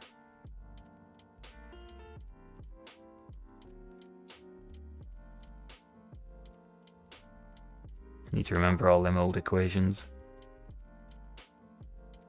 There's no optocoupler. It means the secondary winding that powers the controller is also used as a feedback circuit.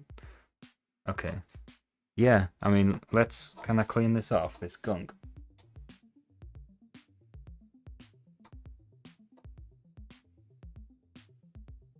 With difficulty. Oh, the part number's on it. Give me a second. That's nice of them, isn't it?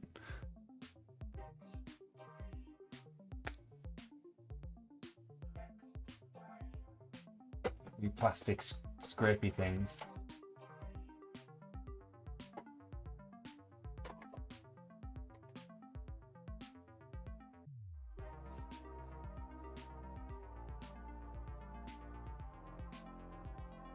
I have noticed that actually, that yeah, you can look at the example circuit and it's always very similar. And I'm working on it. I'll get a bit of alcohol on there. Oh, my camera's turned off, sorry. Toothbrush. Anyone? Oh, I've got some acetone. I think I'm getting there though, this is alright. Why did my scope just turn off? Maybe the battery's gone. Battery's going, yeah. No, battery's gone. Okay, we're going overhead then. Battery's gone in that too.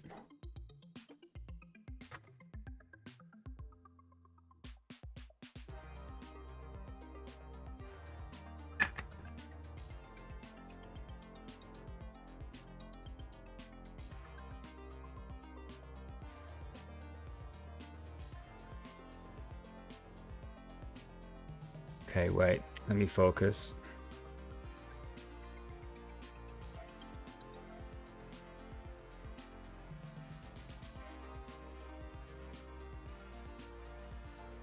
DP 25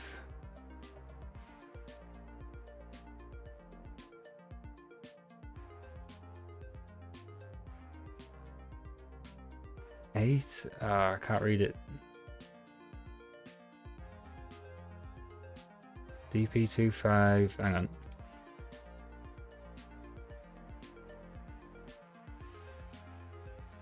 DP2539, that says. Let's just have a little look on the PC.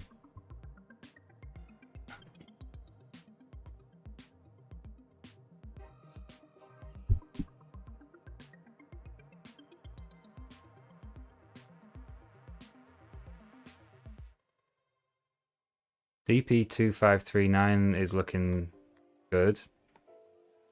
Here's a PWM power, hang on. High performance offline PWM power switch for low power AC DC charger and adapter applications. How does that sound?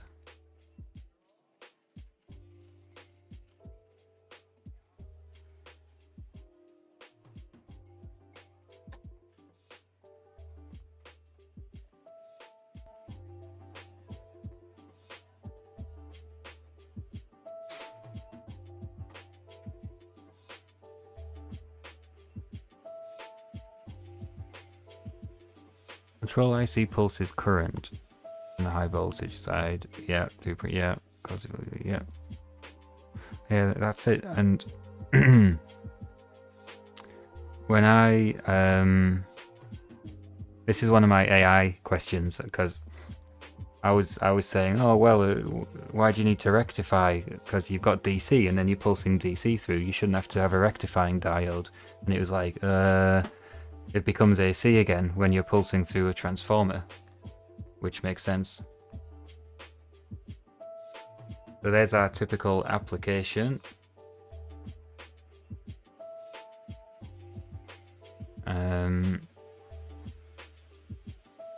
AC. Oh, okay, they've used a little rectifying chip instead of the 4 diodes.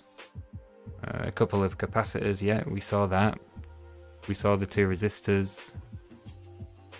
We saw all of this. And there's that winding that you talked about there. Ah, interesting.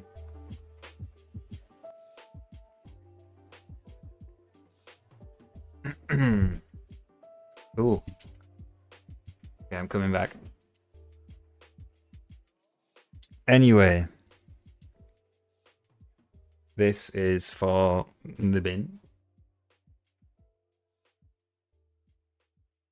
And I would like to find... I mean, I know that I had a USB thingy. I know it only does 20 volts. Actually, they go higher than that. Hang on. It wasn't the USB PD one, it was just one that like has a pot on it to step it up.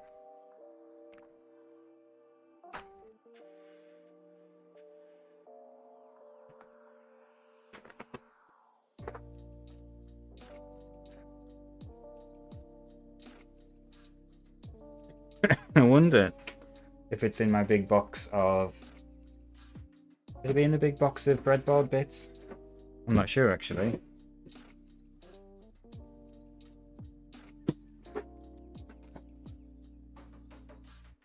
Dead handy them. I meant to buy a big pile of them. Those USB step up things. The problem is I took a load of them to work. Obviously they're all getting used now at work. Should have seen that coming.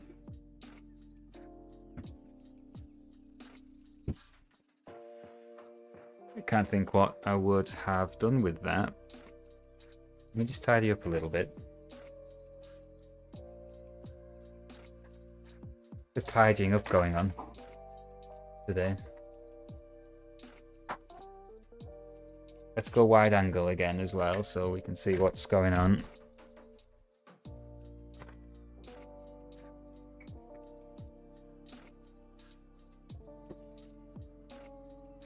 Amongst the chaos. You don't need a picture-in-picture of the same thing.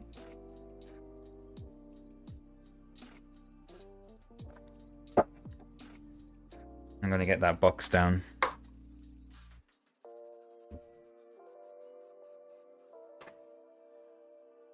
I think it might be in here.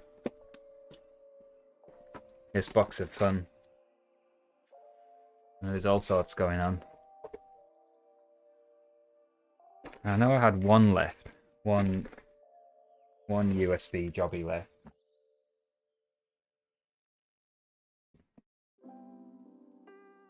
I reckon isn't the best way to learn how something works, other than studying it, is to build one. That would be a fun project, and we'd probably get lots of magic smoke.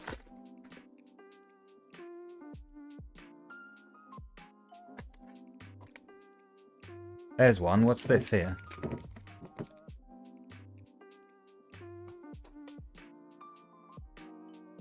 LM385. What is that? No, that's not what I wanted. 386. That's a sound thing, isn't it? Oh, that's not right. Damn. Oh, maybe I don't have one then. I'll have to buy one. Yeah, that's it. 386. I bought it for the project with Alan to make the specky interface output arcade sounds, which works. That worked. That was quite nice. Okay.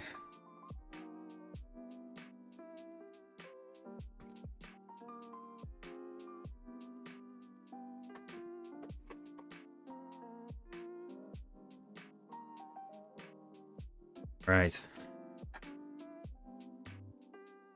Ooh, what should we do now? I've got so many things to sort out. The postie's just been, actually. Let's see what he brought me.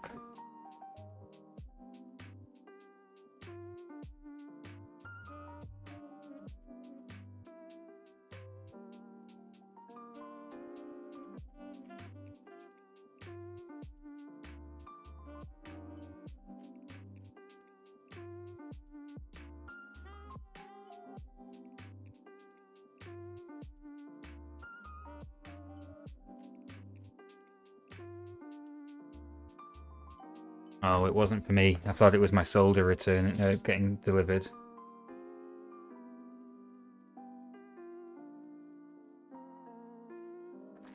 DC-DC converter, yeah.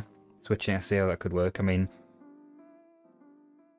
I suppose that's basically what we were just looking at, except it's got the rectifier.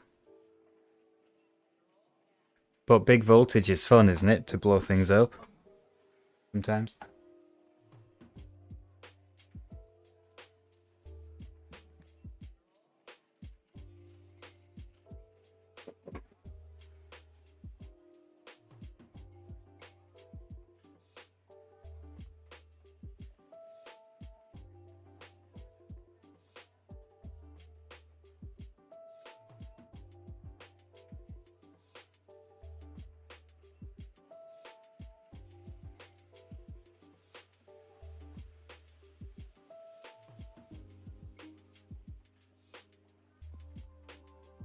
No, that's true, and I have had it through me before. This is interesting. Now, I'm not suggesting we do this now, because I need to learn quite a lot, but can you tell what it is yet? I shouldn't say that, should I? What do you think? Come on, guys.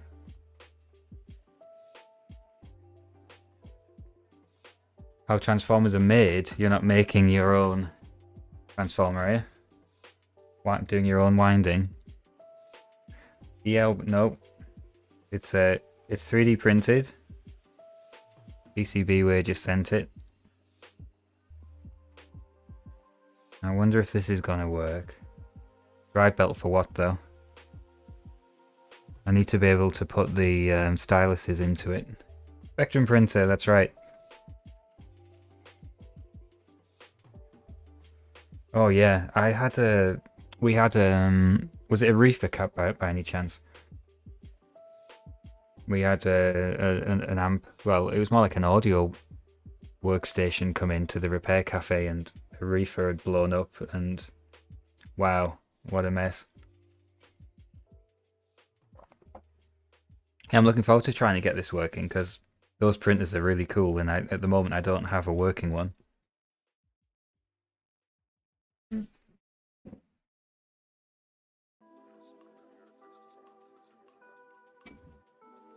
I've got another thing to look at as well. Check this out.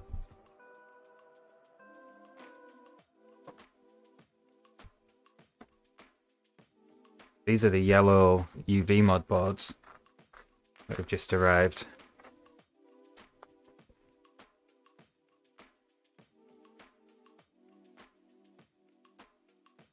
Can't remember how many I got.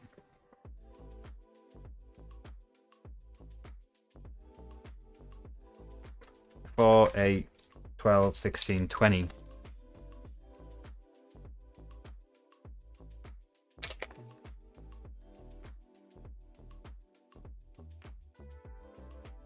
Oh, God, winding transformers. I don't know. I don't know if I'm cut out for that. Let me get my microscope charging, because then we can have a look at this. You know why the microscope won't charge off USB PD? Kind of annoying.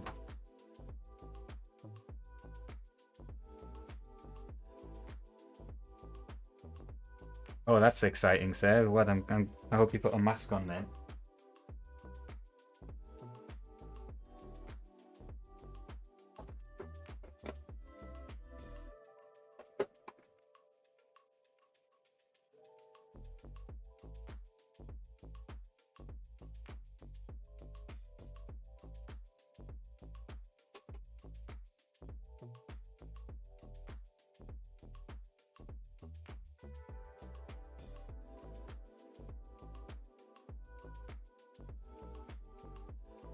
Okay, the microscope is back. Have a look at these.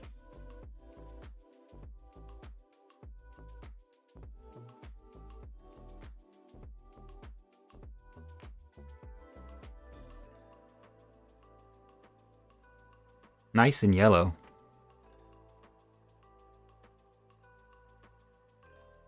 Silkscreen's a little hard to read.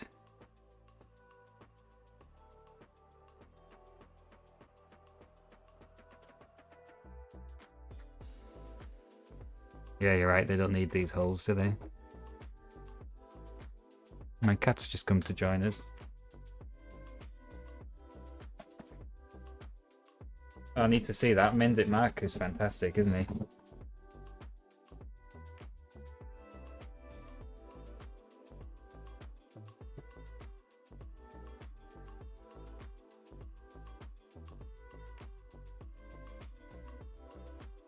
I should make a power supply, that would be fun. Anyway, so lots of these in stock.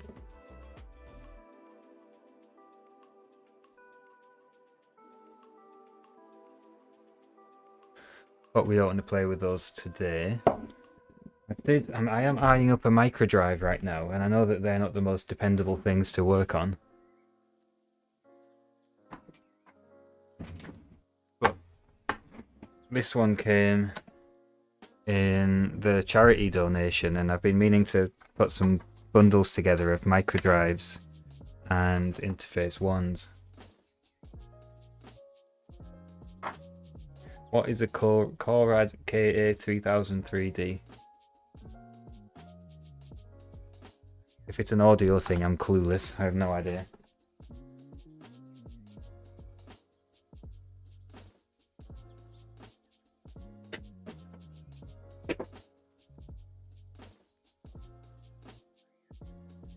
Oh, I'm afraid they're multiplying.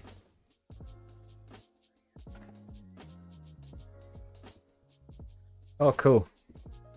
I should get my Thunder down and see if that works. That's 30 volt, 2 amps. I've not even plugged it in since I bought it, to be honest, which is a shame, isn't it? I'm still using a Chinesium one, which it says 0 to 30 volts, 10 amps. I wouldn't like to push that.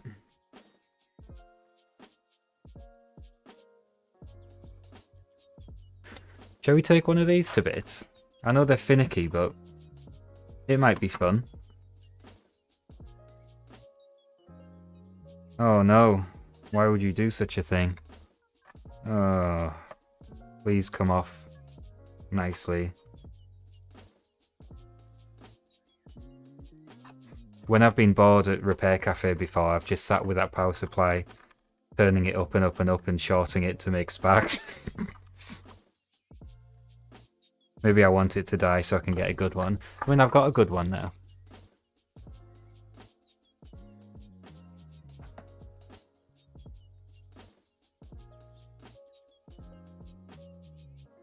I need to watch more Mend It Mark. I tend to sort of max out my YouTube capacity and just doing my own stuff, and it makes me watch less YouTube as a result of it. Let me just show you this. Hang on, I'm pinballing here, but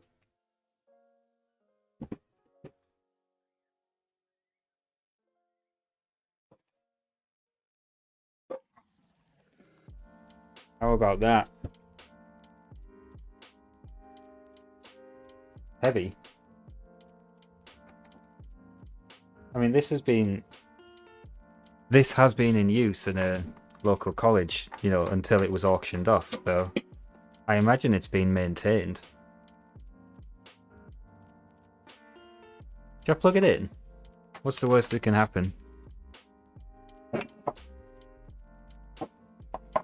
I notice he gets massive views, so that's good, isn't it? It's deserved.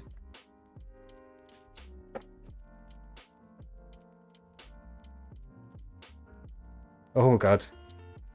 My little chat screen here turns on and off when I turn this on and off.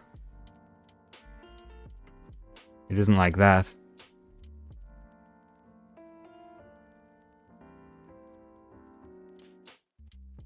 So there's my AC supply. I don't know why it's drawing 0.6 amps. Oh, that's the current limit. Hey, nice. I can go up to 2 amps then. Why does it go beyond 2? I don't know. Yeah, that's why I got this, because of Sinclair. Fine adjustment. Oh, that's nice, isn't it?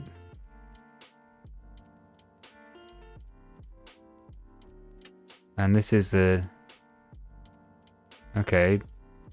I should read the manual. So I need that on. And then this chooses AC or DC, I guess. Right? I don't know. Why don't we... What if I put the scope on it? Isn't that a DC thingy? Oh, it's just a DC power supply. Oh, and that's the input. It's only a DC power supply, right? Okay. I'll just turn the voltage down a bit. Ah, tell you what, I'll turn it off.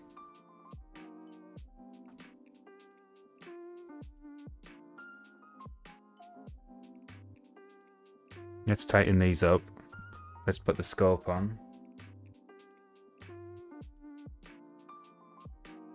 Yeah, I'm with you now. I don't know why I was thinking it can be AC or DC. So when I flick this switch, the screen, which is plugged into the same extension, glitches out and switches off. That's worrying. Okay, so obviously no reading on there at the moment. Let me change the scale. A picture-in-picture is not in a great place, is it? I've only set it up to be high or low. That's a bit better. I'll move the position down a bit and we should see... I'll set it to 1 volt. Nice. That's the trigger saying 1.54 volts, isn't it? It's not the actual voltage that we're seeing. If I just do a no. Hang on.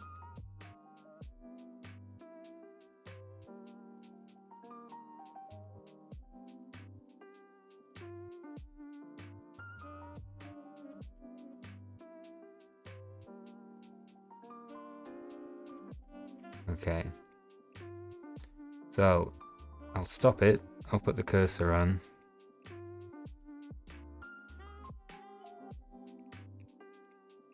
Can I run it with the cursor on? Yeah, I can. I don't need 2 cursors.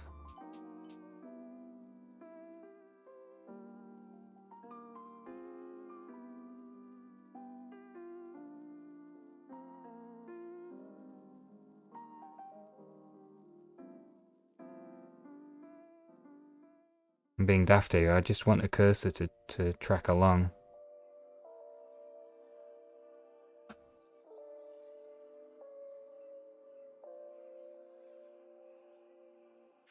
Yeah, and the power. It's another one of them little SMPSs on the display, and it's a really bad one, I think. Oh wow, look at this. Interesting.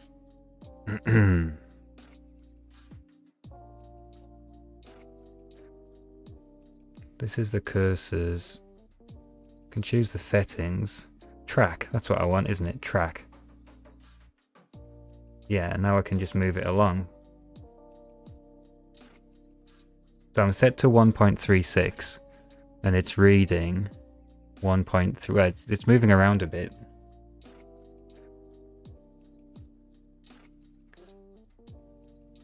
Yeah, it's not a very good connection really with the that I've got here with the probe.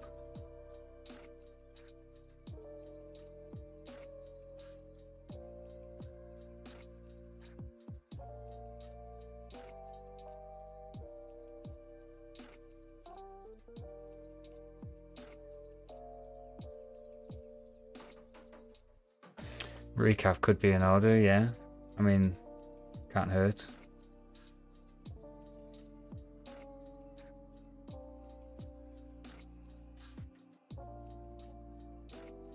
Yeah, that's what I'm saying. I'm reading the AY there, so it's about 1.36. I mean, it is moving around a bit. I don't know if it gives like a tolerance on what it should be giving you. I guess the tolerance should be within 0.01 volts, shouldn't it? And it's pretty close. What if I track it up to 1.4?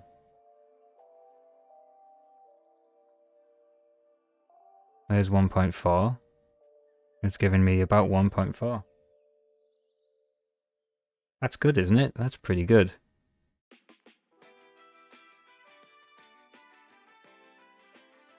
And it should go up to 30 volts, right? Let's crank it up. There's 20. And let me adjust this. Okay. 20.9. Yeah, pretty good.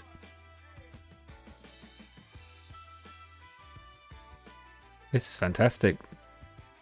Let's max it. 30. 30.3. Yeah, so I guess I'm not putting any load on this right now. Hey, I'm pleased with that. Maybe that will become my new power supply instead of the crap one I've got over there. Output off. Off.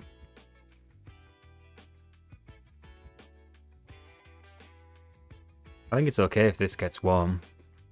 There's the auction thing. Look at the sticker I got on it a couple of years ago. Eurovision sticker.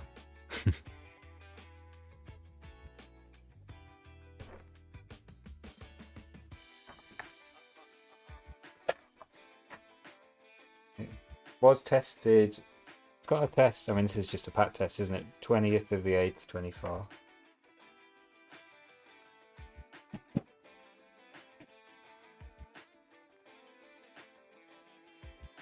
Wicked. I'm glad I turned that on. I've been quite lazy and not doing it. Turn that off.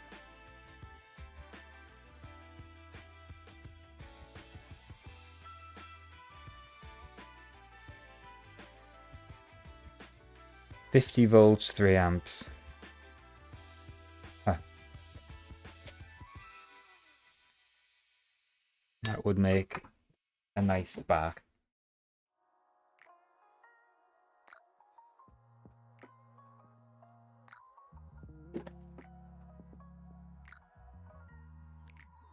Okay, I'm going in. I'm going into the micro drive. I got distracted there for a minute, but here we go. It's been a while. What time is it? 8:30. 8:30. How long have we been on for?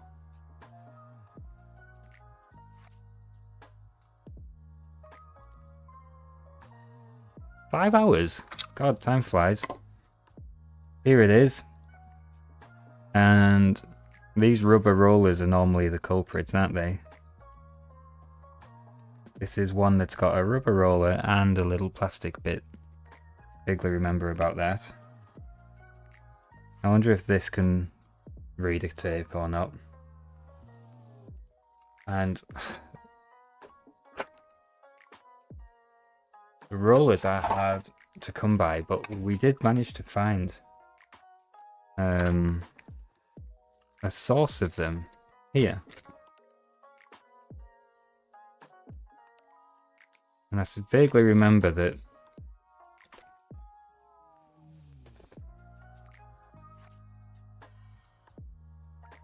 it needed drilling out. So this should pop off. It's not popping off. Yeah, it is.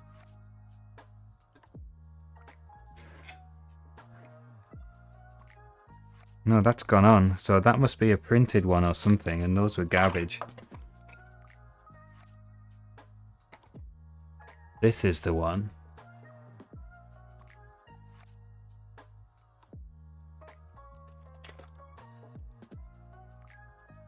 So these are, yeah, these are the ones. These are from, I don't know, AliExpress or some crap.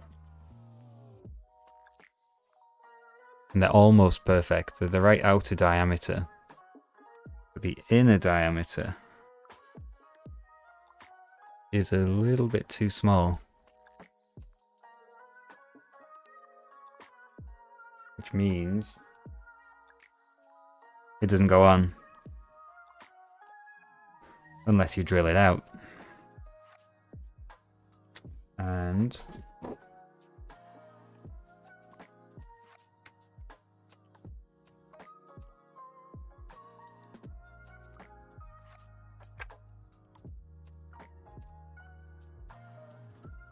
$2 mil. So a 2 mil drill bit should do it. I've got one. I do have the drill out still from before.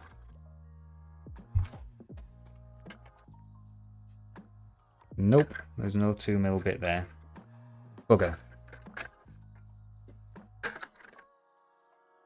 I love the micro drive. I know it's trash and doesn't work, but I still love it. 1 second.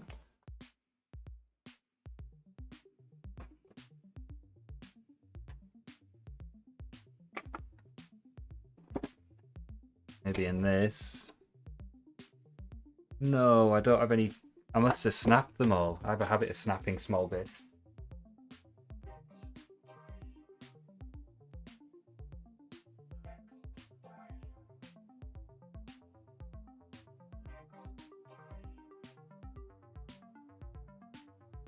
Got one here that says number 38 on it. What does that mean? No, it's too big anyway.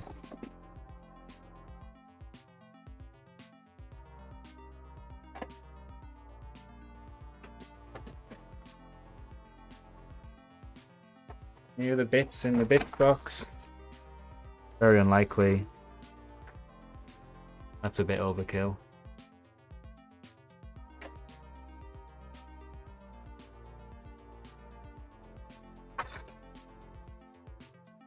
Damn. I'm not going to be able to fit that roller.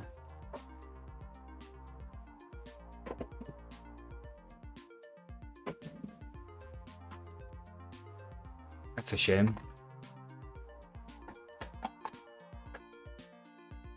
What can I do then? I can try it with one of these printed ones, but I seem to remember that they're trash. I don't think there's loads I can do here. I suppose it doesn't hurt to try.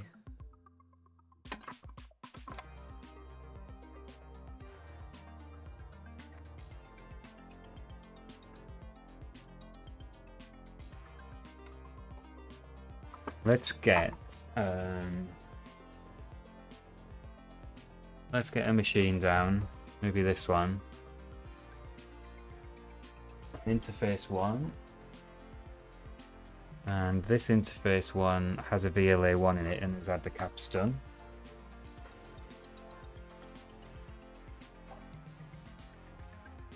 Cable, here's one, it's probably fine.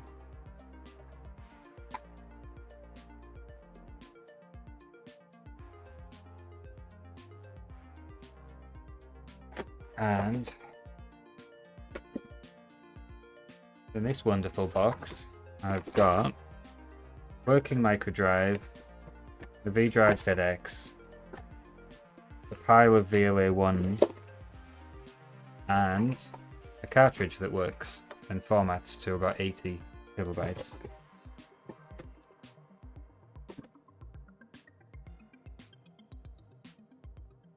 I've refelt it. Probably got a program saved on it.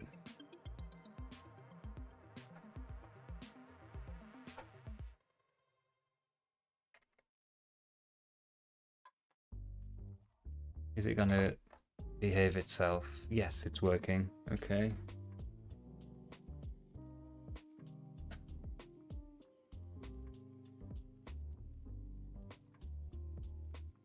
Remind me what to do. Cat 1. Uh-oh.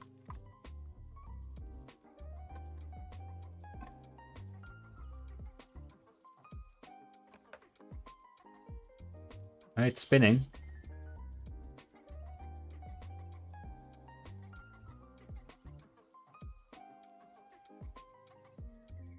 Hey, look at that. This micro drive's working. 88 kilobytes, beat that. Hi, Misadventures, how's it going? Thanks for joining.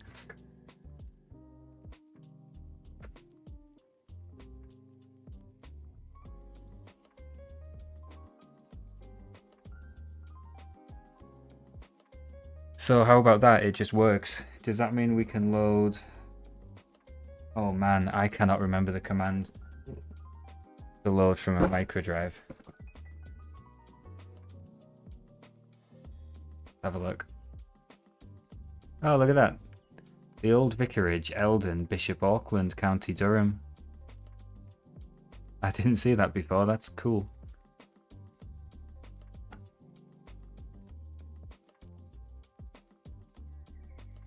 Load star M1s. Okay. I think I got it.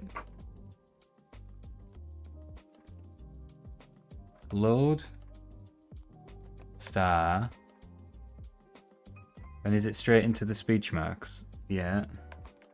Micro drive. Micro drive number 1. Squares.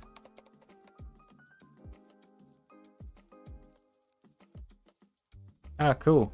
You're in the right place. We're messing around with electronics, although at the moment it's just working.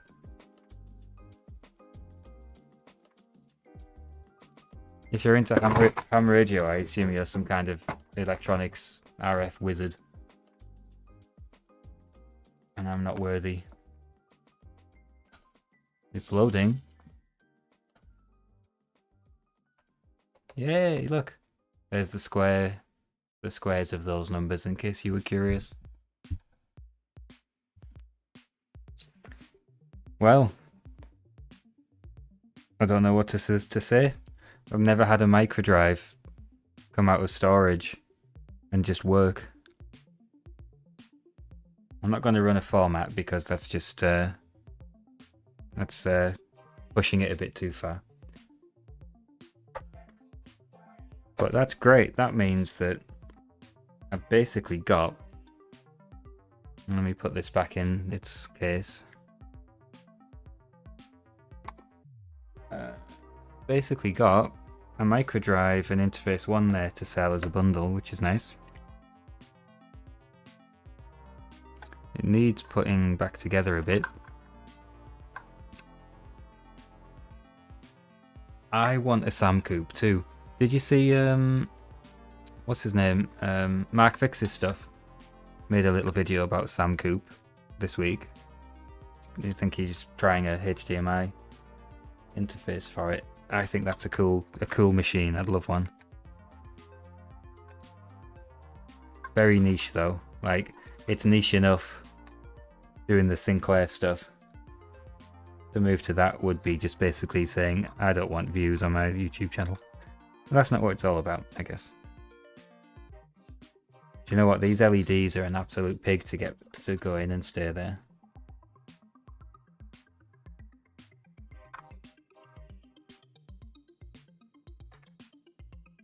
Okay. It's in. Alright, coupe. Fine. Did anyone see where I threw the screws? Triumphantly. Yeah.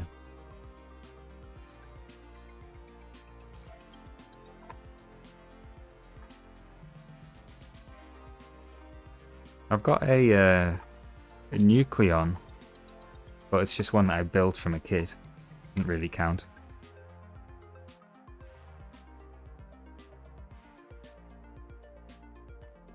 But that's a cool machine.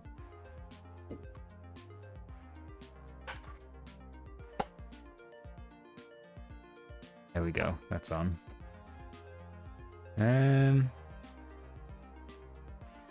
What did I do with the faceplate? Anybody? Nothing very silly. What did I do with it? Okay, is it in the screen? No. I pulled the faceplate off.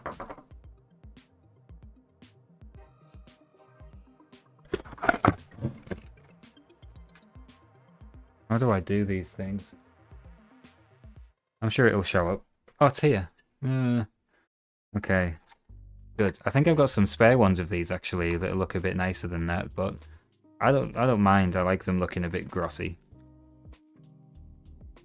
Okay. Moving on. What about these two, hey? Are we going to get lucky with these as well? I'm going to say no. Should I just plug them both in? Then you won't give me odds.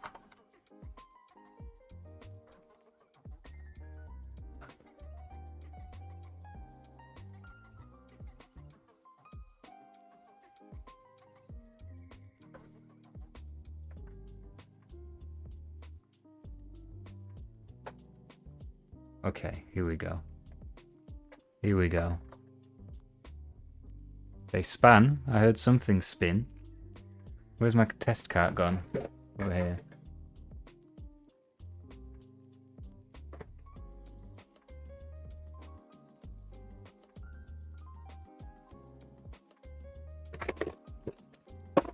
I'm hoping that it's not possible for these to mangle my test cart. This is a good cart.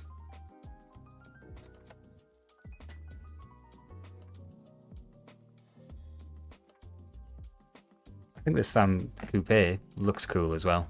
The games it comes up with looks super duper. We do a Cat 1. It's spinning!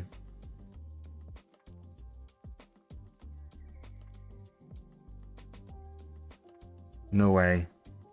The actual machine looks cool as well. I'm hoping there'll be one next weekend I can play on. Maybe I could even buy one. Hey look, it worked again.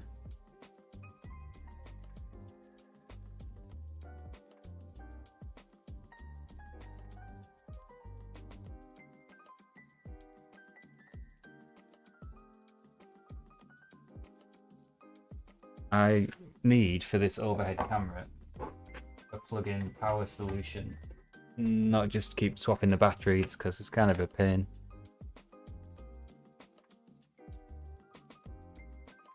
I can't believe it. So load M1 squares. Oh, what did I do wrong? Oh, the star.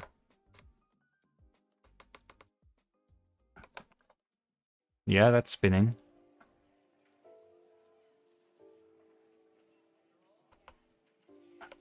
Look at that. It worked. Okay, what about...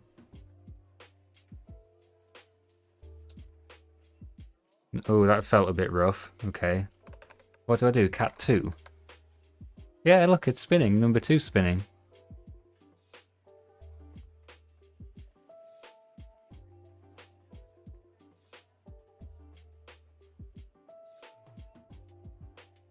That's working too. Let me clear this code out. Load star M. Whoops. Load star M2 squares.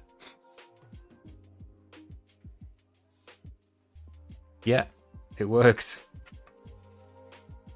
That's awesome. You think we can have 3 hooked up? Should we try it? Let me take the power off.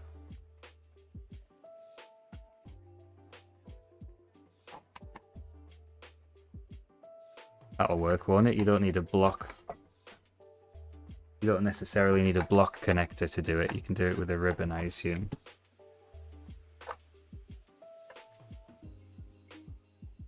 Although it doesn't want to take that.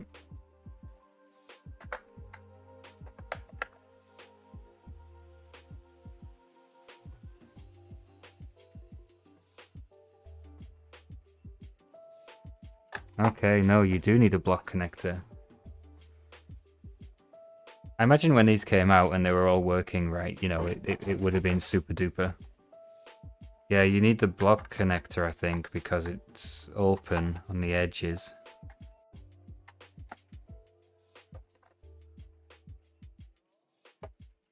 Yeah, look at this. We've got 3 in a row. Now let's take that out and turn it on. Still working. What do we do? Cat 3. That sounds a bit rough now.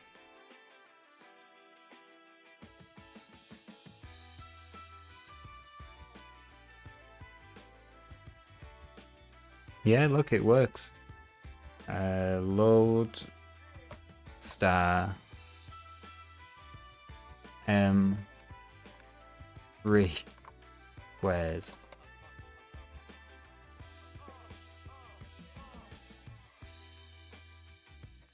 What's a plus D? Is that something with... What is that? Something with Sam Coupe?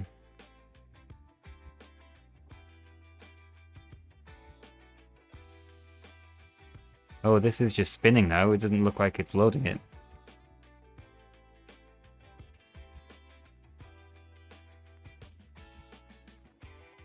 Oh, okay. Cool. I've never really got into the floppy disk side of Spectrum yet. It's not working.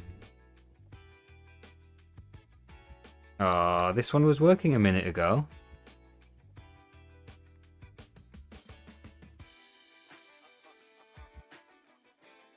Cat 3.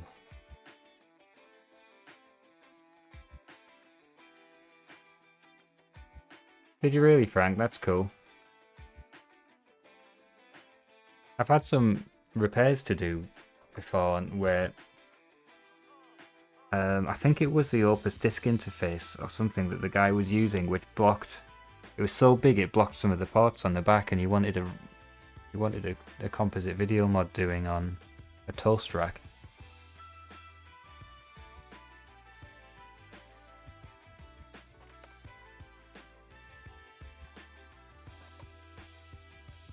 I really want this to load off microdrive number 3.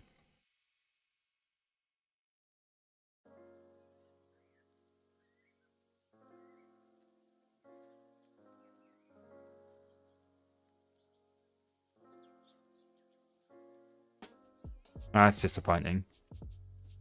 This is something I've found with the microdrives is it might all seem like everything's hunky-dory, but then it's not, and you don't know why. And best thing you can do, and all you can do, is just do every job you can think of. Like do the caps, do the roller, clean it, check the alignment, and cross your fingers.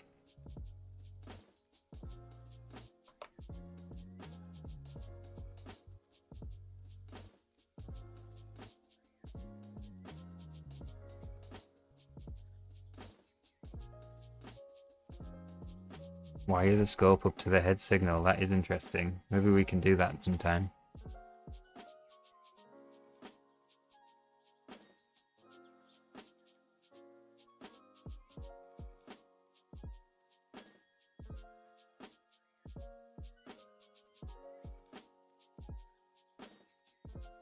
Doesn't half change the sound it makes depending on exactly how it's sitting.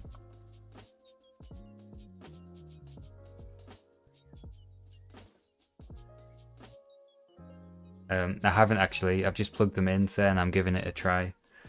And it did work first time, but yeah, I should do that. I'm just going to gently hold it so it spins without rumbling.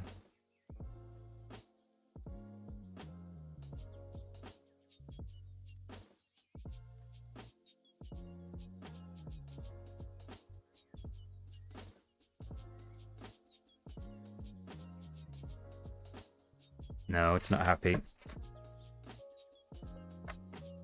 It's not happy.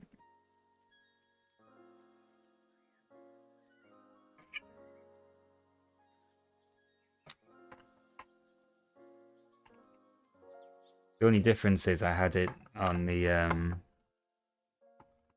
had the case off, didn't I, when I was messing around with it earlier?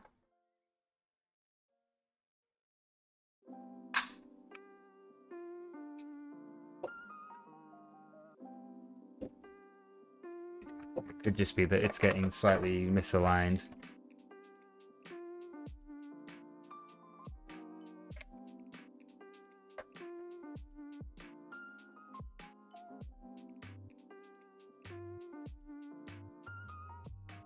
Let's just try it again like this.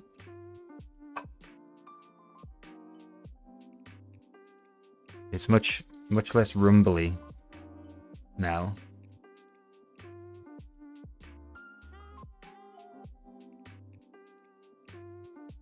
So it can read what's on it.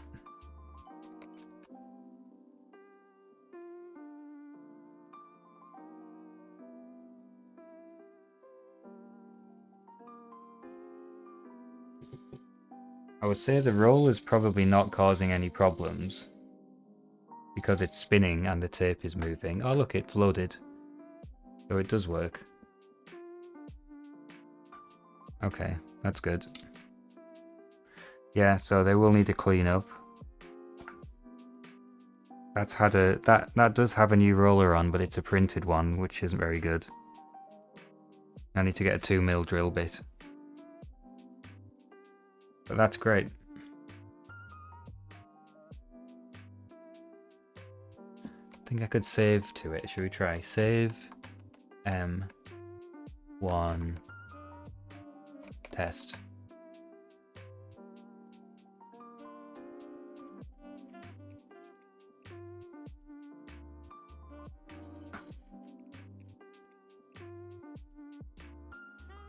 So then now I can do cat 1.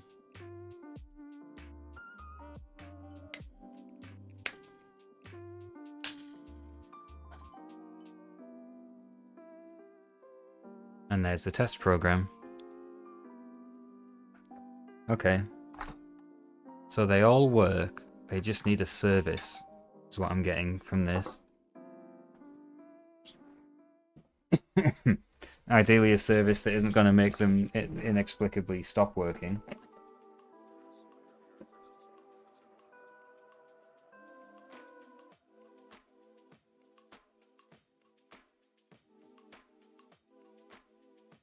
I've got a lot of servicing to do.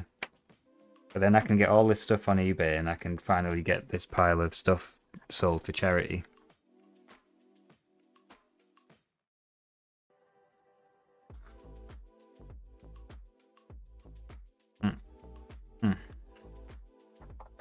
Okay, let's put it back together.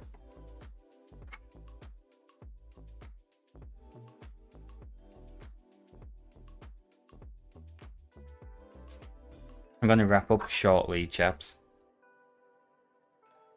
Can I ask if anyone's left in Twitch who's still watching who wouldn't mind giving us a follow?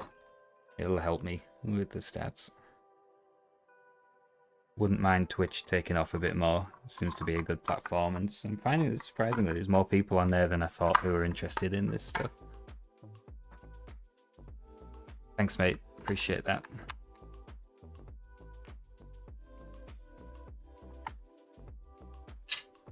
I don't know how we're looking. I imagine can't be many people hanging on.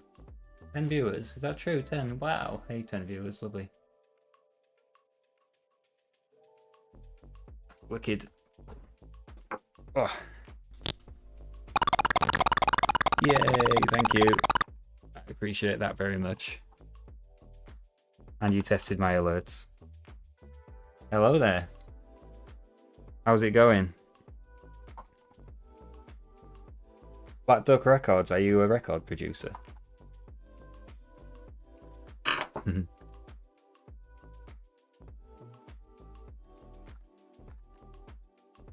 Could have done with you when I had a band.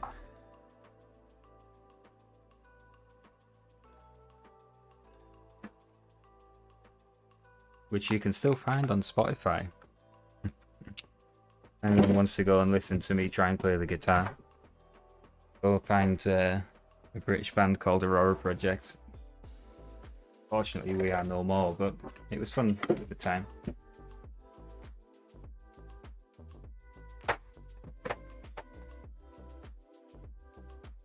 Ironically, I could play some of the music, but I'd get a copyright strike from myself.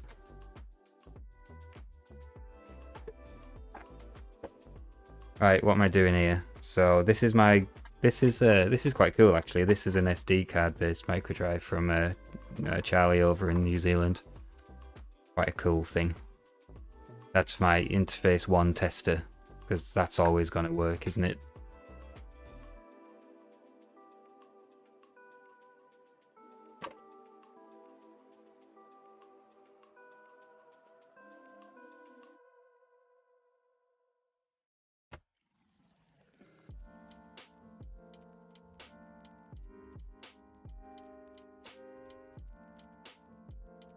I don't know, I think anyone can get to at least a certain point with anything really, guitar included. The problem I've got is my guitar is ridiculous, and I would like a non-ridiculous guitar. But I've had too many guitars, and at this point you only want to spend quite a lot of money when you buy a guitar. And I can't justify it really.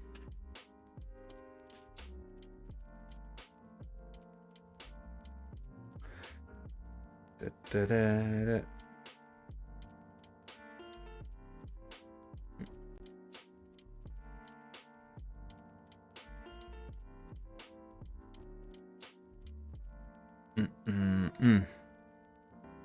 All right, we're back. Let me get that cool sort of streamer light.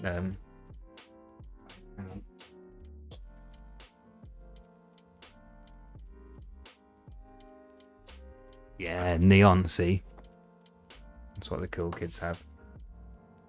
Yeah, SD card based mic, exactly. That's right. Oh, I see what you're saying. Yeah, pretty much. They are good though. I've got another one. I've got a board for one I need to build, which actually has a speaker on it, and it emulates the sounds of the microdrive too.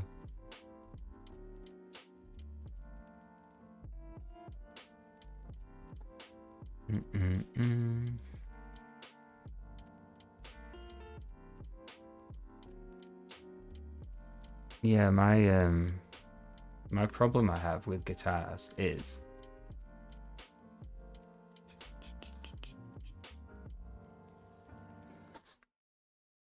this is my guitar. Yeah.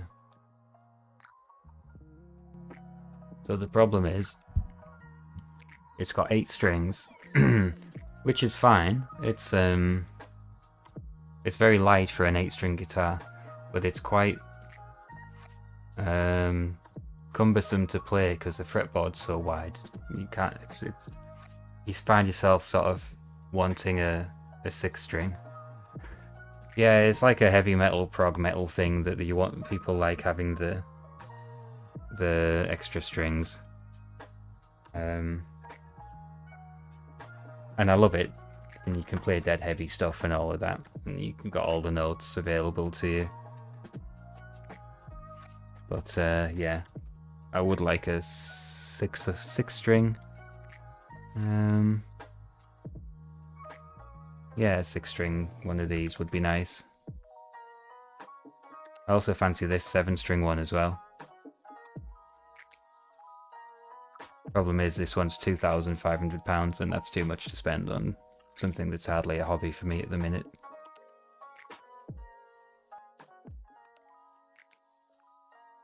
Anyway, I'm digressing. How are we doing? 5 hours in. I'm going to wrap it up. I think that was fun. I'm dead happy with this. If anyone wasn't here earlier, this is what we were building. This is a little TFT screen in a project box. And it's going to show a mini-map for games on the ZX Spectrum. And it does that by sniffing the address and data bus and looking for information it can use to construct a mini-map. And then uses a Raspberry Pi to play it. And I'll be showing that if anyone's coming to Retrofest next weekend in Swindon. I'll have that set up, maybe with a couple of other little bits and bobs that we've made on the channel, which will be nice. Come say hi. And cross your fingers that it's going to work. I do have spares. Maybe I should take the soldering iron as well. The other thing we can do with it is make a rumble pack.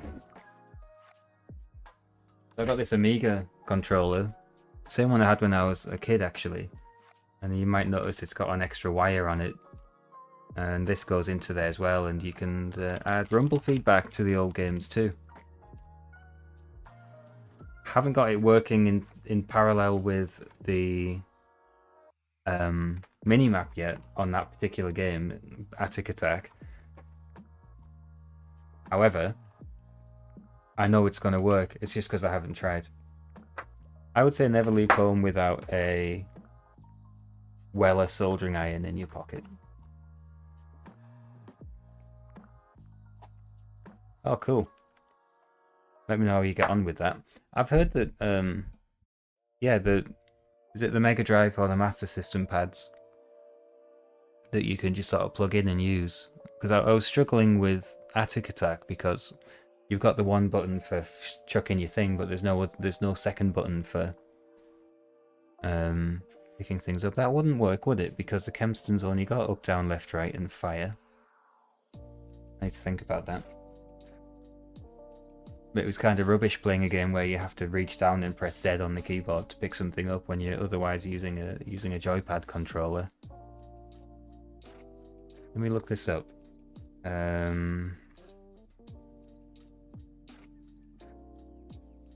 Kempston joystick buttons. Right, left, down, up, and fire. There's only a fire 1 on it's 16, isn't it? The value it returns. Classic Kempston joysticks only utilize a single primary fire action. However, newer interfaces and emulators give you a fire 2 and a fire 3 and a start. Okay, but you would need to modify the game code then, wouldn't you? It sounds like a job for Alan, doesn't it? Kempston can do 2 buttons, can it? Without any mods? Okay. I don't know if Attic Attack does that, does it?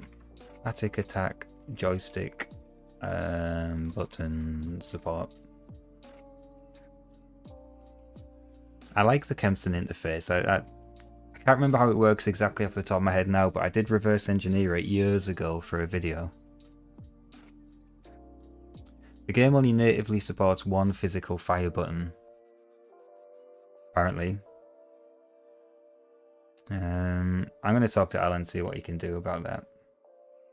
Okay, I see what you're saying now, yeah, okay. I did have another joystick interface, which I didn't really look anything up about it. I just started taking it to pieces and learning how it works.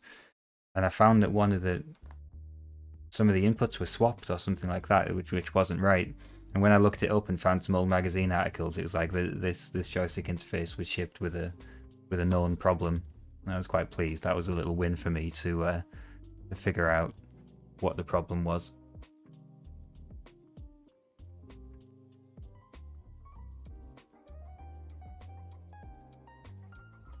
Programmable joystick interface. Yeah, I've got one of them. The ComCon one. I've got that somewhere in a box upstairs, and it's got like loads and loads of little like it's like a breadboard, isn't it? You get a picture. ComCon Pro. That's it.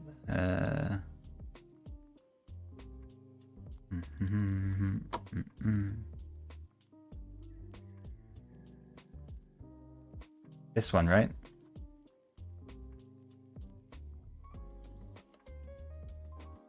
Yeah, I do have one of them upstairs in the box. It's a bit less rusty than that. But that's cool, isn't it? You can choose whichever keys you want. It is in 31, you're right. 'Cause if you test it, you do you just loop printing in 31. Fire 1 and Fire 2, you're right. So with a small mod to the game, we should be able to do that with Fire 1 and Fire 2. That's cool. Oh, we can do that. We can do that. Right, chaps. I'm loath to leave because look at that. 10 people watching on Twitch. Thank you. It's nice to see it growing a little bit at a time. Actually, Twitch is beating YouTube today. So go Twitch. Should we take the emojis for a spin? I got into a bit of a flow state with setting these emojis up. Because there's animated ones and all sorts. Check this out.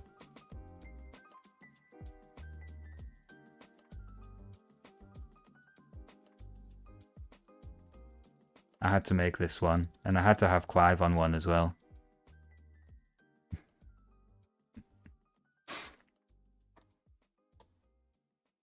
Cool. I'd love to continue, but I need to go eat something. And got an early start. So, thanks everyone. I'm going to abandon you with my cheesy end screen.